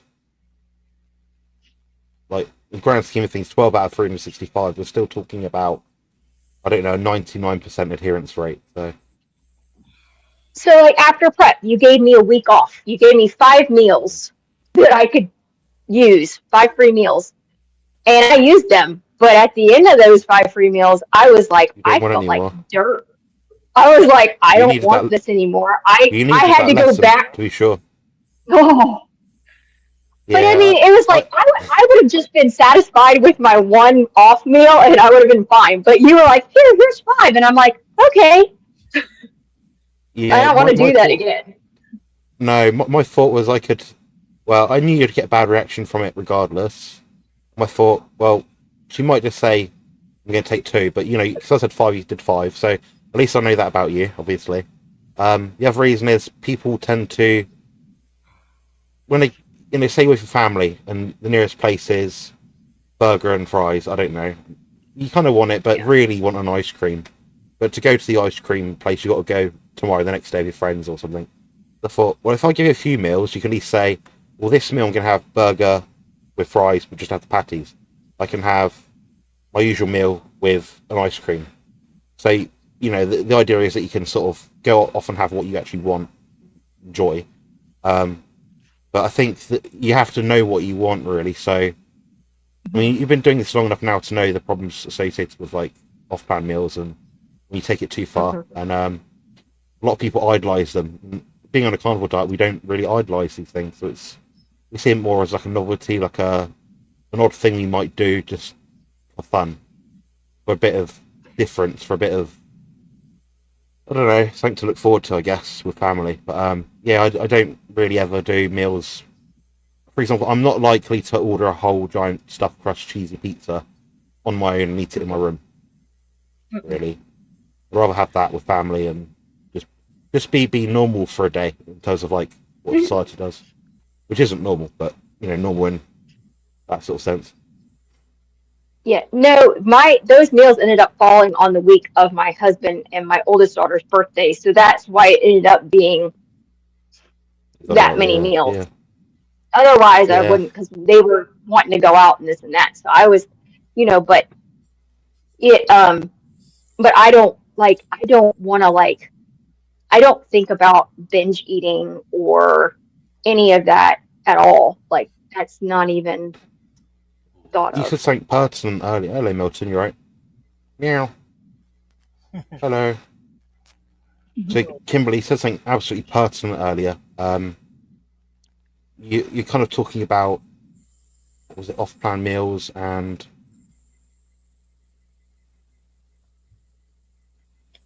I'm trying to think what it was. I'll come back to you on that one. Got distracted by the bloody cat. Milton the Menace. Menace. Yeah. Yeah, but bodybuilding is an odd sport for anyone to really grasp. It's bodybuilders can be challenging people to deal with. They tend to be quite selfish people. I don't want to fit into that stigma as best as I can. Yeah. Oh, cute Milton, been waiting for you. Been waiting a long time. Apologies for the Milton's delay. hungry. Yeah. We're doing well today, guys. Kimberly, your endurance is good for a live stream. I have one cat here. I have another cat right here. It looks like there's some fish in the background as well. Yes, those are baby guppies. Oh, wow. Yeah, And then I have George won't join, 40 unfortunately. Yeah, I have a 40-gallon downstairs that's full of fish. The cats ever try to get in the fish tank? They just sit and watch. It's cat TV. It keeps it really, honestly, that's why I got them, was for cat TV. And then I have another like fish tank. It's a 20-gallon filled with it has 2 mice in it. So the cats Wow. will sit and just watch the mice run around. Yeah. So Joe's visiting in, somewhat related. So Joe's visiting in about 2 weeks. So like, yeah, Friday, 2 weeks from now, which is good. So we're going to stay in a nearby hotel because there's not much room in my room, basically. So basically the gym I train at, so we'll have access to like all the gym, swim, sauna, cold plunging stuff. We're going to have breakfast together. I think a meal in the evening as well. And yeah, it should be good. But yeah, it's a point about, I'm hoping like we could get around to visit, what is it? Not a petting zoo. Maybe a petting zoo, maybe. We'll sort of around a museum. That's in my area. And maybe look at like we've got like aquariums here, like fish centres, aquatic centres. But I always like looking at the fish. Yeah, we have an aquarium 30 minutes from my house. So I can drive there anytime. But it's the same fish all the time. And it's the same fish that we pretty much have in our river here, because I live like 5 minutes from the river. And we have a big lake 5 minutes from my house. So, but yeah, I got into fish tanks, and I have live plants and all kinds of stuff. It's nice and relaxing to have. Mm-hmm. Yeah, I would bring George up here to say hello, but my room is not a place for children or dogs. The amount of like supplement capsules I've got on the floor and whatever's fallen down the side of the chair, sort of thing. You know, it's just not. But at night time, what he started doing now is because I've been having more issues with sleep. George can basically hear me, so I'm upstairs in our house in like the attic sort of space. The other side of the attic space is my mum and stepdad, and George will usually sleep or sit near my door, so he can hear me if I'm having a seizure or something or whatever. So he's pretty sweet in that way. So sometimes I open my bedroom door at night and George is like sleeping outside it, and I'm like, can you move out my way? I'm trying to get to the toilet. Sort of. Milton. Yeah, so normally goes on. what's Joe saying? Miss you, looking forward to seeing you. Remember? Yeah, so with Joe and I can walk quite far with a stick. Joe gets out of breath of her lungs quite quick, so I gave her a few options of places we could visit based on what I know she could do. So like X amount of minutes walking, how we can get it by transport. So yeah, it should be good. Joe's quicker than me, but I'm fitter than her, oddly enough. So I'll get there eventually. It'll just take me a few pit stops, whereas her, once the lungs are given out, you know, we can't go any further. We just got to get a taxi back somewhere. That's the one thing that I'm really good at is getting around. Yeah, you're good on that bike. And even the supermarket, you're across it in like 5 paces. Oh, I'm fast. Straight to the meat counter. Exactly. I've never seen someone walk so quick. I walk faster than anybody. They say the faster you walk, the longer you'll live. If that's true, I don't think I'll be having a heart attack anytime soon.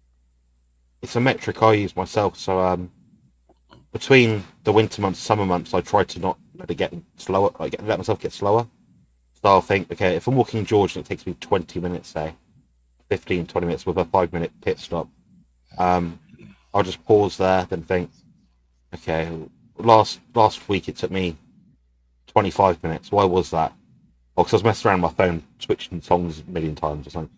Yeah, but I do try to consciously make sure I pace myself, so I know if my step count is this, I'm doing it in this time, this fatiguing, and that's what I can expect. So that's something I monitor carefully. Yeah. I walk fast. I mean, I can walk to Winn-Dixie in 20 minutes, and that's up over a mile. It's I don't know, it might be a mile and a half or more. I always have to walk faster because my husband has long legs, so I have to double my steps in order to keep up with him because he's about 6'2". 5'11". No, my husband's 5'11". Okay. Yep. Yeah. He's one of probably the only men in the world that's 5'11". Men are either 6 foot or they're like below 5'10". Because imagine being like nearly 6 foot and you want to be part of the 6 foot club. People are going to say, "Oh, I'm 6 foot." Really, it's like, well, no, you're barely 5'11". But yeah, that's what men don't ever confess to that. You know, women like say, "Oh, what's your cup size?" or "What's your waist size?" or something. They sort of exaggerate it a bit. Really, like you could fit an extra bunch of bananas in there, sort of thing. Yeah, a lot of people are 5'10". I know a lot of people that are that height. In fact, well, I think my husband would have been taller, but he was put on steroids as a young child because he was born with asthma. So he's been on steroids like his entire life, and the doctors have said that it kind of like may have stunted his growth a little bit. So because his dad is 6'2" and his brother is I think 6'8", 6'7", 6'8". Yeah. My dad was 5'9". No one in my family's ever been over 6 feet, either side. My dad was over 6 foot at one point. He probably barely touched it now. Other than my uncle, who's about 6'3", I'm the tallest in my family. The shortest is obviously Clara. She can almost walk now, so you can like hold her hand, sort of thing. I've not seen her in ages, but you can like walk. You can like hold her hands, and she'll like prod a little bit. She May the 13th or 15th, 2025. So she's a year and a bit. Yeah, she's a You know, strong baby. I haven't shrunk yet. I don't know why. I'm still 6'6", a little bit higher. I have not shrunk. I wouldn't query it. I'd leave it as it is and accept that it's a good thing. I measure myself every 3 to 6 months just to see what compression I have in my spine. But what's funny is when I finish my contest preparation, so I'm leanest I can be. By the time I've started to finish prep for the year, I've probably lost about half an inch. Mm-hmm. Just through less fat in my feet, less fat everywhere. Compression through exercise, you know. My children Yeah, remind me Richard every day of how short I am. Yeah. Yeah, you've got Kimberly has two lovely girls, two lovely children. Yeah, follow her story, you guys, if you're not already. Go to her Instagram page and give her a follow. She'll appreciate the support. And like she said, you know, reach out to her if you need a bit of cheerleading action. She probably won't try and sell you anything. She's got nothing really to sell. So, yeah. My issue is balance, but I'm getting that trike soon, so I can ride and join the gym to give me more choice. That's a great idea, Thomas. Honestly, that's a great idea. As you know, Thomas, I used to ride my bike a lot. I used to love it, and that did keep me in good shape, honestly. My suggestion for balance for people that are listening, you struggle with like foot neuropathy, balance issues, I recommend like pool walking. So even just it sounds a bit tacky, but if your issue is mobility and it's because of your feet and your stability, then you're gonna iron stability. That lady here. But yeah, if that's your problem, I guess you can definitely use water to your advantage. So don't use the pool walking as like exercise. Use it as more like rehab, you know. And I found improvements by doing that, and I think exercising in the pool is a good idea. So if you can make a day of it, Thomas, if you can say go to gym twice a week and tie it with a walk in the pool for 20 minutes, that would do a lot for your body, your nerves, your circulation. Sauna's good as well. So. Joe's 5'5", but yeah, with POTS, for example, it's one of the best things. It's one of the first interventions I'd look at if I went back in time. Yeah, what Joe said about so Joe says she's 5'5", which is accurate, but once her hair's on, she could might as well be like 5'9". You know, adds quite a lot. You know, when I look round, it's not like I'm looking around and she's like there. It's like, oh, you're right. Just be a hair. When I have my shoes on, I feel my hair touch door frames all over the place. I bet, yeah. It must be nice. Door frames are shorter, cooler. When I go to the store, a lot of times they have a sign that says, "Please ask for assistance for items on the top shelf." And I look at that, I go, "Why?" I just reach over and grab it. Thanks. It's like the old grannies at the gym. They're like, Can you adjust this to be a bit lower for me, please?" And I'm like, yeah. It's not the problem reaching it, it's the problem getting down low enough to sort of plug it in like where do you want it? I expect to sort of say, around like shoulder height. No, they want it on the bloody floor rack. I'm like, I can do that physically, but it is really painful. I'm not going to bitch and moan about it, because the thing is, you've come up to me with the courage to ask me with headphones on. You're a nice old lady, so I don't really want to disgruntle you. You know, so it puts me in a weird situation. But right. I have to use extra pads sometimes because of the height issues with machines. Yeah. We call them something over here. I would think that height would matter with a lot of exercises, but who knows? Maybe they make it easy. Height affects the movement arm of the exercise you're doing. So a bicep curl. If you've got short forearms, that bicep curl will be easier because you've got a longer tendon in the bicep flexor in relationship to the whole arm itself. So gravity is more on your side. So you can build muscle strength faster as a smaller person, relatively speaking. But the ultimate goal is the maximum size. So you just build a bigger body if you're taller, basically. That's the difference. Yeah, Joe's bloody pull-up bar. You struggled to get it off. I got it off first time. then I like nearly banged my head in it. I was like, does this have to be here in the kitchen? Like between the kitchen and the lounge area, the room that I have to go in like multiple times a day. But there's not really anywhere else to put it in the house. I don't think there is. But yeah, it's a good if you've got a pull-up bar, you can train your whole body. Just that. I always had mine outside. Yeah, it makes sense. Yeah, but I'd prefer to exercise outside. And the funny thing Definitely. is, it was strong enough to lift an engine. So I used it one time when I was taking the engine out of a Bobcat. Yeah, Solid that's rod. helpful. It's 1 inch solid stainless steel rod. Yeah, that'll help. I'm gonna head off in a minute. It might be dinner time again. So am I.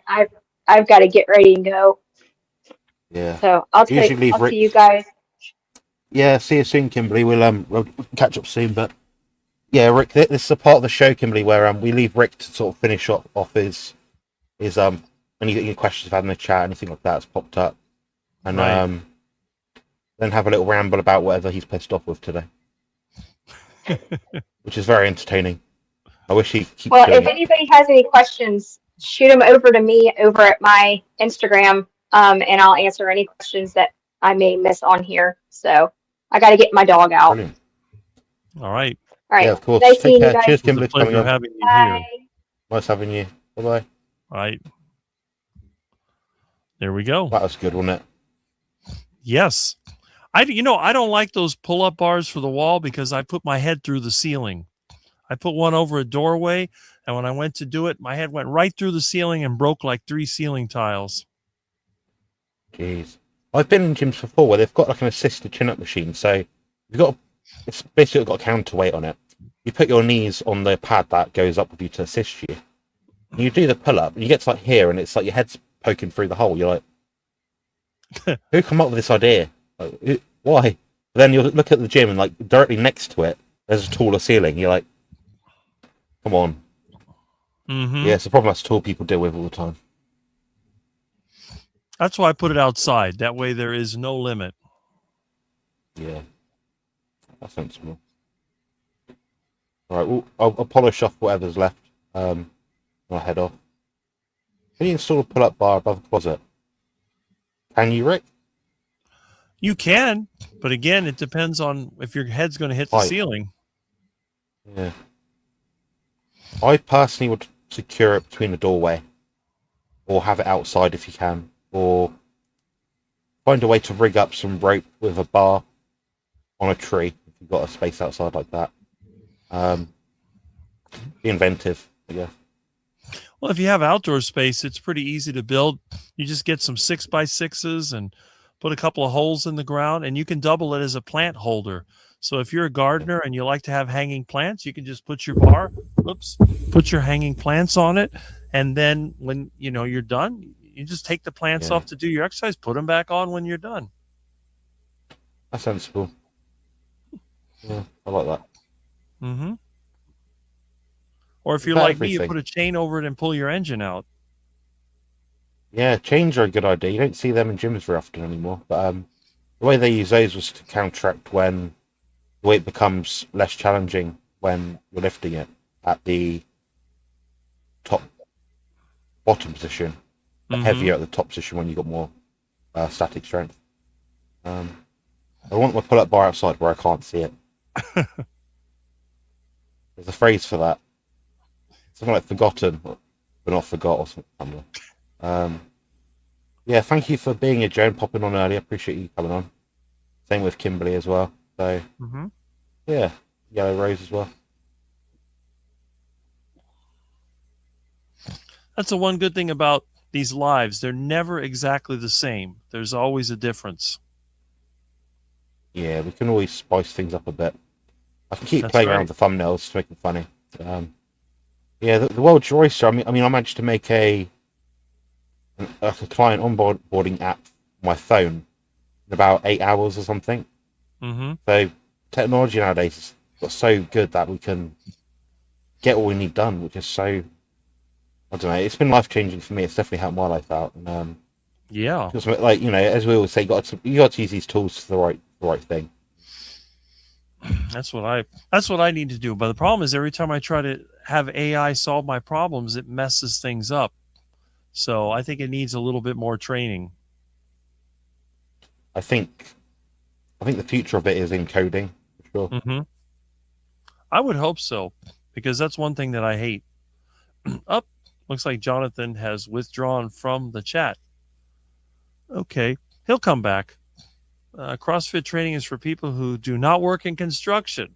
I tell myself, yeah, I see those guys lifting tires, and I was out there trying to put a tire on my Bobcat, struggling trying to get that thing off the rim, and I watched those guys. I was laughing. I thought, okay, I don't look like that though. They all have that aesthetic, muscular look. So I guess they're out there trying to find a girlfriend, or in some cases, I guess a boyfriend. But that's okay. Hey, whatever you like. You want a girlfriend? That's great. You want a boyfriend? That's great. I'm not going to complain. You can do whatever you want as long as you're not hurting anybody that doesn't want to get hurt. You're welcome. I wish I could hear you both, but it's because I joined from my phone, not my webcam. Yeah, that's probably true. Have you watched Physical Asia? Okay, so that's an interesting comment. Physical 100. Oh boy, my internet cut out. I'll leave the hard work to you, Rick. Well, thank you, no problem. But Jonathan was here. You did very well. I could hear you quite well. I know with your phone sometimes it is a little bit hard to understand, but on the PC, I guess it works a lot better. So anyway, so what else have we had? Well, we've had a lot of interesting things. We had Jonathan and I talking and answering questions. We had our guest. And again, if you're not sure who she is, just go back into the replay and you will see that she is on Instagram and has a really good story and is in her 40s, doing really well, has a chronic condition, and has benefited greatly from Jonathan and his expertise. The thing about Jonathan is not just a pretty face and a great body. It's also plenty of good information and results. So when you want results, you go to somebody like Jonathan. If you want to have a feel-good experience, I guess, and not really do anything, you could sign up for any of the $30 a month carnivore communities.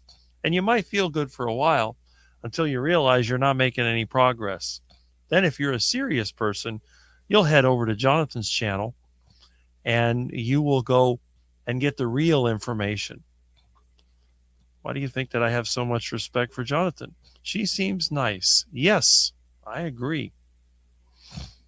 I have not 70s network TV station when contest football. Okay. That was, I think, called Something of the Stars or something like that. I forget. It was Battle of the Stars or Battle of the Network Stars. I don't remember. I remember that.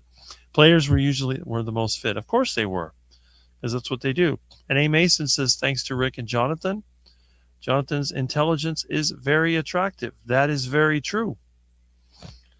Legendary truth, Rick. Yes. And the thing is, I think this community, this group of people tends to attract the higher IQ, the people that have the more open thought. And again, our last guest, she said that she was sort of conservative thinking. I tend to think of myself as being libertarian, but I don't really identify, I guess, with the thinking. I just, for some reason, I just like to be independent when it comes to thinking. Those baseball players work every muscle. Well, there you go. Joe, you both make a cute couple. So Thomas approves of that relationship, and that's very good. Thank you, Thomas. Two of us walking with our canes is too cute. Yes. The only problem is, when you look at Jonathan, I mean, you say, man, it's a good thing that he has a cane because I don't want him running after me. Now, somebody like me, it would be kind of hard to catch because, as Jonathan said, I tend to move very, very quickly. I have an extremely fast reaction time, which is probably why I've never been hit by a car on a bicycle. And even though I have had a few slip and falls, I've never really hurt myself. The last time I hurt myself, as you can see right here, was from a doorknob. There was a doorknob that pinched my hand.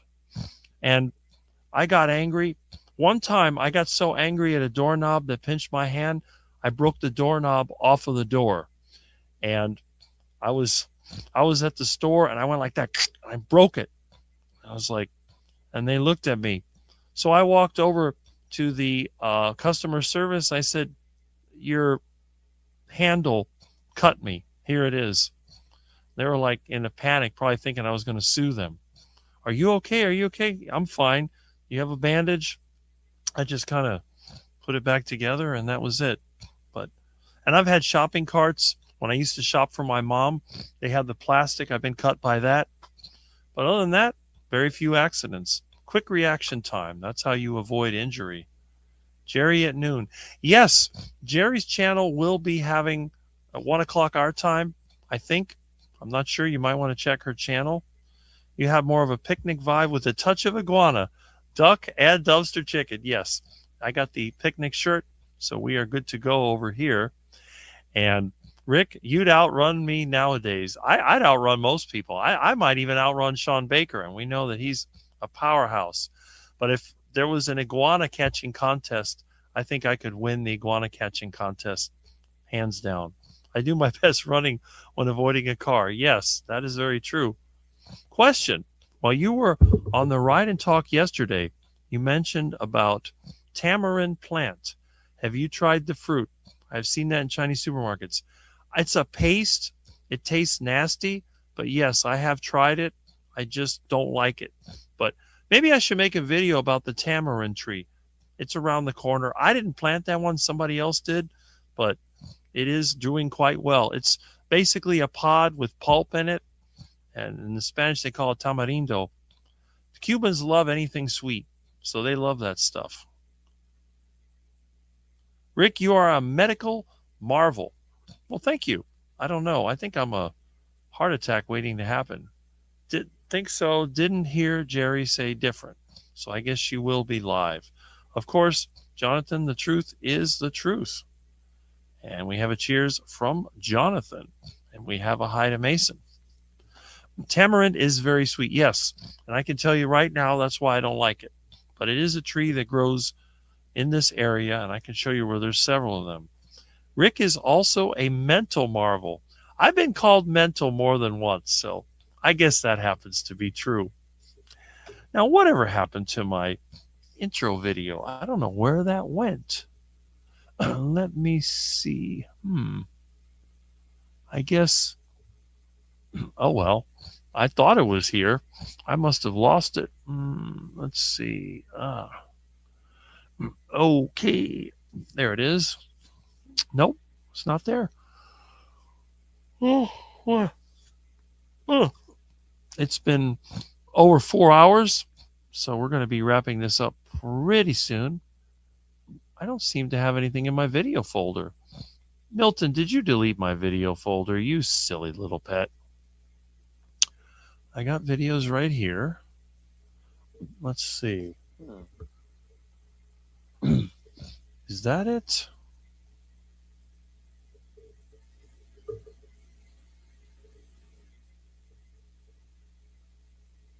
Oh no. That was some weird commercial that I had gotten. Okay, I don't want that one. Maybe it's that one. No, it's not that one. Huh. Okay. I guess I don't have it. That is really weird. Huh.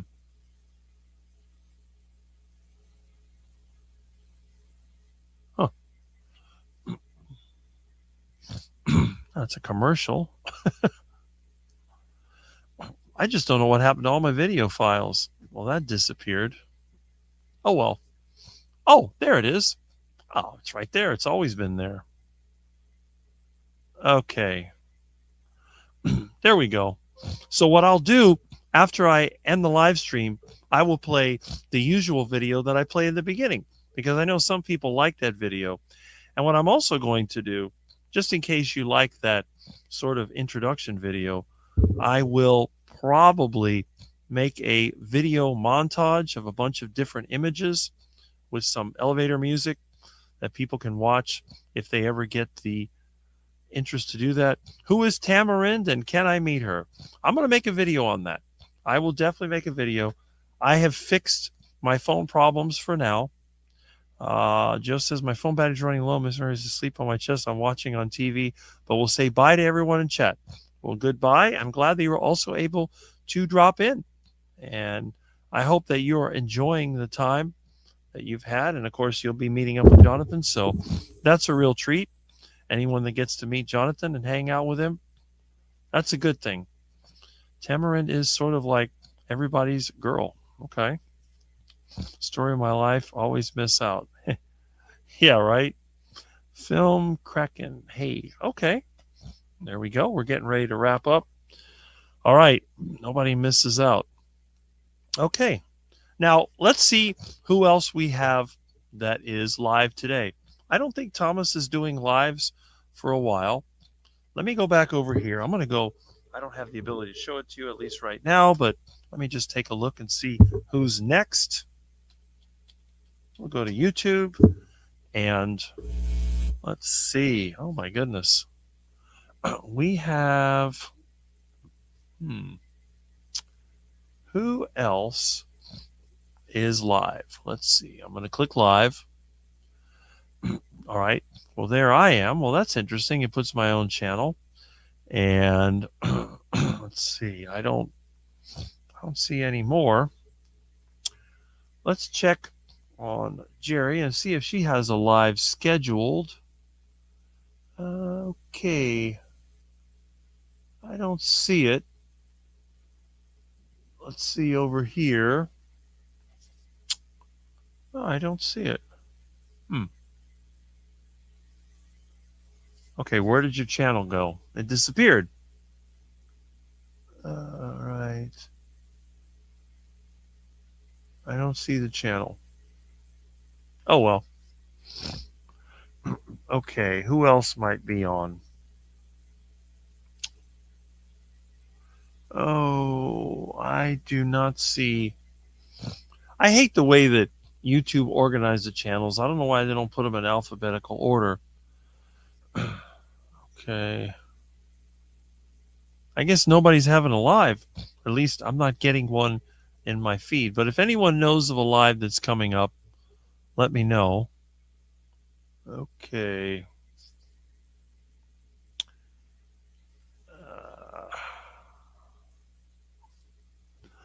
Let's see. Bye, Rick. Really enjoyed the show. Kimberly's story got better and better as she talked. Jonathan and her make a great team. Yes. And if you want to, she doesn't do YouTube videos, but check out Kimberly's Instagram. Okay, I am, Rick, at 4 p.m. today with Aaron. Good. So at 4, Thomas will be having a live. So he's back to the lives. That's great. And he is back. I told you it'd take about a week. He'd come back. It's good. Rick just canceled you. Rick did not cancel. I thought Jerry had to work today. Okay. Well, maybe she is working today because I didn't see a live listed on her channel. So Barbara's probably right.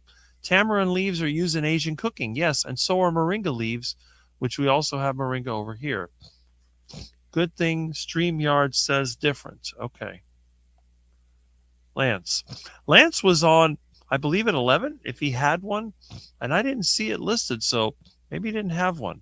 I think Lance is alive right now. I hope he's alive. I hope he hasn't had a heart attack. YouTube doesn't put a subscription. Yeah, exactly. I don't know how to find people. I don't even know what metric they use to do that. And Phil Kraken says, Thomas, I'll be there. So that is great. Thomas, Aaron will be a good one.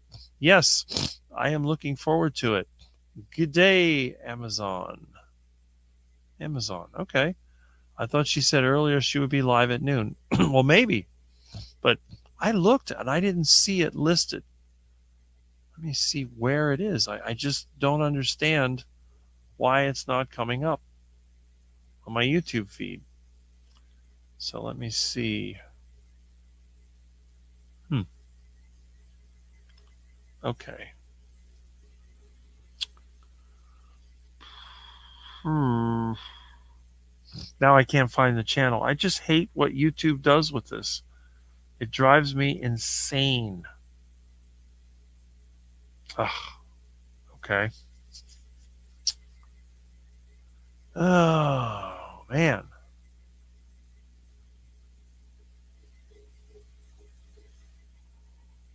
Oh, my goodness. Let's see. Let me try again. Yeah, Lance was on, but I think he's off. Streamed 25 minutes ago. Okay. Okay, yeah. So that's over. All right. So let me go back to the current chat and let's see if we have any more questions or comments. And we didn't have the open, but we'll do it again. Hi, everybody, again, back from the farmer's market. Well, there we are. It smells, but I am now relaxed. You missed my needing 6 more subscribers to do lives. Oh, by the way, if you're not familiar with Kurt and his Meathead channel, why don't you subscribe to his channel? I could actually put the link to it, but Meathead for Life, we all know who Kurt is, don't we? If you're not subscribed to his channel, go ahead and do so, and then he can do live streams as well, which should be very entertaining. Amazon, okay. Could be wrong. Earlier this week, Saturday she had to work. I might have misunderstood or I got canceled. All right. Well, we're going to get off before then so you can look for Jerry's live stream. I posted the link in my YouTube post, and it's already scheduled on stream. Okay. You're starting in 22 minutes. Okay. There we go. All right. Good morning to you. And so Jerry will be doing it. Put a HTTPS in front of it. There you go. Yeah, because it won't do the links. Yes, put it in, Rick. Okay. Let me double check and I will. Let me try again. Why did the channel disappear? This is kind of weird.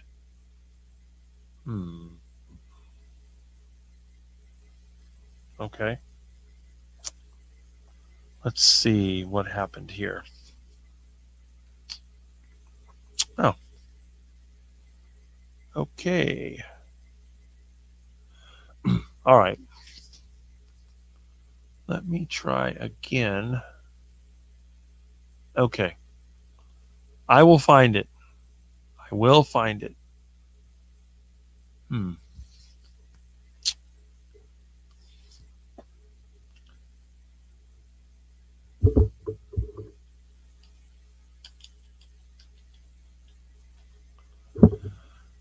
There we go. All right.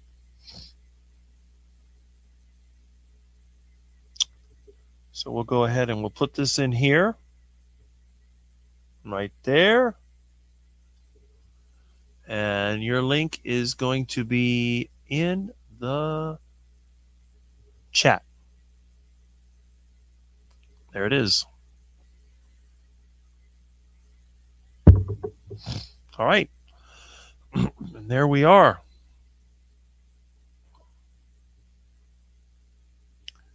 Okay. Let's see here. Good day to Jerry. And you are. Have a lovely weekend. Bye for now. There we go. Meathead for Life. Hi. There is the link to her channel. And Target Prime Rib Thomas says he's subscribed to Kurt's channel. And there we go. Thank you, Brother from Another Mother. There we are. And again, if you don't know what his channel is, let me put that in there as well, just to make sure in case you've forgotten.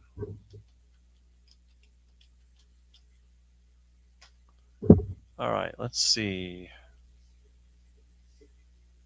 All right.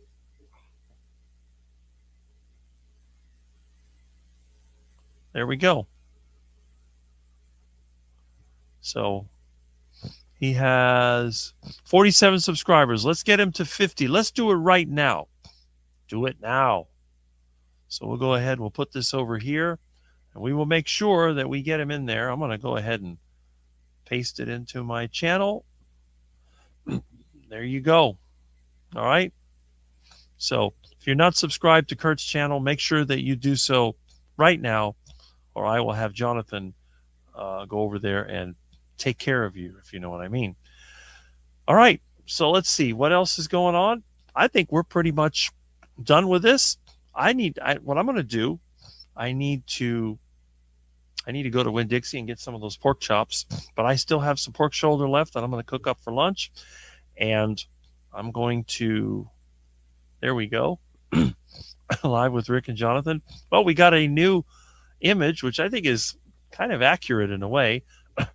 We just have to replace the Mustang with the Dodge symbol. I can definitely make this work. I have a feeling things are going to go really well. Well, that's a really good image, I have to admit. Jonathan's got a real talent when it comes to using the PC. I'll tell you, I wish I had half of that talent. But then again, I don't have to, because Jonathan's my good friend. And he does all this without even asking, which is really amazing. I like it. I don't like to ask people to do anything. When people do things without asking, they send me stuff, they do things for me. That's like it makes you feel really good. Let's put it that way. It makes me feel like I actually have a reason to be here. And that's the reason why every Saturday morning I'm here, because I get to meet some of the greatest people. I have really good experiences. And by the way, you know who started this trend? Obviously was Jonathan, because before Jonathan, I had never been on a live. And the person that started the trend of sending me good things is Kurt, Meathead. He was the very first one. I'm going to send you some meat. That's what he did last year. So he started the trend when it came to sending me stuff like meat. So we got two great people in the carnivore community, and we do not want to neglect them. If we can do something that helps them out, we need to do that. All right, so let me go back here. And what I'm going to do, I'm going to go ahead and get these comments. And I'm going to show you, okay, take care, everyone. Eat meat and be happy. I agree with that. And I wish Kim had a YouTube. Well, maybe she will. There's Kurt's channel. We have a hello to Ivy. Live, love, heal, and for goodness sake, for all that is ducky, eat the meat. Well, thank you, Thomas. I appreciate that. That's a good saying to have. And I'm glad that all of us are on the same page around here. We don't have any conflict in this group. And Jerry says, thank you to Rick. Well, thank you. Thank you for also sending me good things. Jerry's another person that sends me good things. And it was actually on her live is the first time I won anything online. So we appreciate that. We appreciate people that come in here and they make our lives more interesting. Don't threaten us a good time with Jonathan coming over to pump you up. Who can forget that? Great show with Rick, Jonathan, and Kimberly. Yes. The best shows, and we have more people. 48 need 2 more.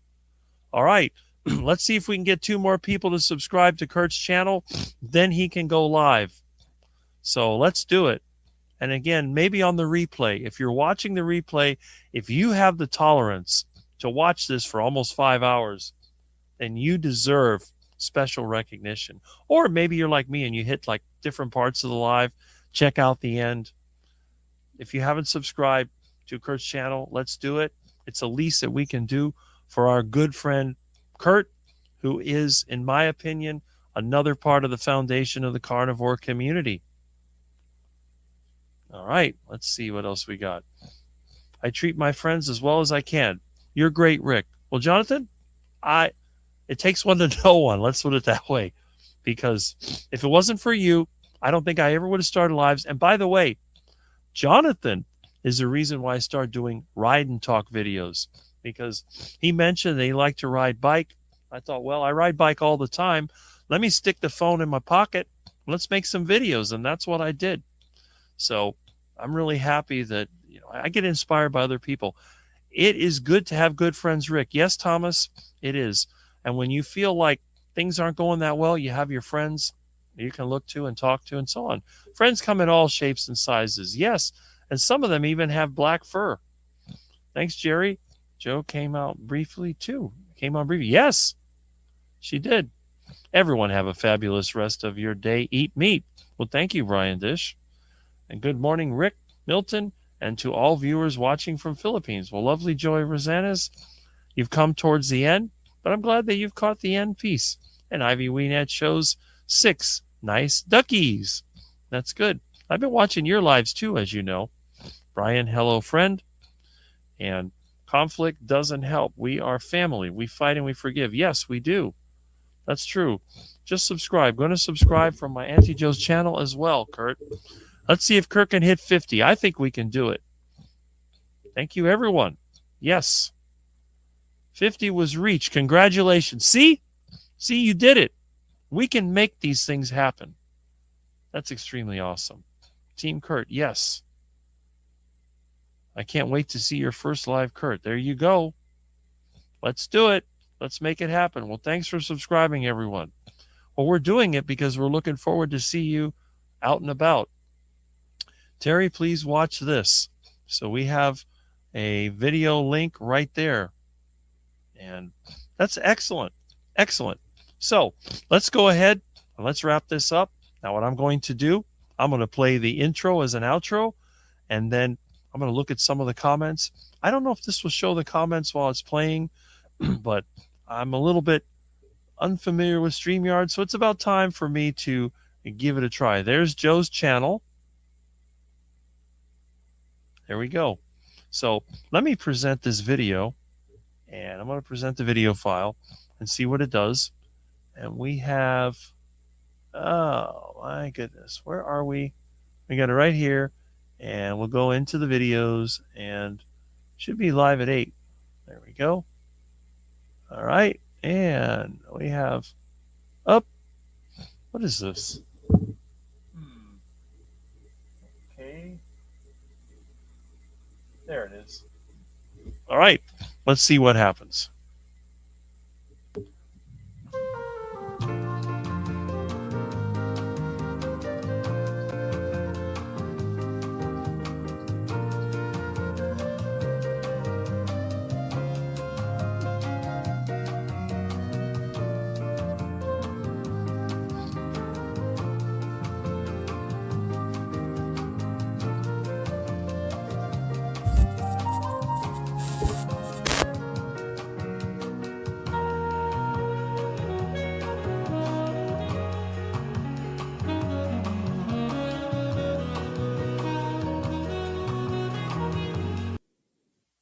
Hold on a second.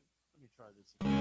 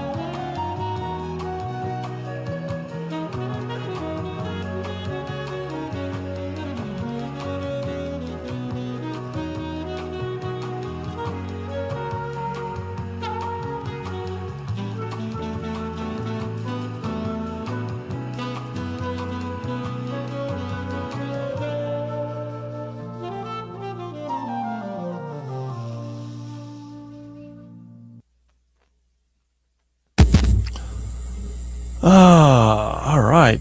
Well, see, that's what usually comes in at the beginning, and now it's coming at the end. So anyway, thank you very much. If it feels so right, how can it be wrong? There we go. All right. Now, I don't know if, let's see. Okay. I can exit myself, but I don't know if it will stop the stream, but I'm sure Jonathan will figure it out. If the stream doesn't stop, I'll just stop it on YouTube. That's all. But we've had almost 5 hours. We've had some really good people. I hope you can hear me. The bad thing about this, I don't have the little dial thing, you know, I do have my VU meter, but I have no way of knowing if it's going through because obviously I'm not running OBS. But anyway, there we go. LOL. And Juliet says, I've been listening from the start with some gaps when busy. I always listen to replay Saturday nights because your voice is so soothing. Well, thank you. And again, another awesome supporter of this channel.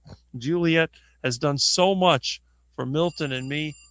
And there goes my phone again. All right. Oh, looks like Jonathan has popped in. Okay. So let me see. Who's calling me? Yeah, I'm going to call him back. That's my friend in Georgia. Rick reminds me of the actor who plays Ray's bro on Everyone Loves Raymond. And I've heard that too. Everyone got what they wanted. There you go. All right. So let's wrap this up. Good day, Juliet. I'm going to call my friend back and see what's going on over there in hay season in Georgia. It's been so much fun, Rick. Everyone seems to have fun watching you all today. Well, Auntie Joe's bedtime stories, I enjoy it. I enjoy being here. I enjoy all of you. I've had the pleasure of meeting a few of you in person. The rest of you, it'll probably be in the future. But again, there's no place I'd rather be than at Live at 8 with Rick on Saturday morning. After this, I'm going to try and get some food in my stomach. I'm going to have that pork shoulder. Then I'm going to hit Winn-Dixie and get some pork chops. And later on, I guess I'll be having the big, wait a minute. Actually, you know what? I should have the heart attack chicken now. I'm going to have the heart attack chicken. I got some chicken leg quarters. It's the friend of mine gave me. They're one step above dumpster chicken. If they're good, I'm going to eat them. If not, they're going to go to the ducks.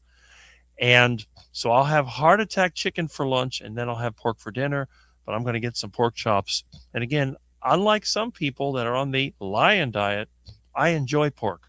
So I'm not going to trash something, and I'll probably be eating sauerkraut with it because I've been eating so much pork. I've had zero beef. I need to start adding sauerkraut.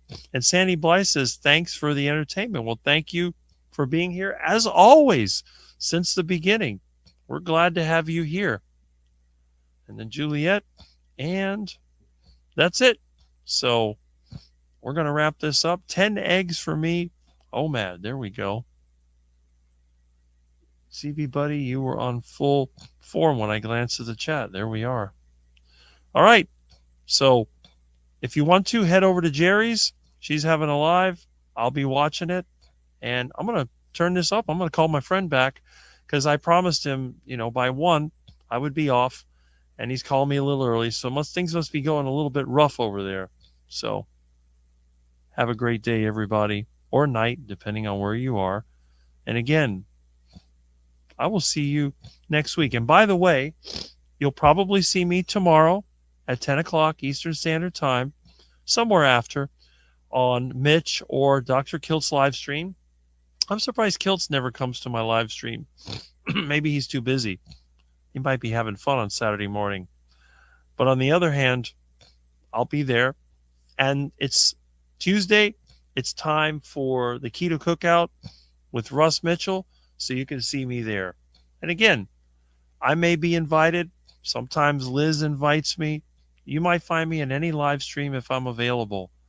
But at the worst case scenario, 8 o'clock in a week, Live at 8 with Rick, unless the internet's out or the world's ended, in which case it doesn't matter.